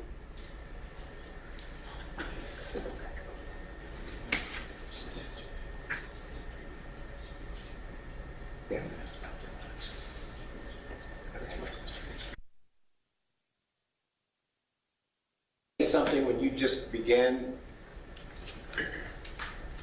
the redirect examination here about the weather when the skull was found.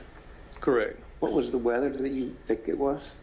There are reports of the weather inside the case file. During that time frame when she went missing, that time frame, the first body part was discovered, which is her head. There was rain. How did you just describe that rain to Mr. Fawcett? Well, there was a downpour multiple times during that time period. Okay, can I show you Mr. Calhoun's report? Sure.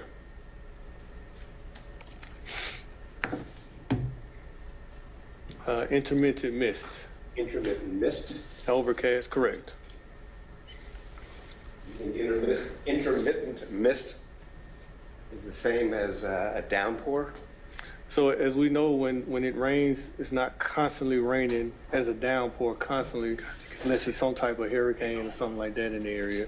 I don't recall a hurricane or anything like that type of weather event at the time that that report was made, so it's not unusual for it to be misting at that time, especially after a rain. But you weren't there. You're just going by Calhoun's reports, right? Correct. So you're answering Mr. Fawcett's question saying it was a downpour, but all you have is Calhoun's report that said it was misting. Correct. As homicide detectives, that's why reports are very important. They document the incident. That's all we have to go on. Like a police report is a legal document, and we refer to those documents. Can I approach? Yes. You You don't have to ask again. The National Climate Center reports about rainfall. Okay. How much rain was there in April of that year? I'm not a meteorologist, and I don't feel comfortable interpreting this weather report. Your Honor, I'd like to tender this as evidence. Mr. Fawcett, No objection. what is going to be the exhibit designation? What number are we up to? 10. D10. D10 is admitted.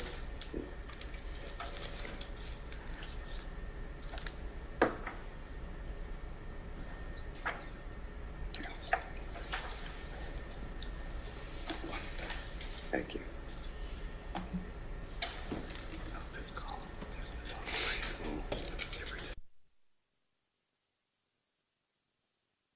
The right-hand column is the total rainfall for the month.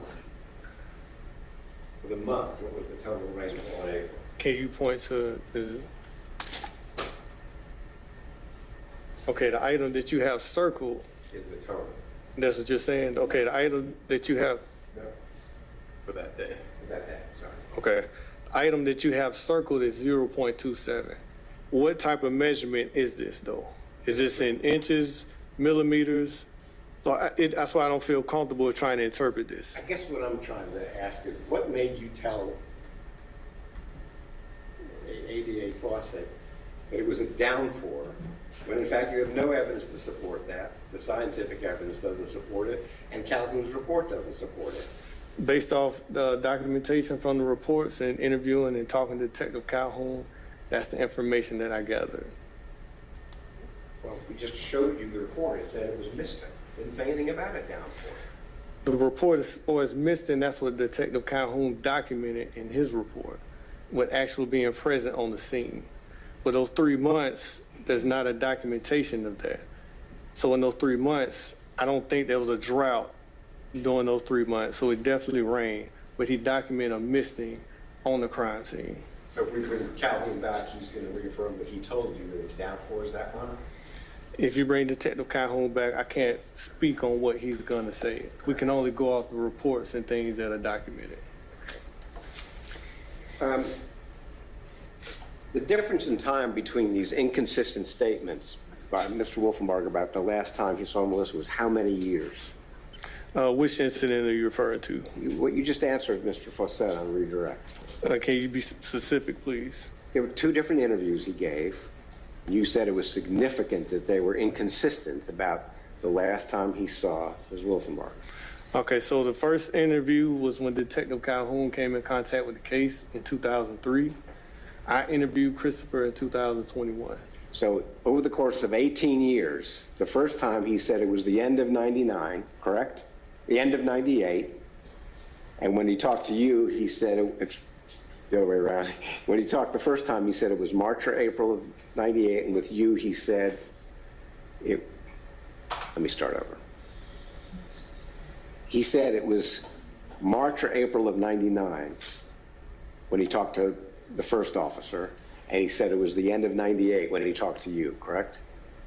Correct, but truth is going to be consistent. It doesn't matter how much time passed. If you're telling the truth, that's going to be consistent. Okay. So when we hear inconsistencies, that's a red flag.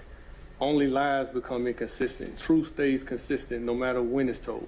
Okay. Even with an 18-year memory lapse between the two? Absolutely. You remember where you were 18 years ago? I do. On this date 18 years ago? Not on this specific day, but this specific year and this month, I do. I can't tell you exactly where I was. Okay. All right. And were the same questions asked of him about location on those 2 different events? 2 different times?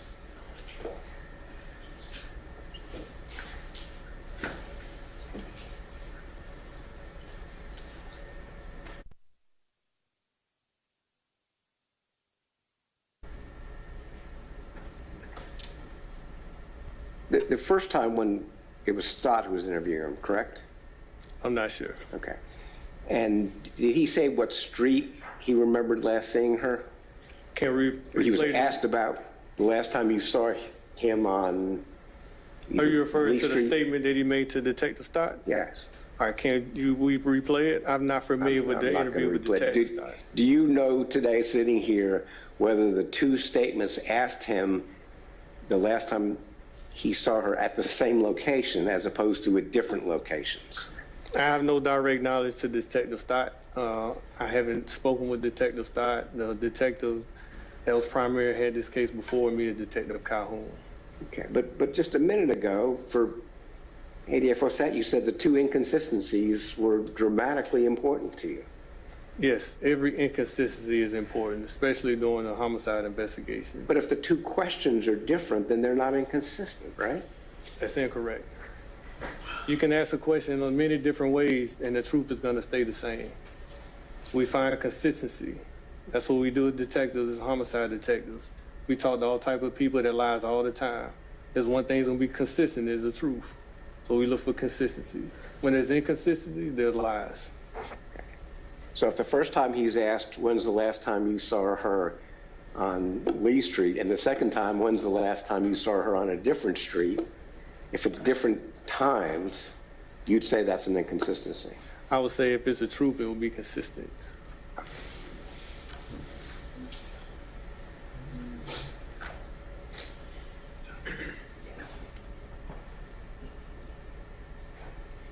Nothing further. Thank you. Mr. Fawcett, anything else for this witness? No, you are. Okay, thank you, sir. You may step down. You're Yes, ma'am. excused. Thank you. Have a good day. You too. State may call its next witness.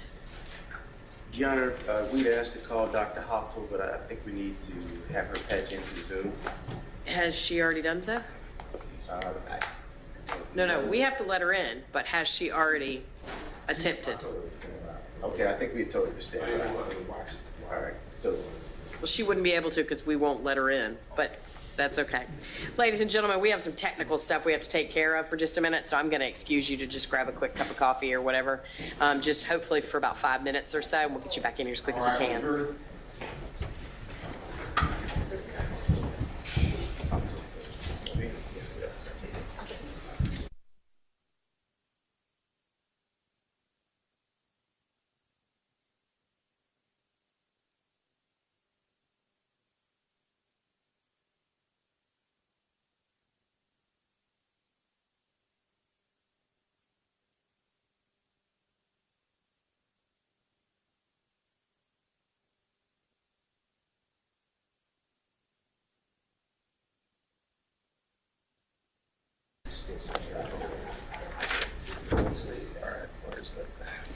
The jury's clear. I apologize. I didn't realize that she was the immediate next witness. I would have been more clear to tell you to tell her to go ahead and log into the Zoom because she would have just stayed in the waiting room until my staff let her in. But now we know.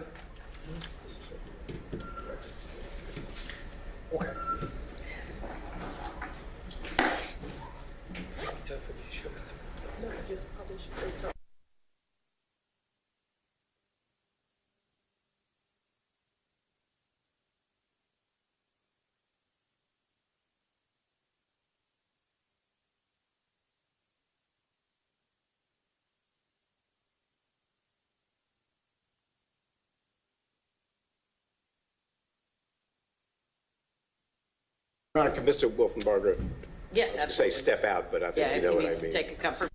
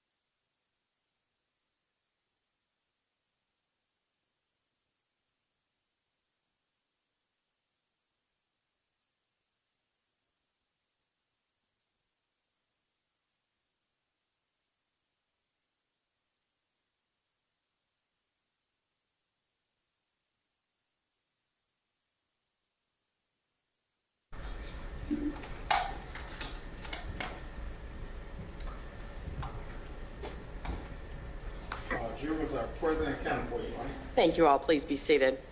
Mr. Wilson, the state may call its next witness. Thank you. State would call Dr. Mary Beth Hoptel. Okay, thank you. So, ladies and gentlemen, you may have seen on the screen as you were coming in that Dr. Hoptel is on, she's testifying by Zoom. She's on the screen.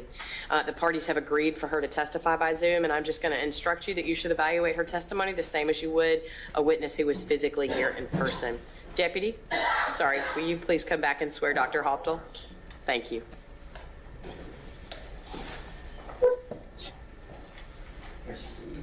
If you stand at the podium, she can. Raise your right hand, please.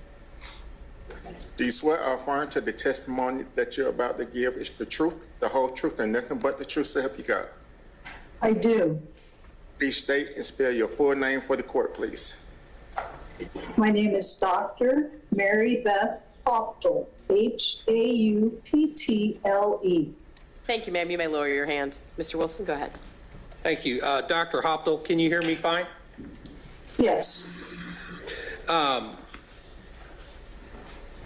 Hoptel, what state do you live in now? I live in Florida. Okay. And what do you do for a living? Well, I am retired from the field of medical legal death investigation as well as forensic odontology. Okay. When did you retire? I retired in October of 1996. And prior to that date, where did you work? Where did I work? Yes, ma'am. I worked for the Fulton County Medical Examiner's Office in downtown Atlanta. And what was your job there? My job, I wore two hats. My job in this case was as the medical legal investigator. I took the telephone call that came in from the police department on the finding of remains. But I am also a forensic dentist. Okay. Working at the Fulton PS. Now, your first job, well, your first hat is as an investigator. Could you please tell the jury what you would typically do as an investigator, how you receive some training on that, and how long have you been doing that for? Well, I had pretty significant training in medical legal death investigation from the people in St. Louis and some people in Washington, D.C. And so I was trained that I am, as an investigator, the person who goes to the scene and evaluates the circumstances, evaluates the decedent, and takes pictures for the purpose of serving as or for the medical examiner in the case. I have to write up a report of my findings, and it's to the medical examiner that I write up what I find. Okay.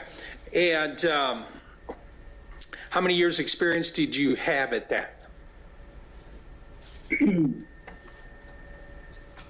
At the time of this case, this was what, in 99? Yes. Okay, I was trained,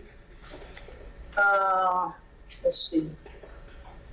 I received my training prior to being hired at the Fulton County Medical Examiner's Office, and that was in October of 1996. Okay. And you also said you wore a different hat as a forensic dentist. Is there a name for your specialty? Yes, I'm a forensic dentist.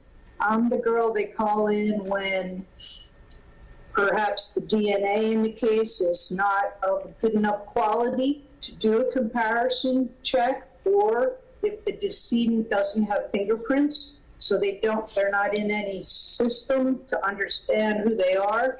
So they call in a forensic dentist because teeth can withstand all kinds of conditions. They can outlast fire, and they're just impervious to the elements. So my job is to examine the remains, take x-rays of the remains, and then to compare those x-rays to x-rays of whomever law enforcement thinks the person might be.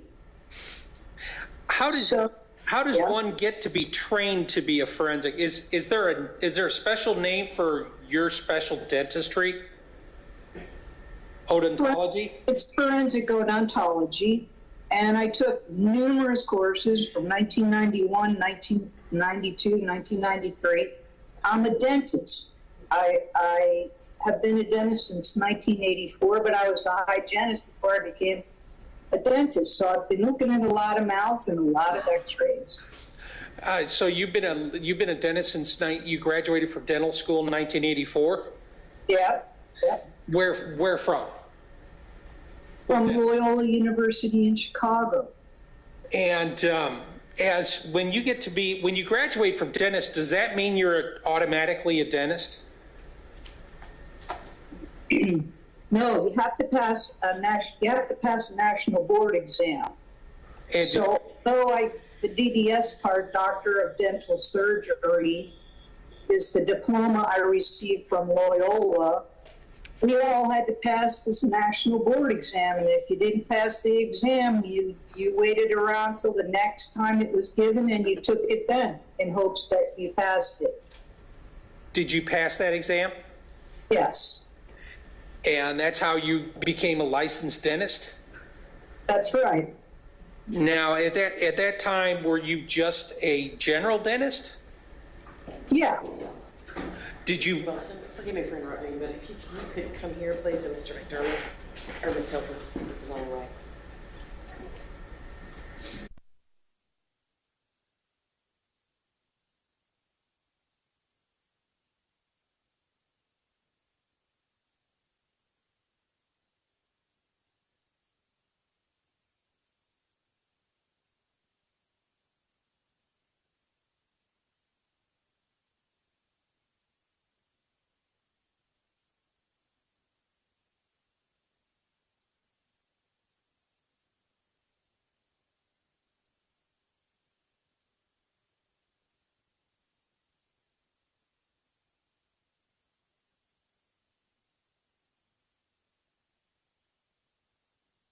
Sorry.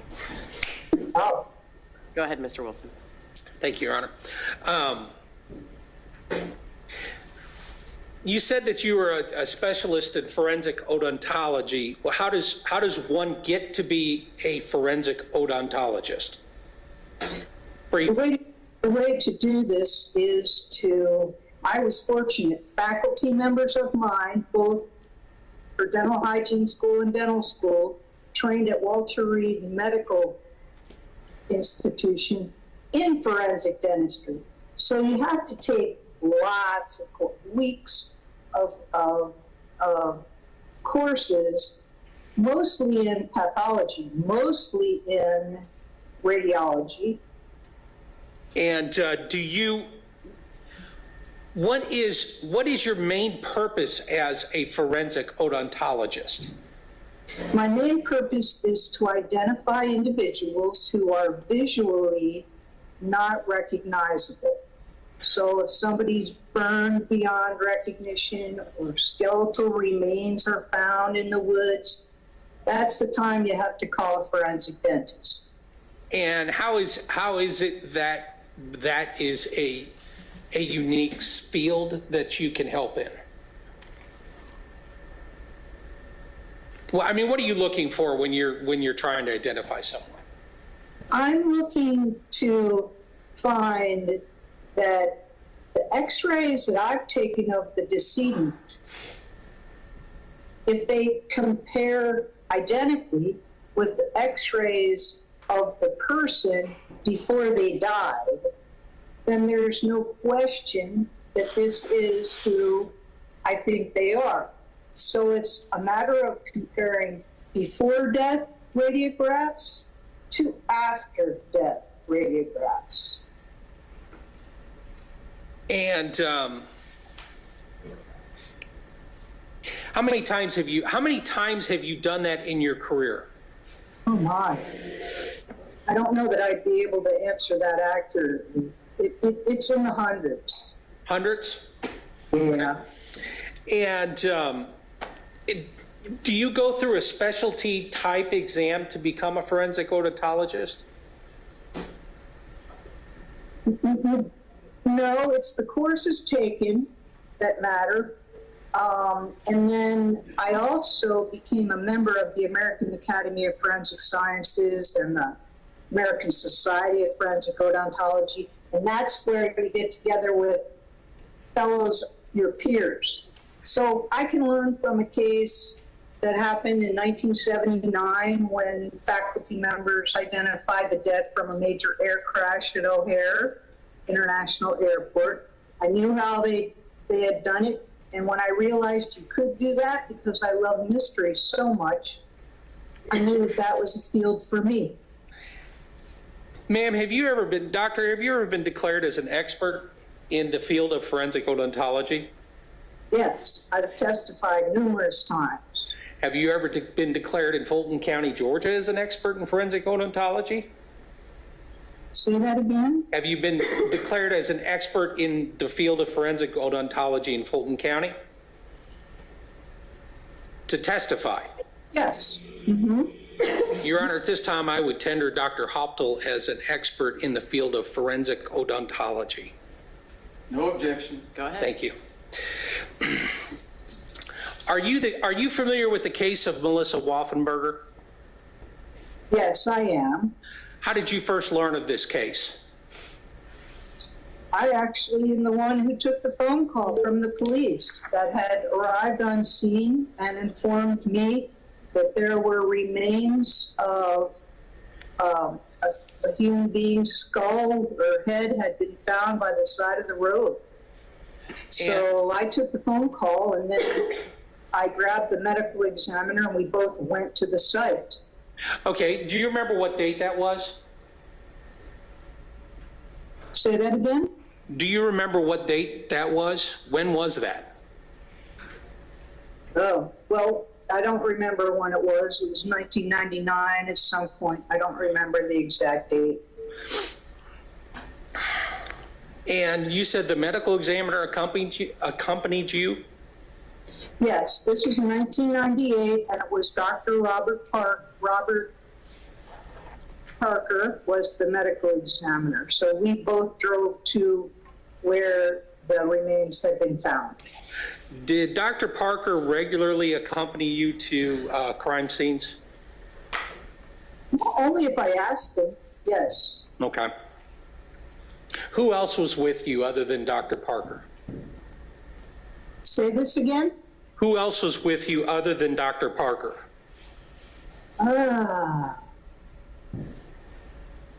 Well, the Atlanta Police Department, their whole crime scene unit, and members of the GBI were there. Investigators were there also because they were interested. This head that had been found might be associated with a case they were investigating from Twiggs County, where they had, I think they had a corpse and they did not have the decedent's head. So they were really hoping that this would be the head that belonged to their torso, so to speak. So there were a lot of investigators there, not just myself and Dr. Parker. What was the first thing you did when you arrived at the scene? I examined the area, I examined where the head was, and then I took pictures myself. And can you describe that scene when you first walked up to it? What did you see? What I saw was, and this is badly decomposed, so you have to pardon me because it's out of sort, so to speak, but this, and therefore I knew it had been in a black bag before it had rolled out or been brought out by a German Shepherd dog. It looked like a head with its neck down on the street. And it was a very deep green color. What did that mean to you? Say it again? What did that coloration mean to you? Oh, I knew that it had actually been cooking in this bag because the bag was plastic and black. So I knew this was not recent. This didn't happen last night. Objection. She has been well, can we approach? Sure. Sure.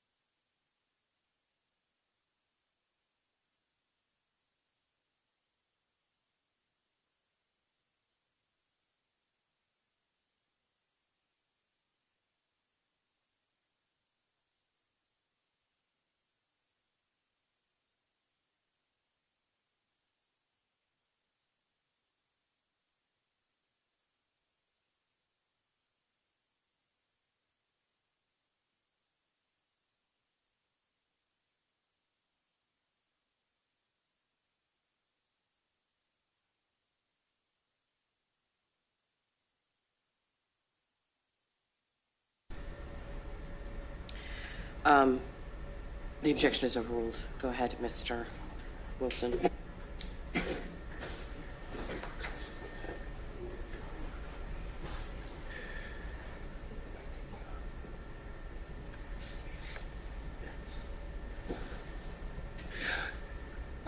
Dr. Halpto, could you see what condition was the skin in when you saw the skull? It was terribly decomposed. Okay, and could you see any of it? Was there anything of evidentiary value left on the skull itself? No, I wouldn't say so. All right. Could you see any of the bone of the skull? The bone, it was just this green, decomposed flesh attached to it. Okay.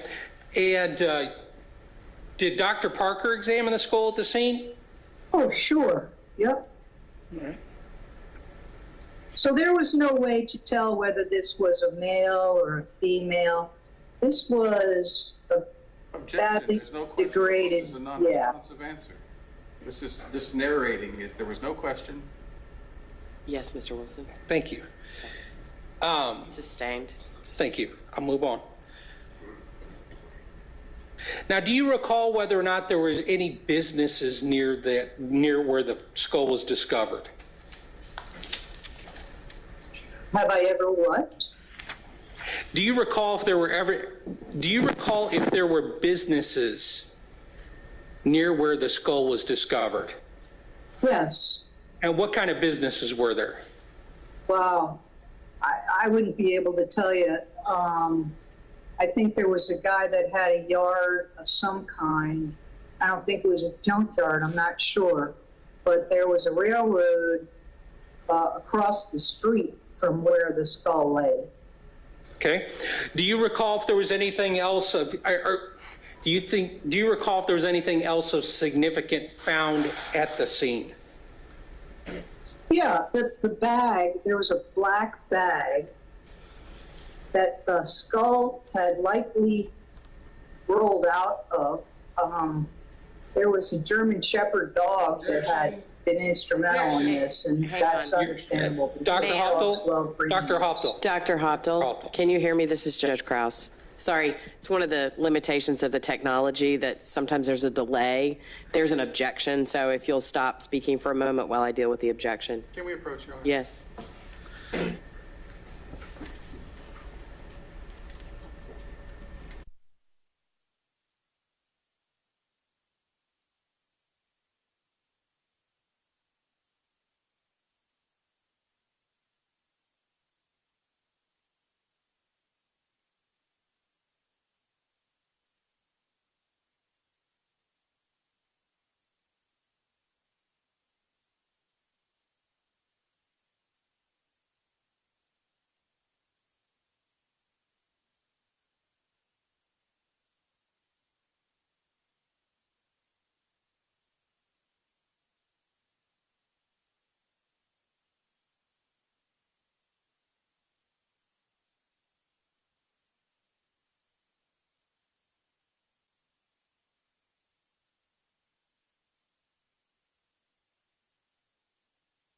Go ahead, Mr. Wilson.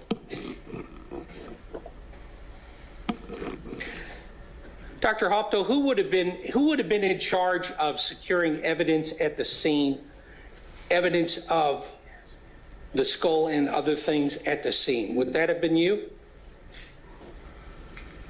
Yeah, it might have been me, or it might have been a colleague of mine. And do you recall how long you and Dr. Parker were on the scene? No, I don't recall how long it was. After you completed your duties on the scene, what did you do next? Ask me that again? After you completed your duties at the scene, what did you do next? Okay, then I went back to the office, brought Dr. Parker back, and started to write up my report. And was there do you know if there was a formal autopsy of the skull and whatever evidence was found? Yes, there was a formal autopsy of the skull performed, definitely. And where would that have been performed? Say this again? Where would that have been performed? At the Fulton County Medical Examiner's office. And do you know when that autopsy occurred? I'm not understanding. Do you know when that autopsy would have occurred? Would I have known when I'll move on. Or did it occur? It would have been that afternoon or the following day. Thank you. Who was the first person that law enforcement thought this might be the head of? You understand what I'm asking you? Yeah, ask me that again because I don't know. Did you review dental records to try to determine whether or not this was the skull of people that were coming in? I don't understand. Okay. What did you do first to the skull in your duties at the medical exam? Duties, I just examined the skull's dentition. What did you do after that? What did I do after that or no during that? Did you take an x-ray? No, I didn't take x-rays. The morgue staff did. Are you familiar with NCIC, the term NCIC, what NCIC is? Yes, I am. And did you utilize that at all? Yes. Could you? So when I did my examination, which is like a dentist doing an exam in their office, I render a chart. So I write down the features that are present in this mouth, going from the upper right, going all the way around, upper teeth, lower teeth. And on this NCIC form, I'm writing down what I found. The most significant finding was a filling on a single tooth, a single molar in the skull. Can you hold on just a second?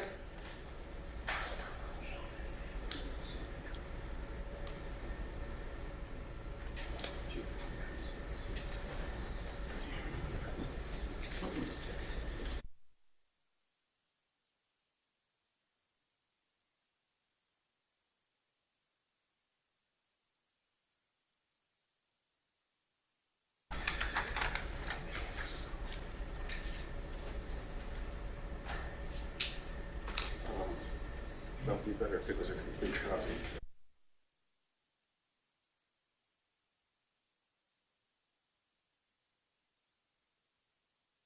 So I'm going to show you what's been marked as States 77.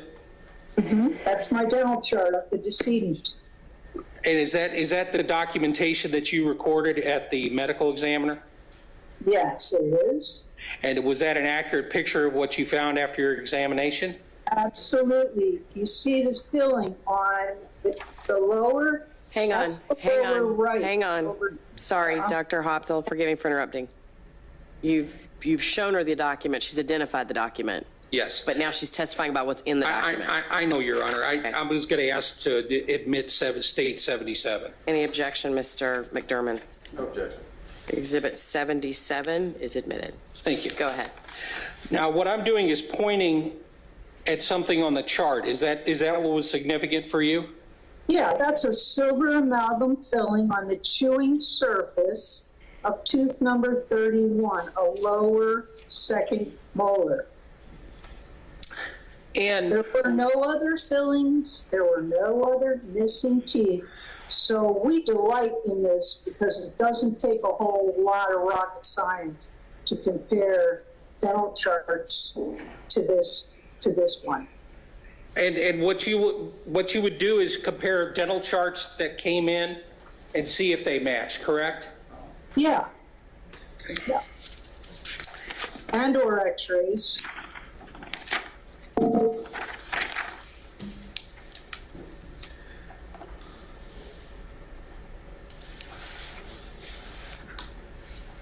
Do you recall how many unknown people, do you recall how many records you were asked to identify? Oh, no, I have no idea. There were just people galore wanting to know if this was somebody of interest to them. So I got several calls from people over time. Did you finally receive any dental records from, excuse me just a minute.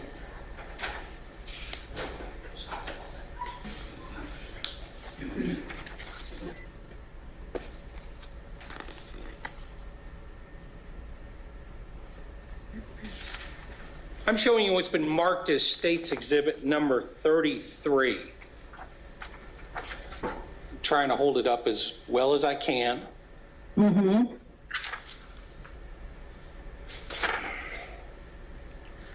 Mm-hmm. You're going to have to turn that one over. It's upside down. There you go. So show this to the jury, please. Well, not yet. Not yet, because it's not in evidence yet. Okay. Do you recognize those records? Yes. And what are those records? What? What are those records?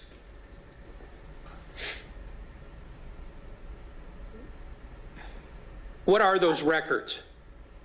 Do you recall what those records were? No. I'm not sure I understand the question. Well, did you recognize those records when I showed them to you? Yes. What are they?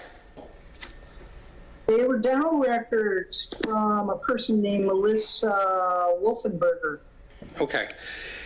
Your Honor, at this time, I'd move to tender States 33. Mr. McDermott?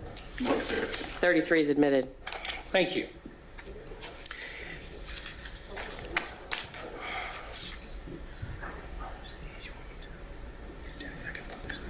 Yeah, sure. Your Honor, I'd ask permission to publish number States 33. Permission granted. Thank you.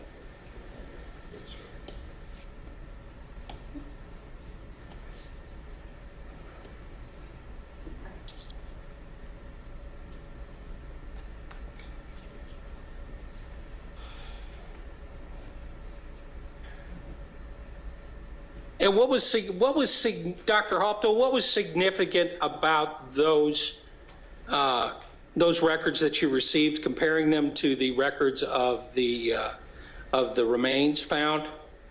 The most significant thing is that silver amalgam filling on tooth number 31.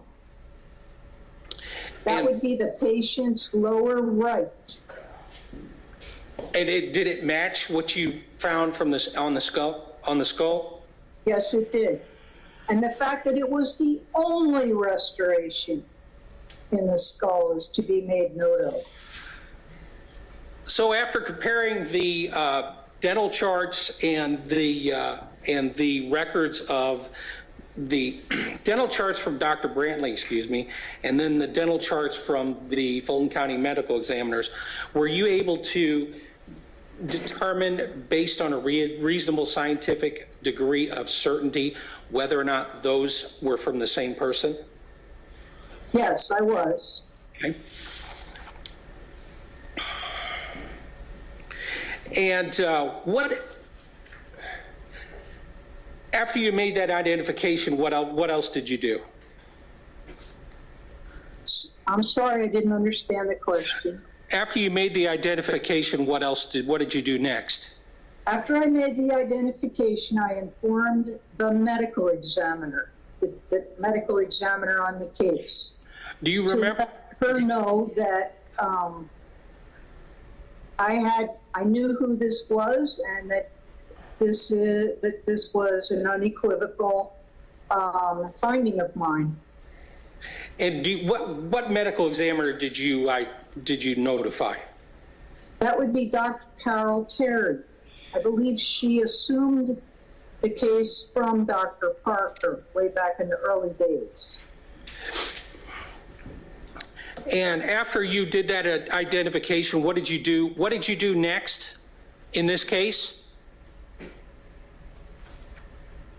I don't know what I did next. I instructed people to notify the next of kin of this lady's death. Okay. Did you ever do anything to the skull itself while in the Fulton Medical Examiner's office? Did you ever do anything? No, I did look at how the skull had been prepared by the forensic anthropologist. Okay. So I don't need you to talk about that.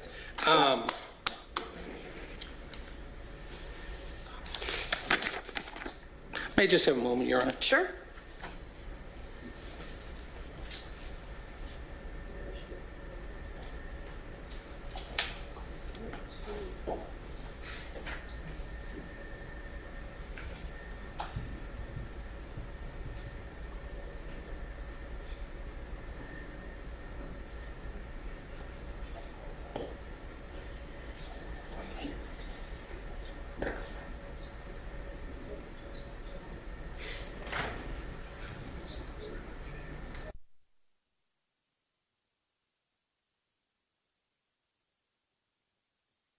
Do you remember what year you made the actual identification of the skull?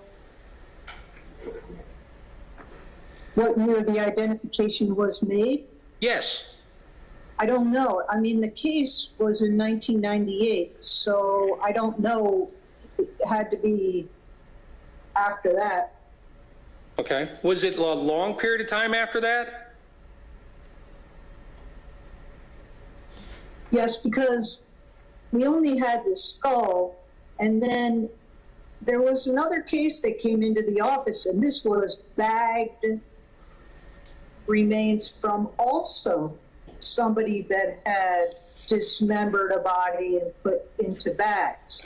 I wasn't the lead investigator on the case, but the investigator on the case, because of the similarity in the way these remains were bagged, the DNA from those remains. Hang on, just ma'am. Dr. Hoptel? Actually. Hang on. Yes.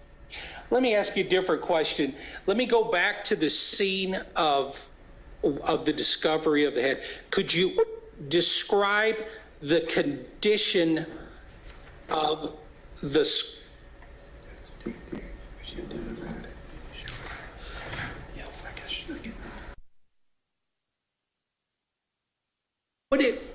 Did you make reports on this case? Yes. And would it possibly help you to refresh your recollection to review your report as to when you made the discovery? Yes. Okay. Can y'all come here for just a second?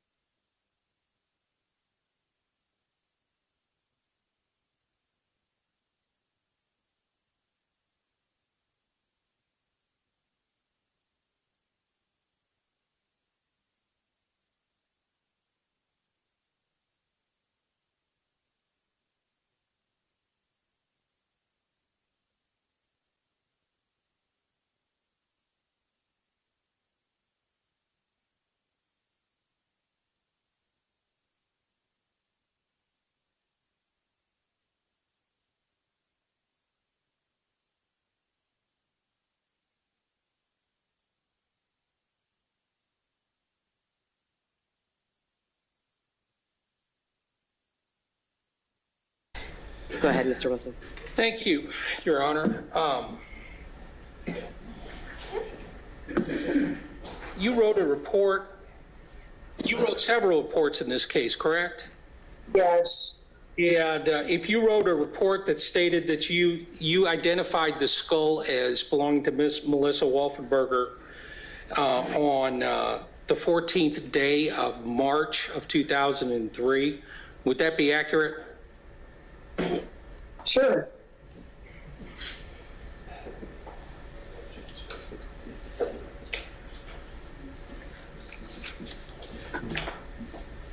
May I just have one more moment? Sure.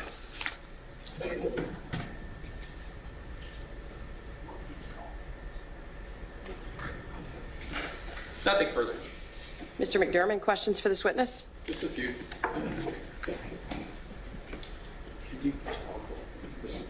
I would like to talk about both of them. I guess we can start with.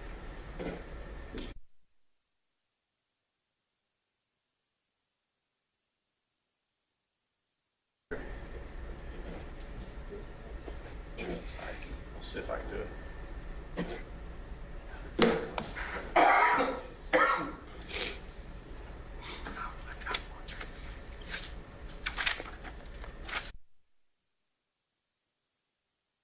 Ms. Hoptel. Good afternoon. Can you hear me fine? I can, yes. Okay. Do you remember this chart that was shown to you a while ago that you made? This was based on the skull? Yes. Okay. And do you have a copy of that? Or are you dependent upon my copy? No. I have a copy somewhere in my file. Okay, but not accessible? You don't have one accessible right now? Say that again? Do you have one easily accessible right now that you could read from? It doesn't matter because what I'm seeing you hold up is exactly what I know I made. Yes. Okay, Your Honor, I'm going to try to publish my digital version of that. Is that okay on Zoom? Sure. Is it Exhibit 77 that was admitted into evidence already? That's 77. That is, Judge, yes. Go for it.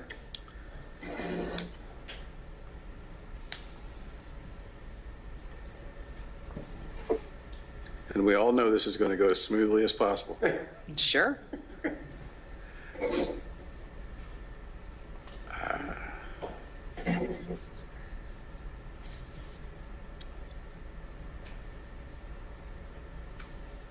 Hold on.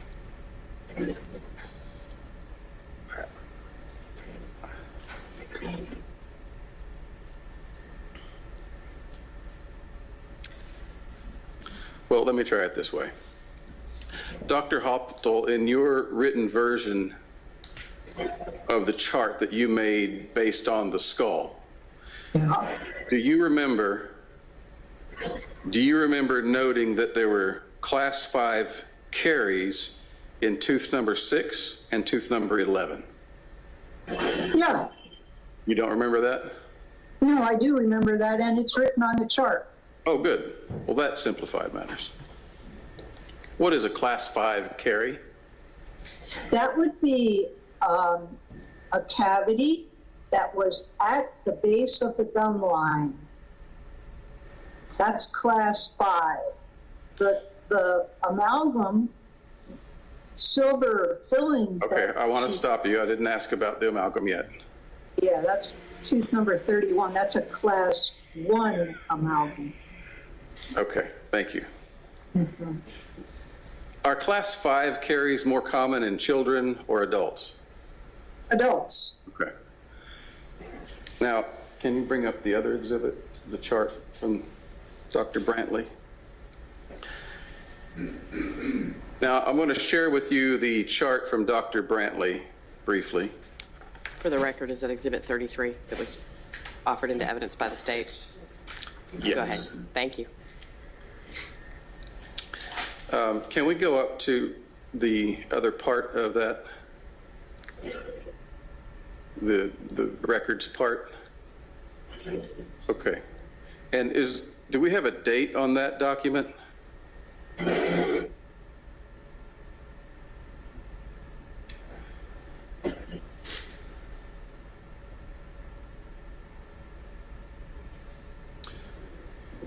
Yeah. All right. Oh, well, number one, you can see. There you go. And this is a document that purports to be Melissa Patton's dental. Yeah. And Okay. what is her listed date of birth? Date of birth? It says it looks like 9/9/70. Okay. And is there a date on which this medical record was created? I don't know. This isn't my creation. Well, do you see one on the document currently?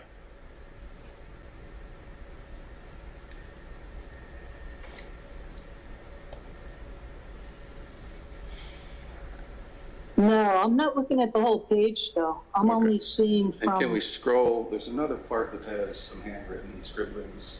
See if we can take a chance on this. It's the next page. There you go. Now you'll have to rotate again, I'm afraid. Great, you're a pro. Can you see the chart part on the right that has some scribblings on it? yeah, but I can't discern what's written. Can you make out the bottom row, the date? No. Okay.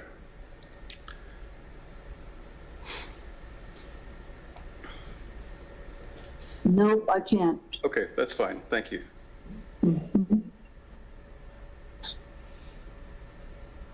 You said that you positively identified the skull as Melissa's based on these charts? No, based on my examination of the remains, okay, coupled with x-rays that were taken, and those were compared, and this chart and the chart that I made were all compared to what we had in the examiner's office. And what did you do with the x-rays when you were done with them? I didn't do anything with them. They go with the file. So there should be x-rays in the file? File. There should be x-rays in the file then? Yeah, if protocol was served. This is a good question for the medical examiner, not myself. Oh, thank you.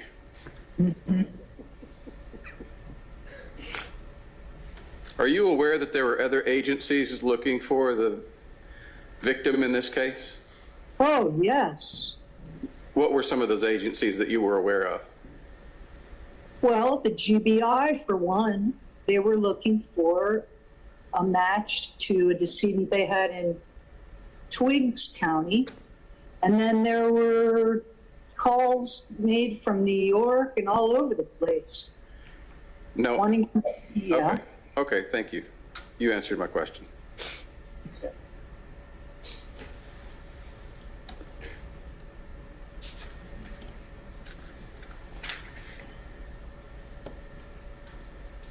That's all the questions I have. Thank you. Thank you. Mr. Wilson?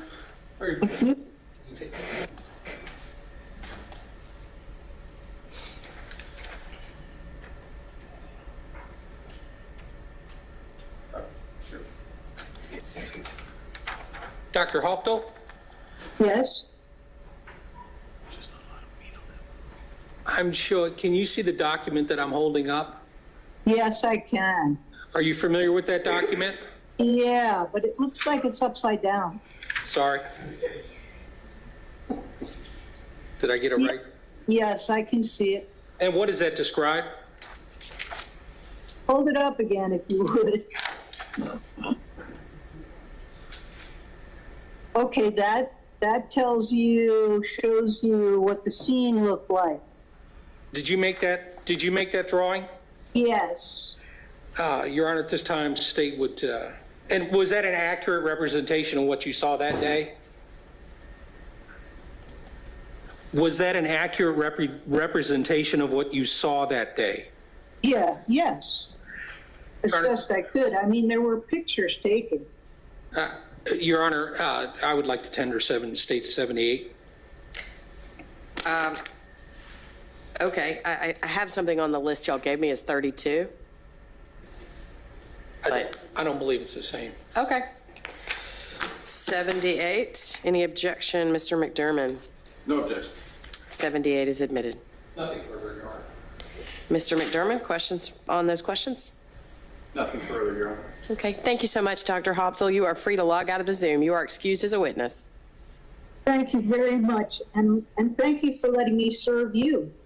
Thank you, ma'am. Have a good day.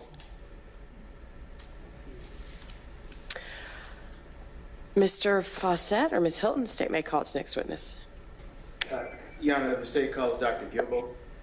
Okay.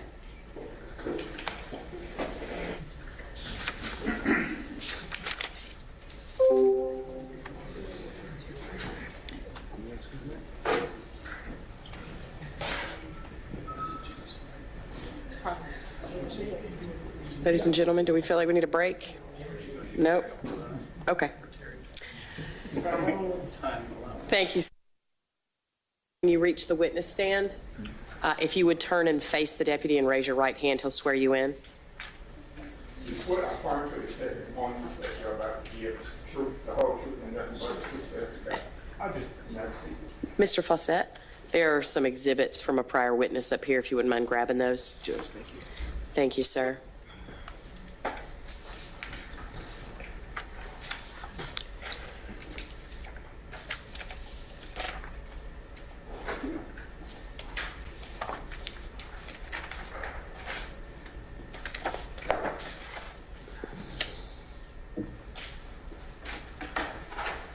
Sir, would you mind stating your full name for the court, please? Mark Gilbo, G-U-I-L-B-E-A-U. And if you would just scoot up to the microphone just a tiny bit. Thank you, sir. Go ahead, Mr. Fawcett. Hey, Dr. Gilbo, can you tell the court where you currently are employed? I work at the Clayton County Medical Examiner's Office. All right, what do you do with them? I'm a senior investigator. Okay. And specifically, what is your role with the Clayton County Medical Examiner's Office? Medical legal death investigation. All right. Prior to that, have you been employed anywhere else? Yes, sir. And where was that? Fulton County Medical Examiner's Office. And what did you do with the Fulton County ME's office? I was first an investigator and forensic anthropologist, and I got a promotion to senior investigator, and I still did their anthropology work. Okay. And can you describe and go over your training and education for the jury? Yeah, I got a bachelor's degree in anthropology from the University of Southwestern Louisiana in 1986. I soon started at the University of Tennessee, where I got my master's and my PhD. all of them in anthropology. Okay. And after receiving your PhD in anthropology, what did you do career-wise after that? I started a job at the Fulton County Medical Examiner's Office. Okay. How many total years did you work with Fulton County? Just shy of 25 years. Okay. And did you continue to work in the field of anthropology itself? Yeah, I've been a consultant with DeKalb County Medical Examiner's Office for 20-odd years. Okay. What is anthropology? Anthropology is basically the study of people, human beings, whether it be their culture, how they make a living, anything about them, in addition to their history, archaeology, and their physical biology, as in physical anthropology, which is the biological anthropology that I studied. Okay. And specifically the biology anthropology that you studied, what specific topics do you cover in biology anthropology? Since biological anthropology covers everything to deal with human bodies, there's a subsection of it called forensic anthropology, which basically applies the knowledge we have of human beings to a legal setting, so that we can determine what we can basically from a human skeleton. Okay.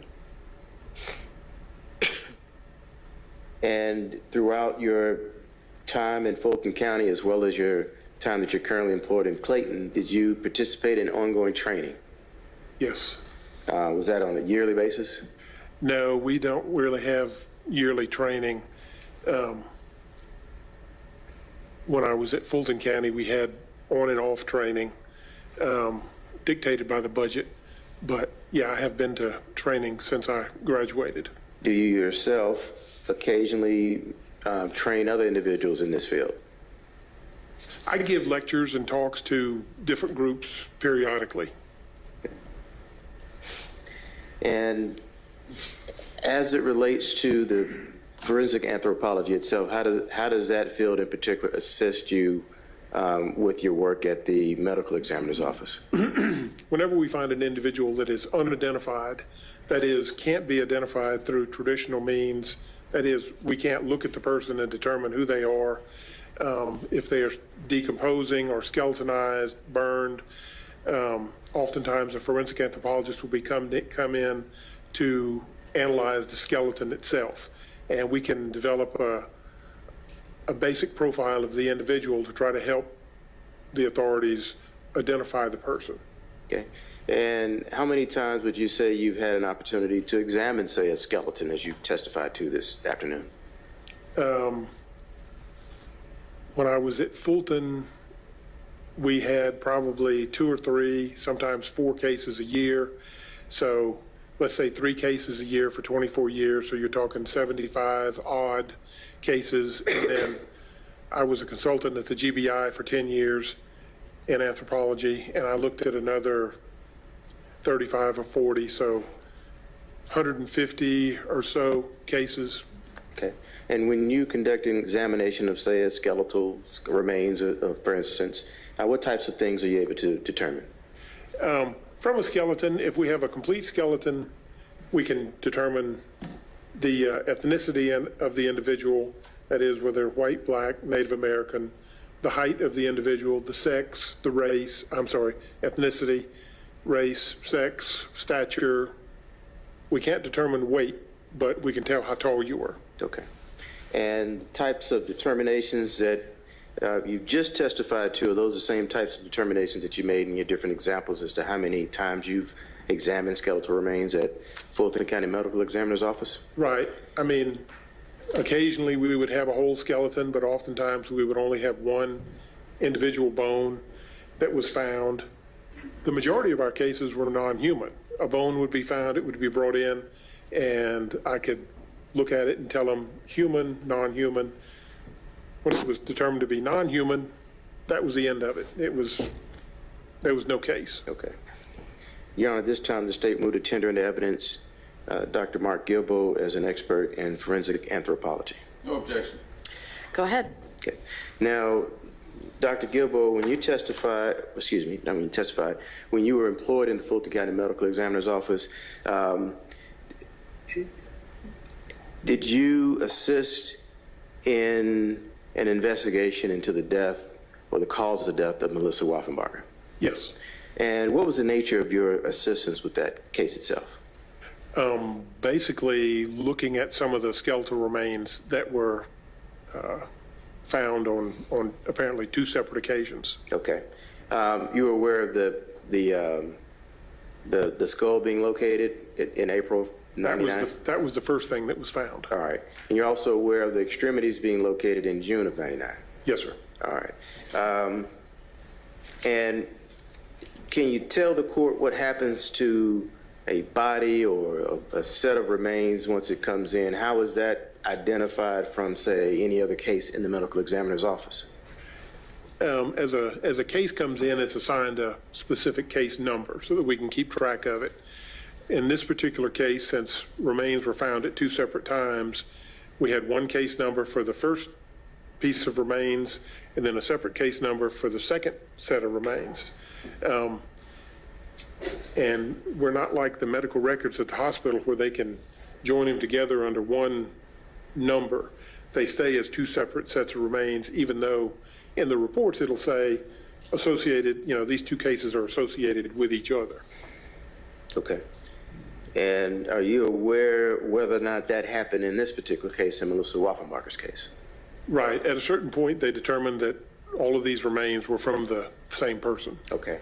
Do you recall what the 2 different numbers associated with the skull that came in April and then the remains in June of 99? You're familiar with that case number that was assigned? I don't remember specifically, but the first case number was like in the 700 range, and then I think the second case number was in like the 900 range. Okay.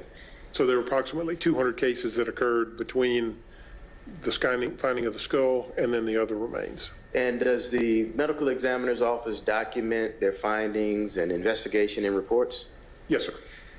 If you were to review a report from the medical examiner's investigation, would that refresh your recollection as to the numbers that were assigned to the skull and the remains of Miss Melissa Waffenbarger?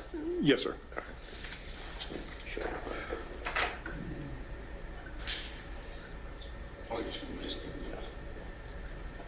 I'm going to show you this front of the report. If you could look at the numbers and see if that refreshes your recollection as to those 2 different case numbers. Yes, sir. That looks like them. Okay. And what are those case numbers? 99-0798 and 99-0990. Okay. And what happens after, say, a body or remains are accepted by the medical examiner's office? Typically, when remains come in, they'll be stored in our cooler until the pathologist, typically in the morning, will come in and the technicians will get the remains out for the pathologist to perform their examination, whether it be an autopsy or whatever may be necessary. Okay. And are you aware of whether or not that happened in this case? As far as I'm aware, it did happen, yes, sir. Okay. Talk about the distinction between, say, an anthropologist such as yourself conducting an examination of remains versus, say, a pathologist. Okay, the pathologist is basically looking at, more often than not, a fully fleshed person. The point at which the body is too decomposed for them to do everything that they need to do, oftentimes they'll call in an anthropologist, and we will prepare the body, basically examine the skeleton at that point. Okay. All right. At any point, did you get an opportunity to view the remains in the course of your investigation with the ME's office, the remains of Melissa Waffenbarger? Yes, sir. And are you familiar with some of the efforts in place to try to make an identification? Right. Yeah, there were quite a few sets of dental records that I remember that had come in, people that were missing, and at first all we had was the skull. So teeth were the main thing that we were able to use to try to make an ID. So there were numerous sets of dental records that came in for us to try to make an ID. Okay. And what is that process in your role as an anthropologist? What methods would you use to try to figure out who this was? Well, as far as the dental records, we let our forensic dentist do that part of it. But for the rest of the skull, there's certain things that we can use. There's a sinus in your frontal bone that if you take an x-ray of your skull from front to back, you can compare a x-ray before death with an x-ray of the skull, and you can basically overlay one and the other, and they'll match basically almost as good as a fingerprint. Okay. So, but you have to have somebody to match it up with. Was that an issue in terms of conducting an identification, not having a basis to compare it to? Right, yeah. There's no big database out there that you can just put information in and it spits out an answer. All right. At any point, did you attempt to make any types of reconstructions? I did not, but at some point, I believe they did do a reconstruction, probably having it sent out to the GBI to have the skull reconstructed. As far as putting clay on the skull to make it look like an actual person's face, that's one of the things that we do at a certain point in the investigation. All right.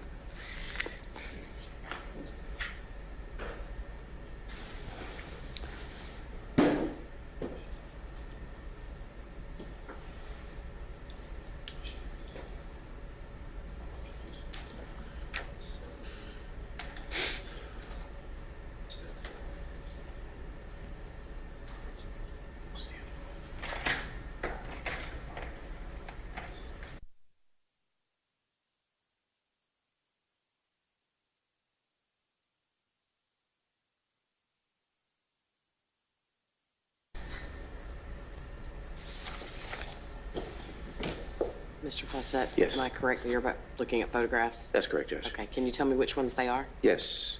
That would be 37, 57, and 61. 57 and 61? 37, 57, and 61. Thank you. So ladies and gentlemen, I'll just remind you again that, as I warned you at the beginning of the trial, that the next series of photographs, as you might have inferred, will be somewhat graphic, given the nature of what they'll show. So I'm giving you a moment to brace yourselves. Thank you. Now,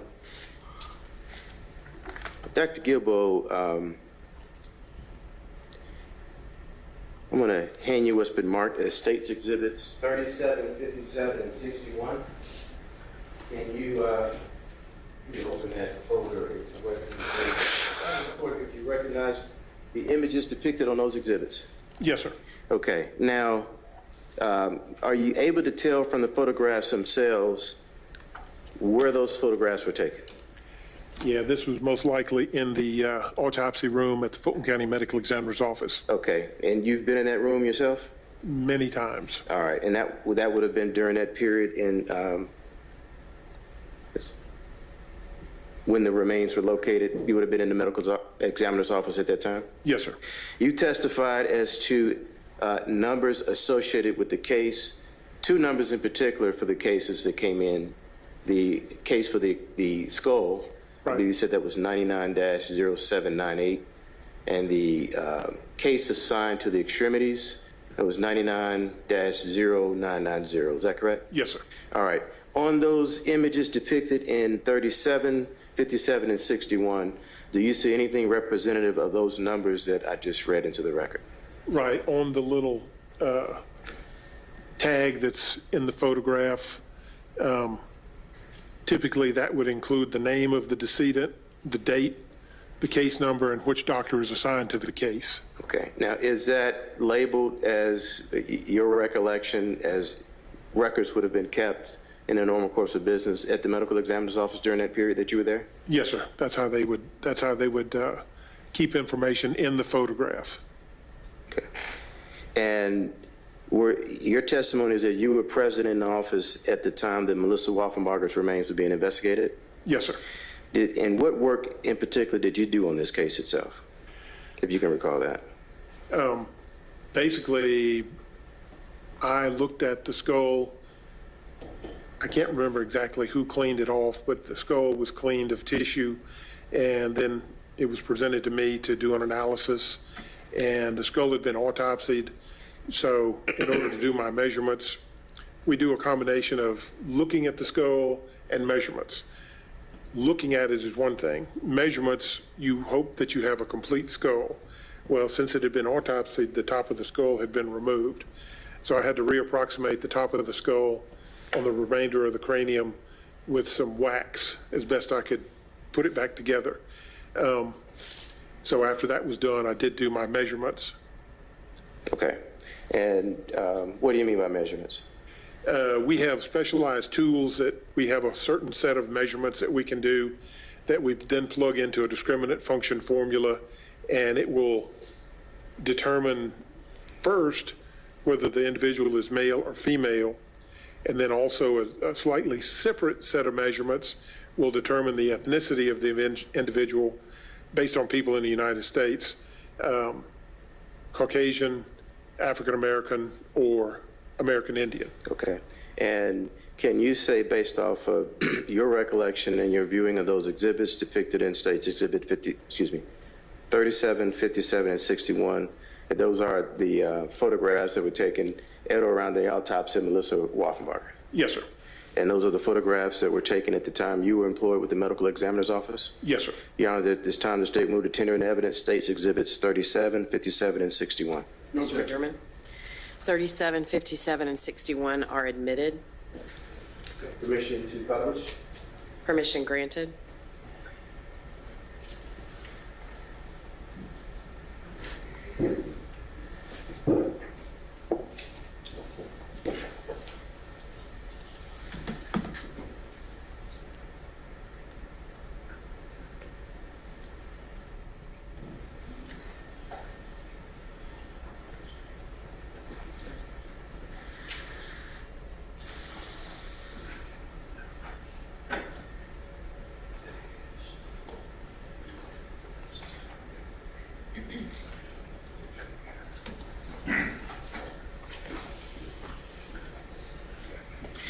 All right, for the record, Your Honor, I'm publishing States Exhibit 37.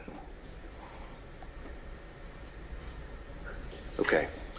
Can you see that exhibit on the screen, Dr. Gilbo? Yes, sir. All right. What are we looking at? This is a cervical vertebrae, a vertebrae in your neck. All right. And is there anything of significance about this particular vertebrae? The surface. Can I If stand you want to up? get up and, yes, you can. Okay. This is the canal where the spinal cord goes. This would be the back of your neck. This would be the front of your neck. This is the body of the vertebrae, and these are the facets that allow you to move turn your head. So even though you can't spin it around, you can look from side to side with the flexibility that this allows. Now, this surface and this surface has been damaged. Something has cut through this plane of the vertebrae and separated it from the one that was next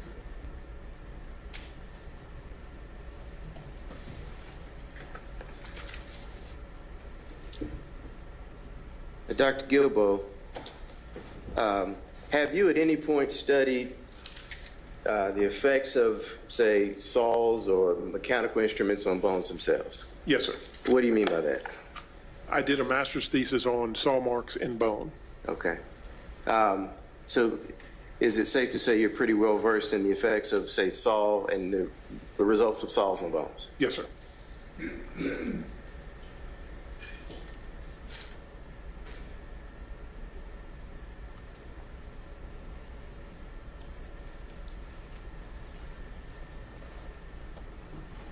Now I'm going to show you what's been marked as States Exhibit 57. Let me get this down first.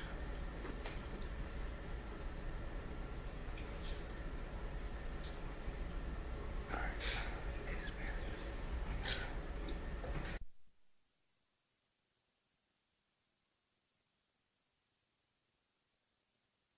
objection, can we approach? Sure.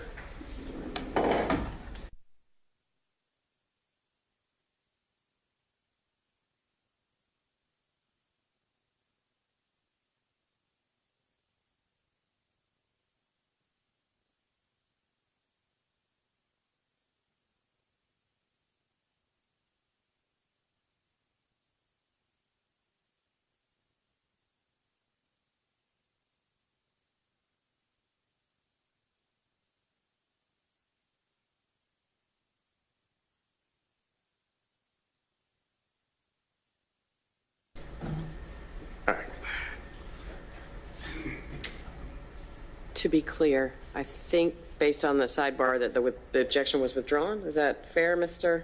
McDermott? For now. Okay. Go ahead, Mr. Bossett. All right. All right, so for the record, publishing States Exhibit 57. Now, Dr. Gilbo, if you wouldn't mind stepping down from the seat, and you see the same, if I can get you to, And I'll just ask, you're perfectly fine where you are, but when you do speak, if you'll just try and speak up because you have your back to me and the court reporter. Thank you, sir. is that the same medical examiner number referenced in the report? Yes, sir. All right. And what are we looking at here? You can tell that from that photograph. This is a long bone. I'm not sure which one it is just from this photo, but it's either the shaft of one of the bones of the arm or leg. I can't tell just from this photograph. And can you see anything else depicted on Exhibit 57 of significance? Yeah, it appears that this bone was cut with a saw. Okay. And why do you say that? There are striations here that are consistent with a saw. There's a groove here that's consistent with a saw blade. And then it's apparently it was cut through up to a certain point, and then the remainder of the bone broke. Okay. It was cut all the way through. All right. If I could have you remain up there, I'm going to show you one more exhibit.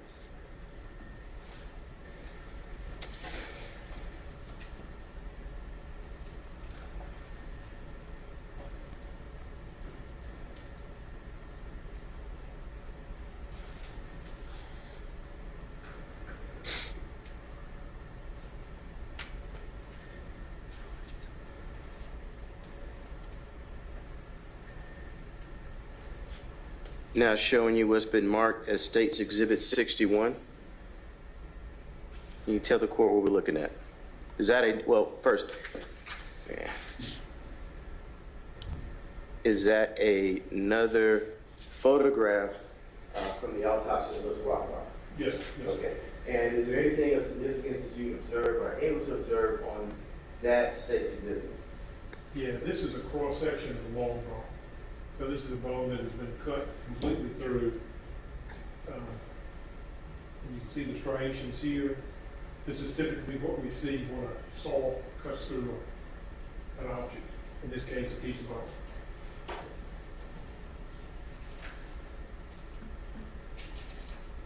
Now, I'm going to show you States Exhibit 66. You see that? Yes, sir. All right. Is that the type of saw that would make the types of marks on there? I'm not asking a specific blade. Right. But is that the type of instrument that could cause the marks depicted on those exhibits? Yes, sir. All right.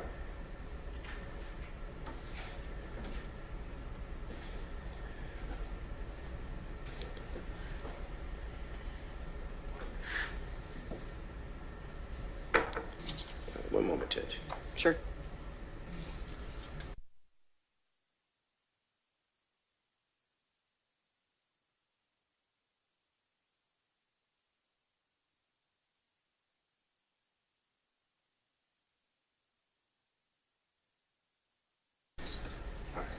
Now, Dr. Gilbo, we're talking about remains from April and June of 1999.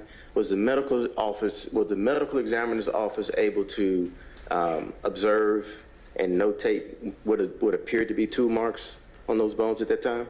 Yes, sir. So well before 2003, is that safe to say? Yes, sir. Okay. And at the point when you got involved in the case, it would have been back in that 99 period when the remains were located? Yes, sir. All right. That's all I have, Judge. Thank you. Mr. McDermott, questions for this witness? Yes, ma'am.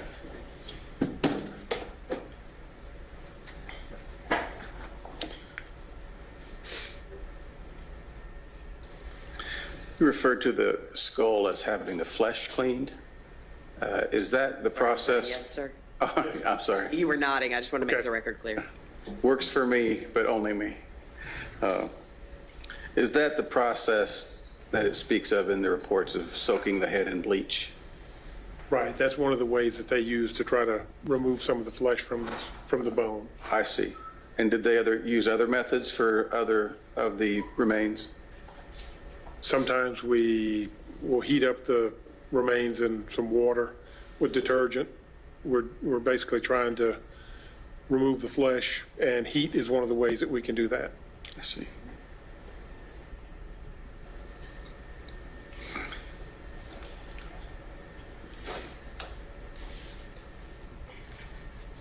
You mentioned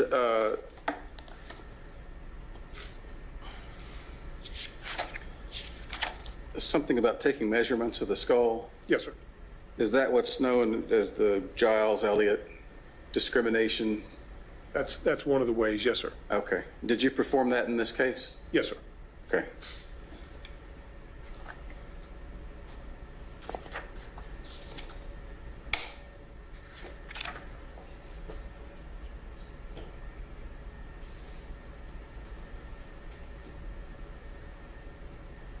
If you could look at those two documents and tell me if you recognize them.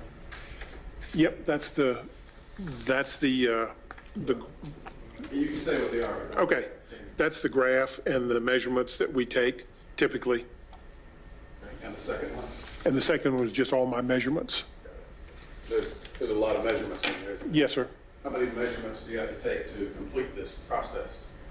There's 8 basic measurements, and then for some of the discriminant functions, you don't use all of them, but people smarter than me have figured out how to do this. I just use their method. Okay. And we basically plug the measurements into the formula, and it spits out an answer that we can graph on a chart. And these are the graphs you're speaking of? That's the graphs, yes, And sir. the graphs tell you whether the head is male or female? Based on the measurements that are taken, yes, And sir. whether it's a black person or a white person? Yes, sir. Okay. And do you know when this method was created? Oh, a lot of it was based on anatomical collections. They used some of the remains of service people that were killed in the Korean War back in the 40s and 50s, as I can recollect. Okay. So this is a method that had been around since the 40s and 50s? As far as I'm aware, yes, sir. Okay. And based on your conclusions on those calculations, you returned a conclusion that it was a white male skull? That's correct. Okay. Do you remember saying at the beginning of your direct examination that one of the functions that you guys perform is that you can develop a basic profile of the individual? That's correct. And in this case, you thought the basic profile of the individual was a white male? That's correct. All right. I don't have any other questions. Thank you. Mr. Fawcett, any additional questions? Yes. Dr. Gilbo, was there any information as to damage to the skull that was recovered from Mr. Waffenbarger? Yeah, I think there was some minor damage to the skull just from being out in the field, but then the top of the cranium was removed at the time of the autopsy prior to me being able to look at it. Okay. And we're talking about the measurements. What are you comparing those, what is the standard that you're comparing the measurements to? The discriminant function was developed by the Giles and Elliott crew, and basically they measured a whole bunch of skulls and then were able to look at certain measurements that were more male and some that were more female. So depending on where the measurements that you took fell in the spectrum, you would classify it either as male or female. Okay. And what is the purpose of, say, the investigative tool? What does that serve, or what stage does that serve in the investigation process? we're trying to develop a profile of who we might be looking for. But with human populations, not everybody is the same. So that we're trying to quantify something that removes the human judgment from the equation. Everybody should be able to take a measurement the same. Whereas I can look at something and say, that box is square, well, another person would say, well, that box is a rectangle. So it removes hopefully removes the judgment part of the equation.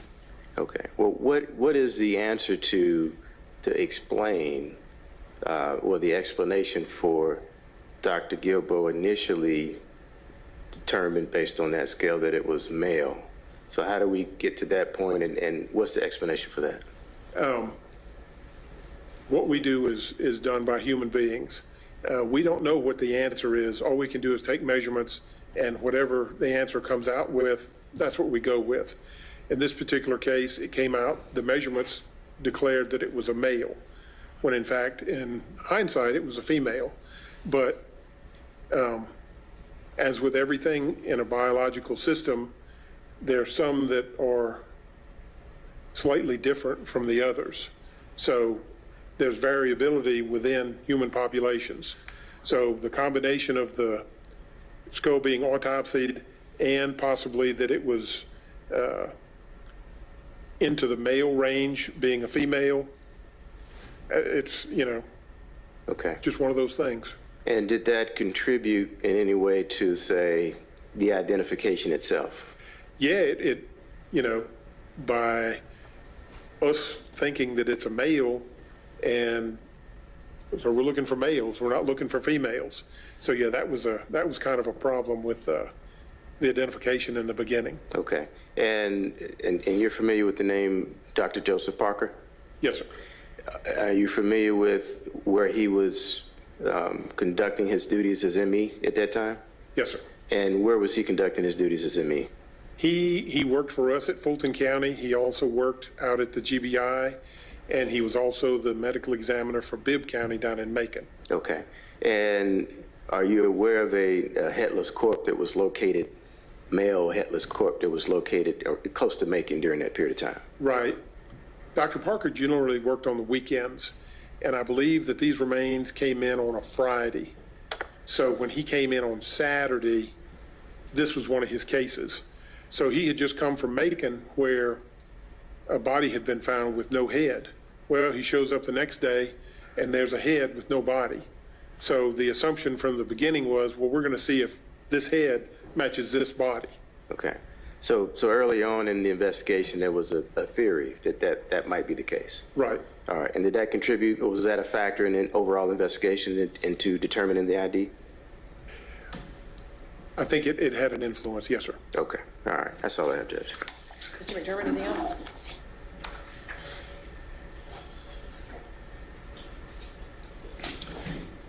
Do you remember about what time it was in the United States that we began using DNA testing for identification purposes? As far as I'm aware, it was maybe the late 80s when it became available. And it was certainly available in the late 90s, correct? Yes, sir. And so you wanted to identify who this head belonged to, right? Yes, sir. So why was not the first thing that you did preserve DNA? I looked at the bones, not the tissue. That would have been the prudent thing to do, preserve tissue before anything else is done. Okay. All right. No further questions, Your Honor. Thank you. Mr. Facette, anything else? Nothing from this witness, Judge. Thank you, sir. You may step down. You're Thank you, excused as a witness. Can you all come here, please?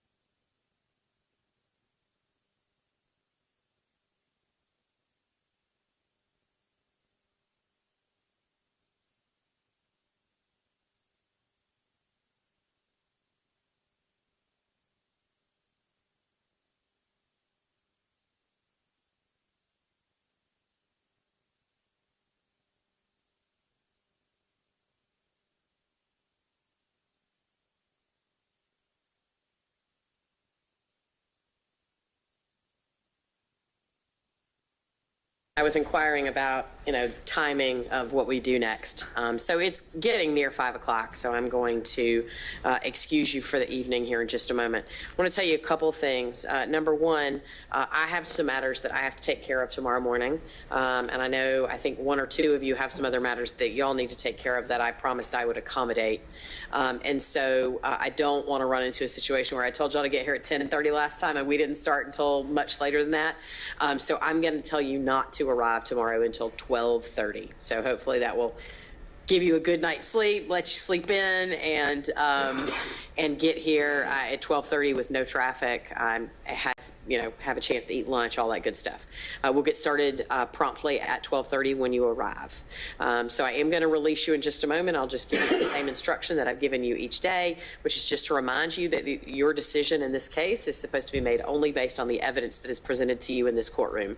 And so that means that it would be improper for you to do any independent research, to go drive by anywhere, to look anything up or anything like that. It would also not be proper for you to discuss this case with anyone or to allow anyone to discuss it with you or in your presence, and that includes amongst yourselves until it's time for you to actually deliberate the case.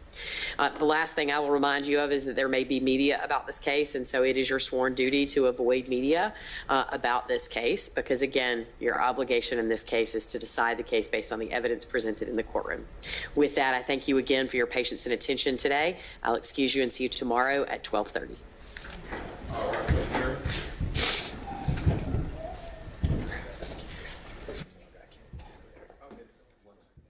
Just going to bring down that audio just in case they have anything else to say. I'm so glad that you guys stuck around. I wish I hadn't missed most of it today.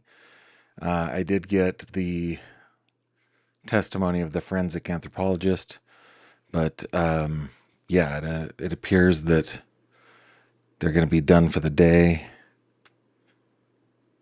In fact, I don't hear anything out of court TV, so I think that we can just... Oh, hang on. Jury's clear. You can be seated. Anything that the parties want the court to take up before we adjourn? I have a couple of matters I'm going to ask you about, but anything from the state? No, Your Honor. Anything from the defense? No, Your Honor. Okay. Couple things. A little bit ago, I emailed you the proposed jury charges. There's not a whole lot of editorial. I haven't exercised any editorial control over them at this point other than to take what the parties have proposed and put it into the format in which I will present it. So I can, based on what I think the timing is likely to be, I think we should plan on having maybe initial first pass at those jury charges at the end of business tomorrow. And then beyond that, I just wanted to mention there were a couple of times that the parties approached the bench today during Dr. Hoptel's testimony regarding the scope of the examination of this witness and whether she was going to testify about DNA. I believe the discussion was that the state hadn't solicited any such statement, and though I think the witness might have offered something, it was during a portion of her testimony where I was telling her to stop talking. And so I'm not actually sure anybody heard her. I don't know. But the state didn't solicit it and she didn't offer any such testimony again. And then beyond that, I think Dr. Hoptel also said something about a dog being present. Mr. McDermott objected, and there was some discussion at the bench where I pointed out that I had instructed a witness. I had struck a witness's testimony about a video that portrayed a dog, but I hadn't struck anybody's testimony about the presence of a dog or the belief that a dog had been present at some time. And then there was also an approach regarding tool marks that was withdrawn. And I think that's it. Anything else before we adjourn? No, yeah. Okay. As I said, we'll start tomorrow at 12:30. Everybody have a good evening. Okay, I think they're done, and we won't be back till 12:30 tomorrow. Thanks, buddy. Thank you kindly. Did I get something? All right. Thank you. So we'll be back tomorrow, 12:30 p.m., which is quite a late start time, but actually that works out really well for me because my morning's the most busy time. So hopefully I will see you back at 12:30. Now, before we go, I want to just bring up to your attention. Let me see if I can bring it up here. Bang. Yeah. Elizabeth Jones from Hillbilly Crime is going to be joining me tonight at 7:30 p.m. That's about 2.5 hours from right now to talk about all the latest twists and turns in the Kevin Mullins case, the murder of Judge Kevin Mullins at the hand of his sheriff, Sheriff Mickey Steins. There's a lot that went on in the status hearing a couple of days ago that I haven't been able to get to, and we're going to talk to Elizabeth about that tonight at 7:30 p.m. Eastern, so I hope that you join me there. And with that, guys, I will bid you adieu until then, and I hope to see you tonight. Take care. Thank you very much for watching this video. If you liked what you saw, please consider subscribing. And if you have any questions or comments, please leave them below.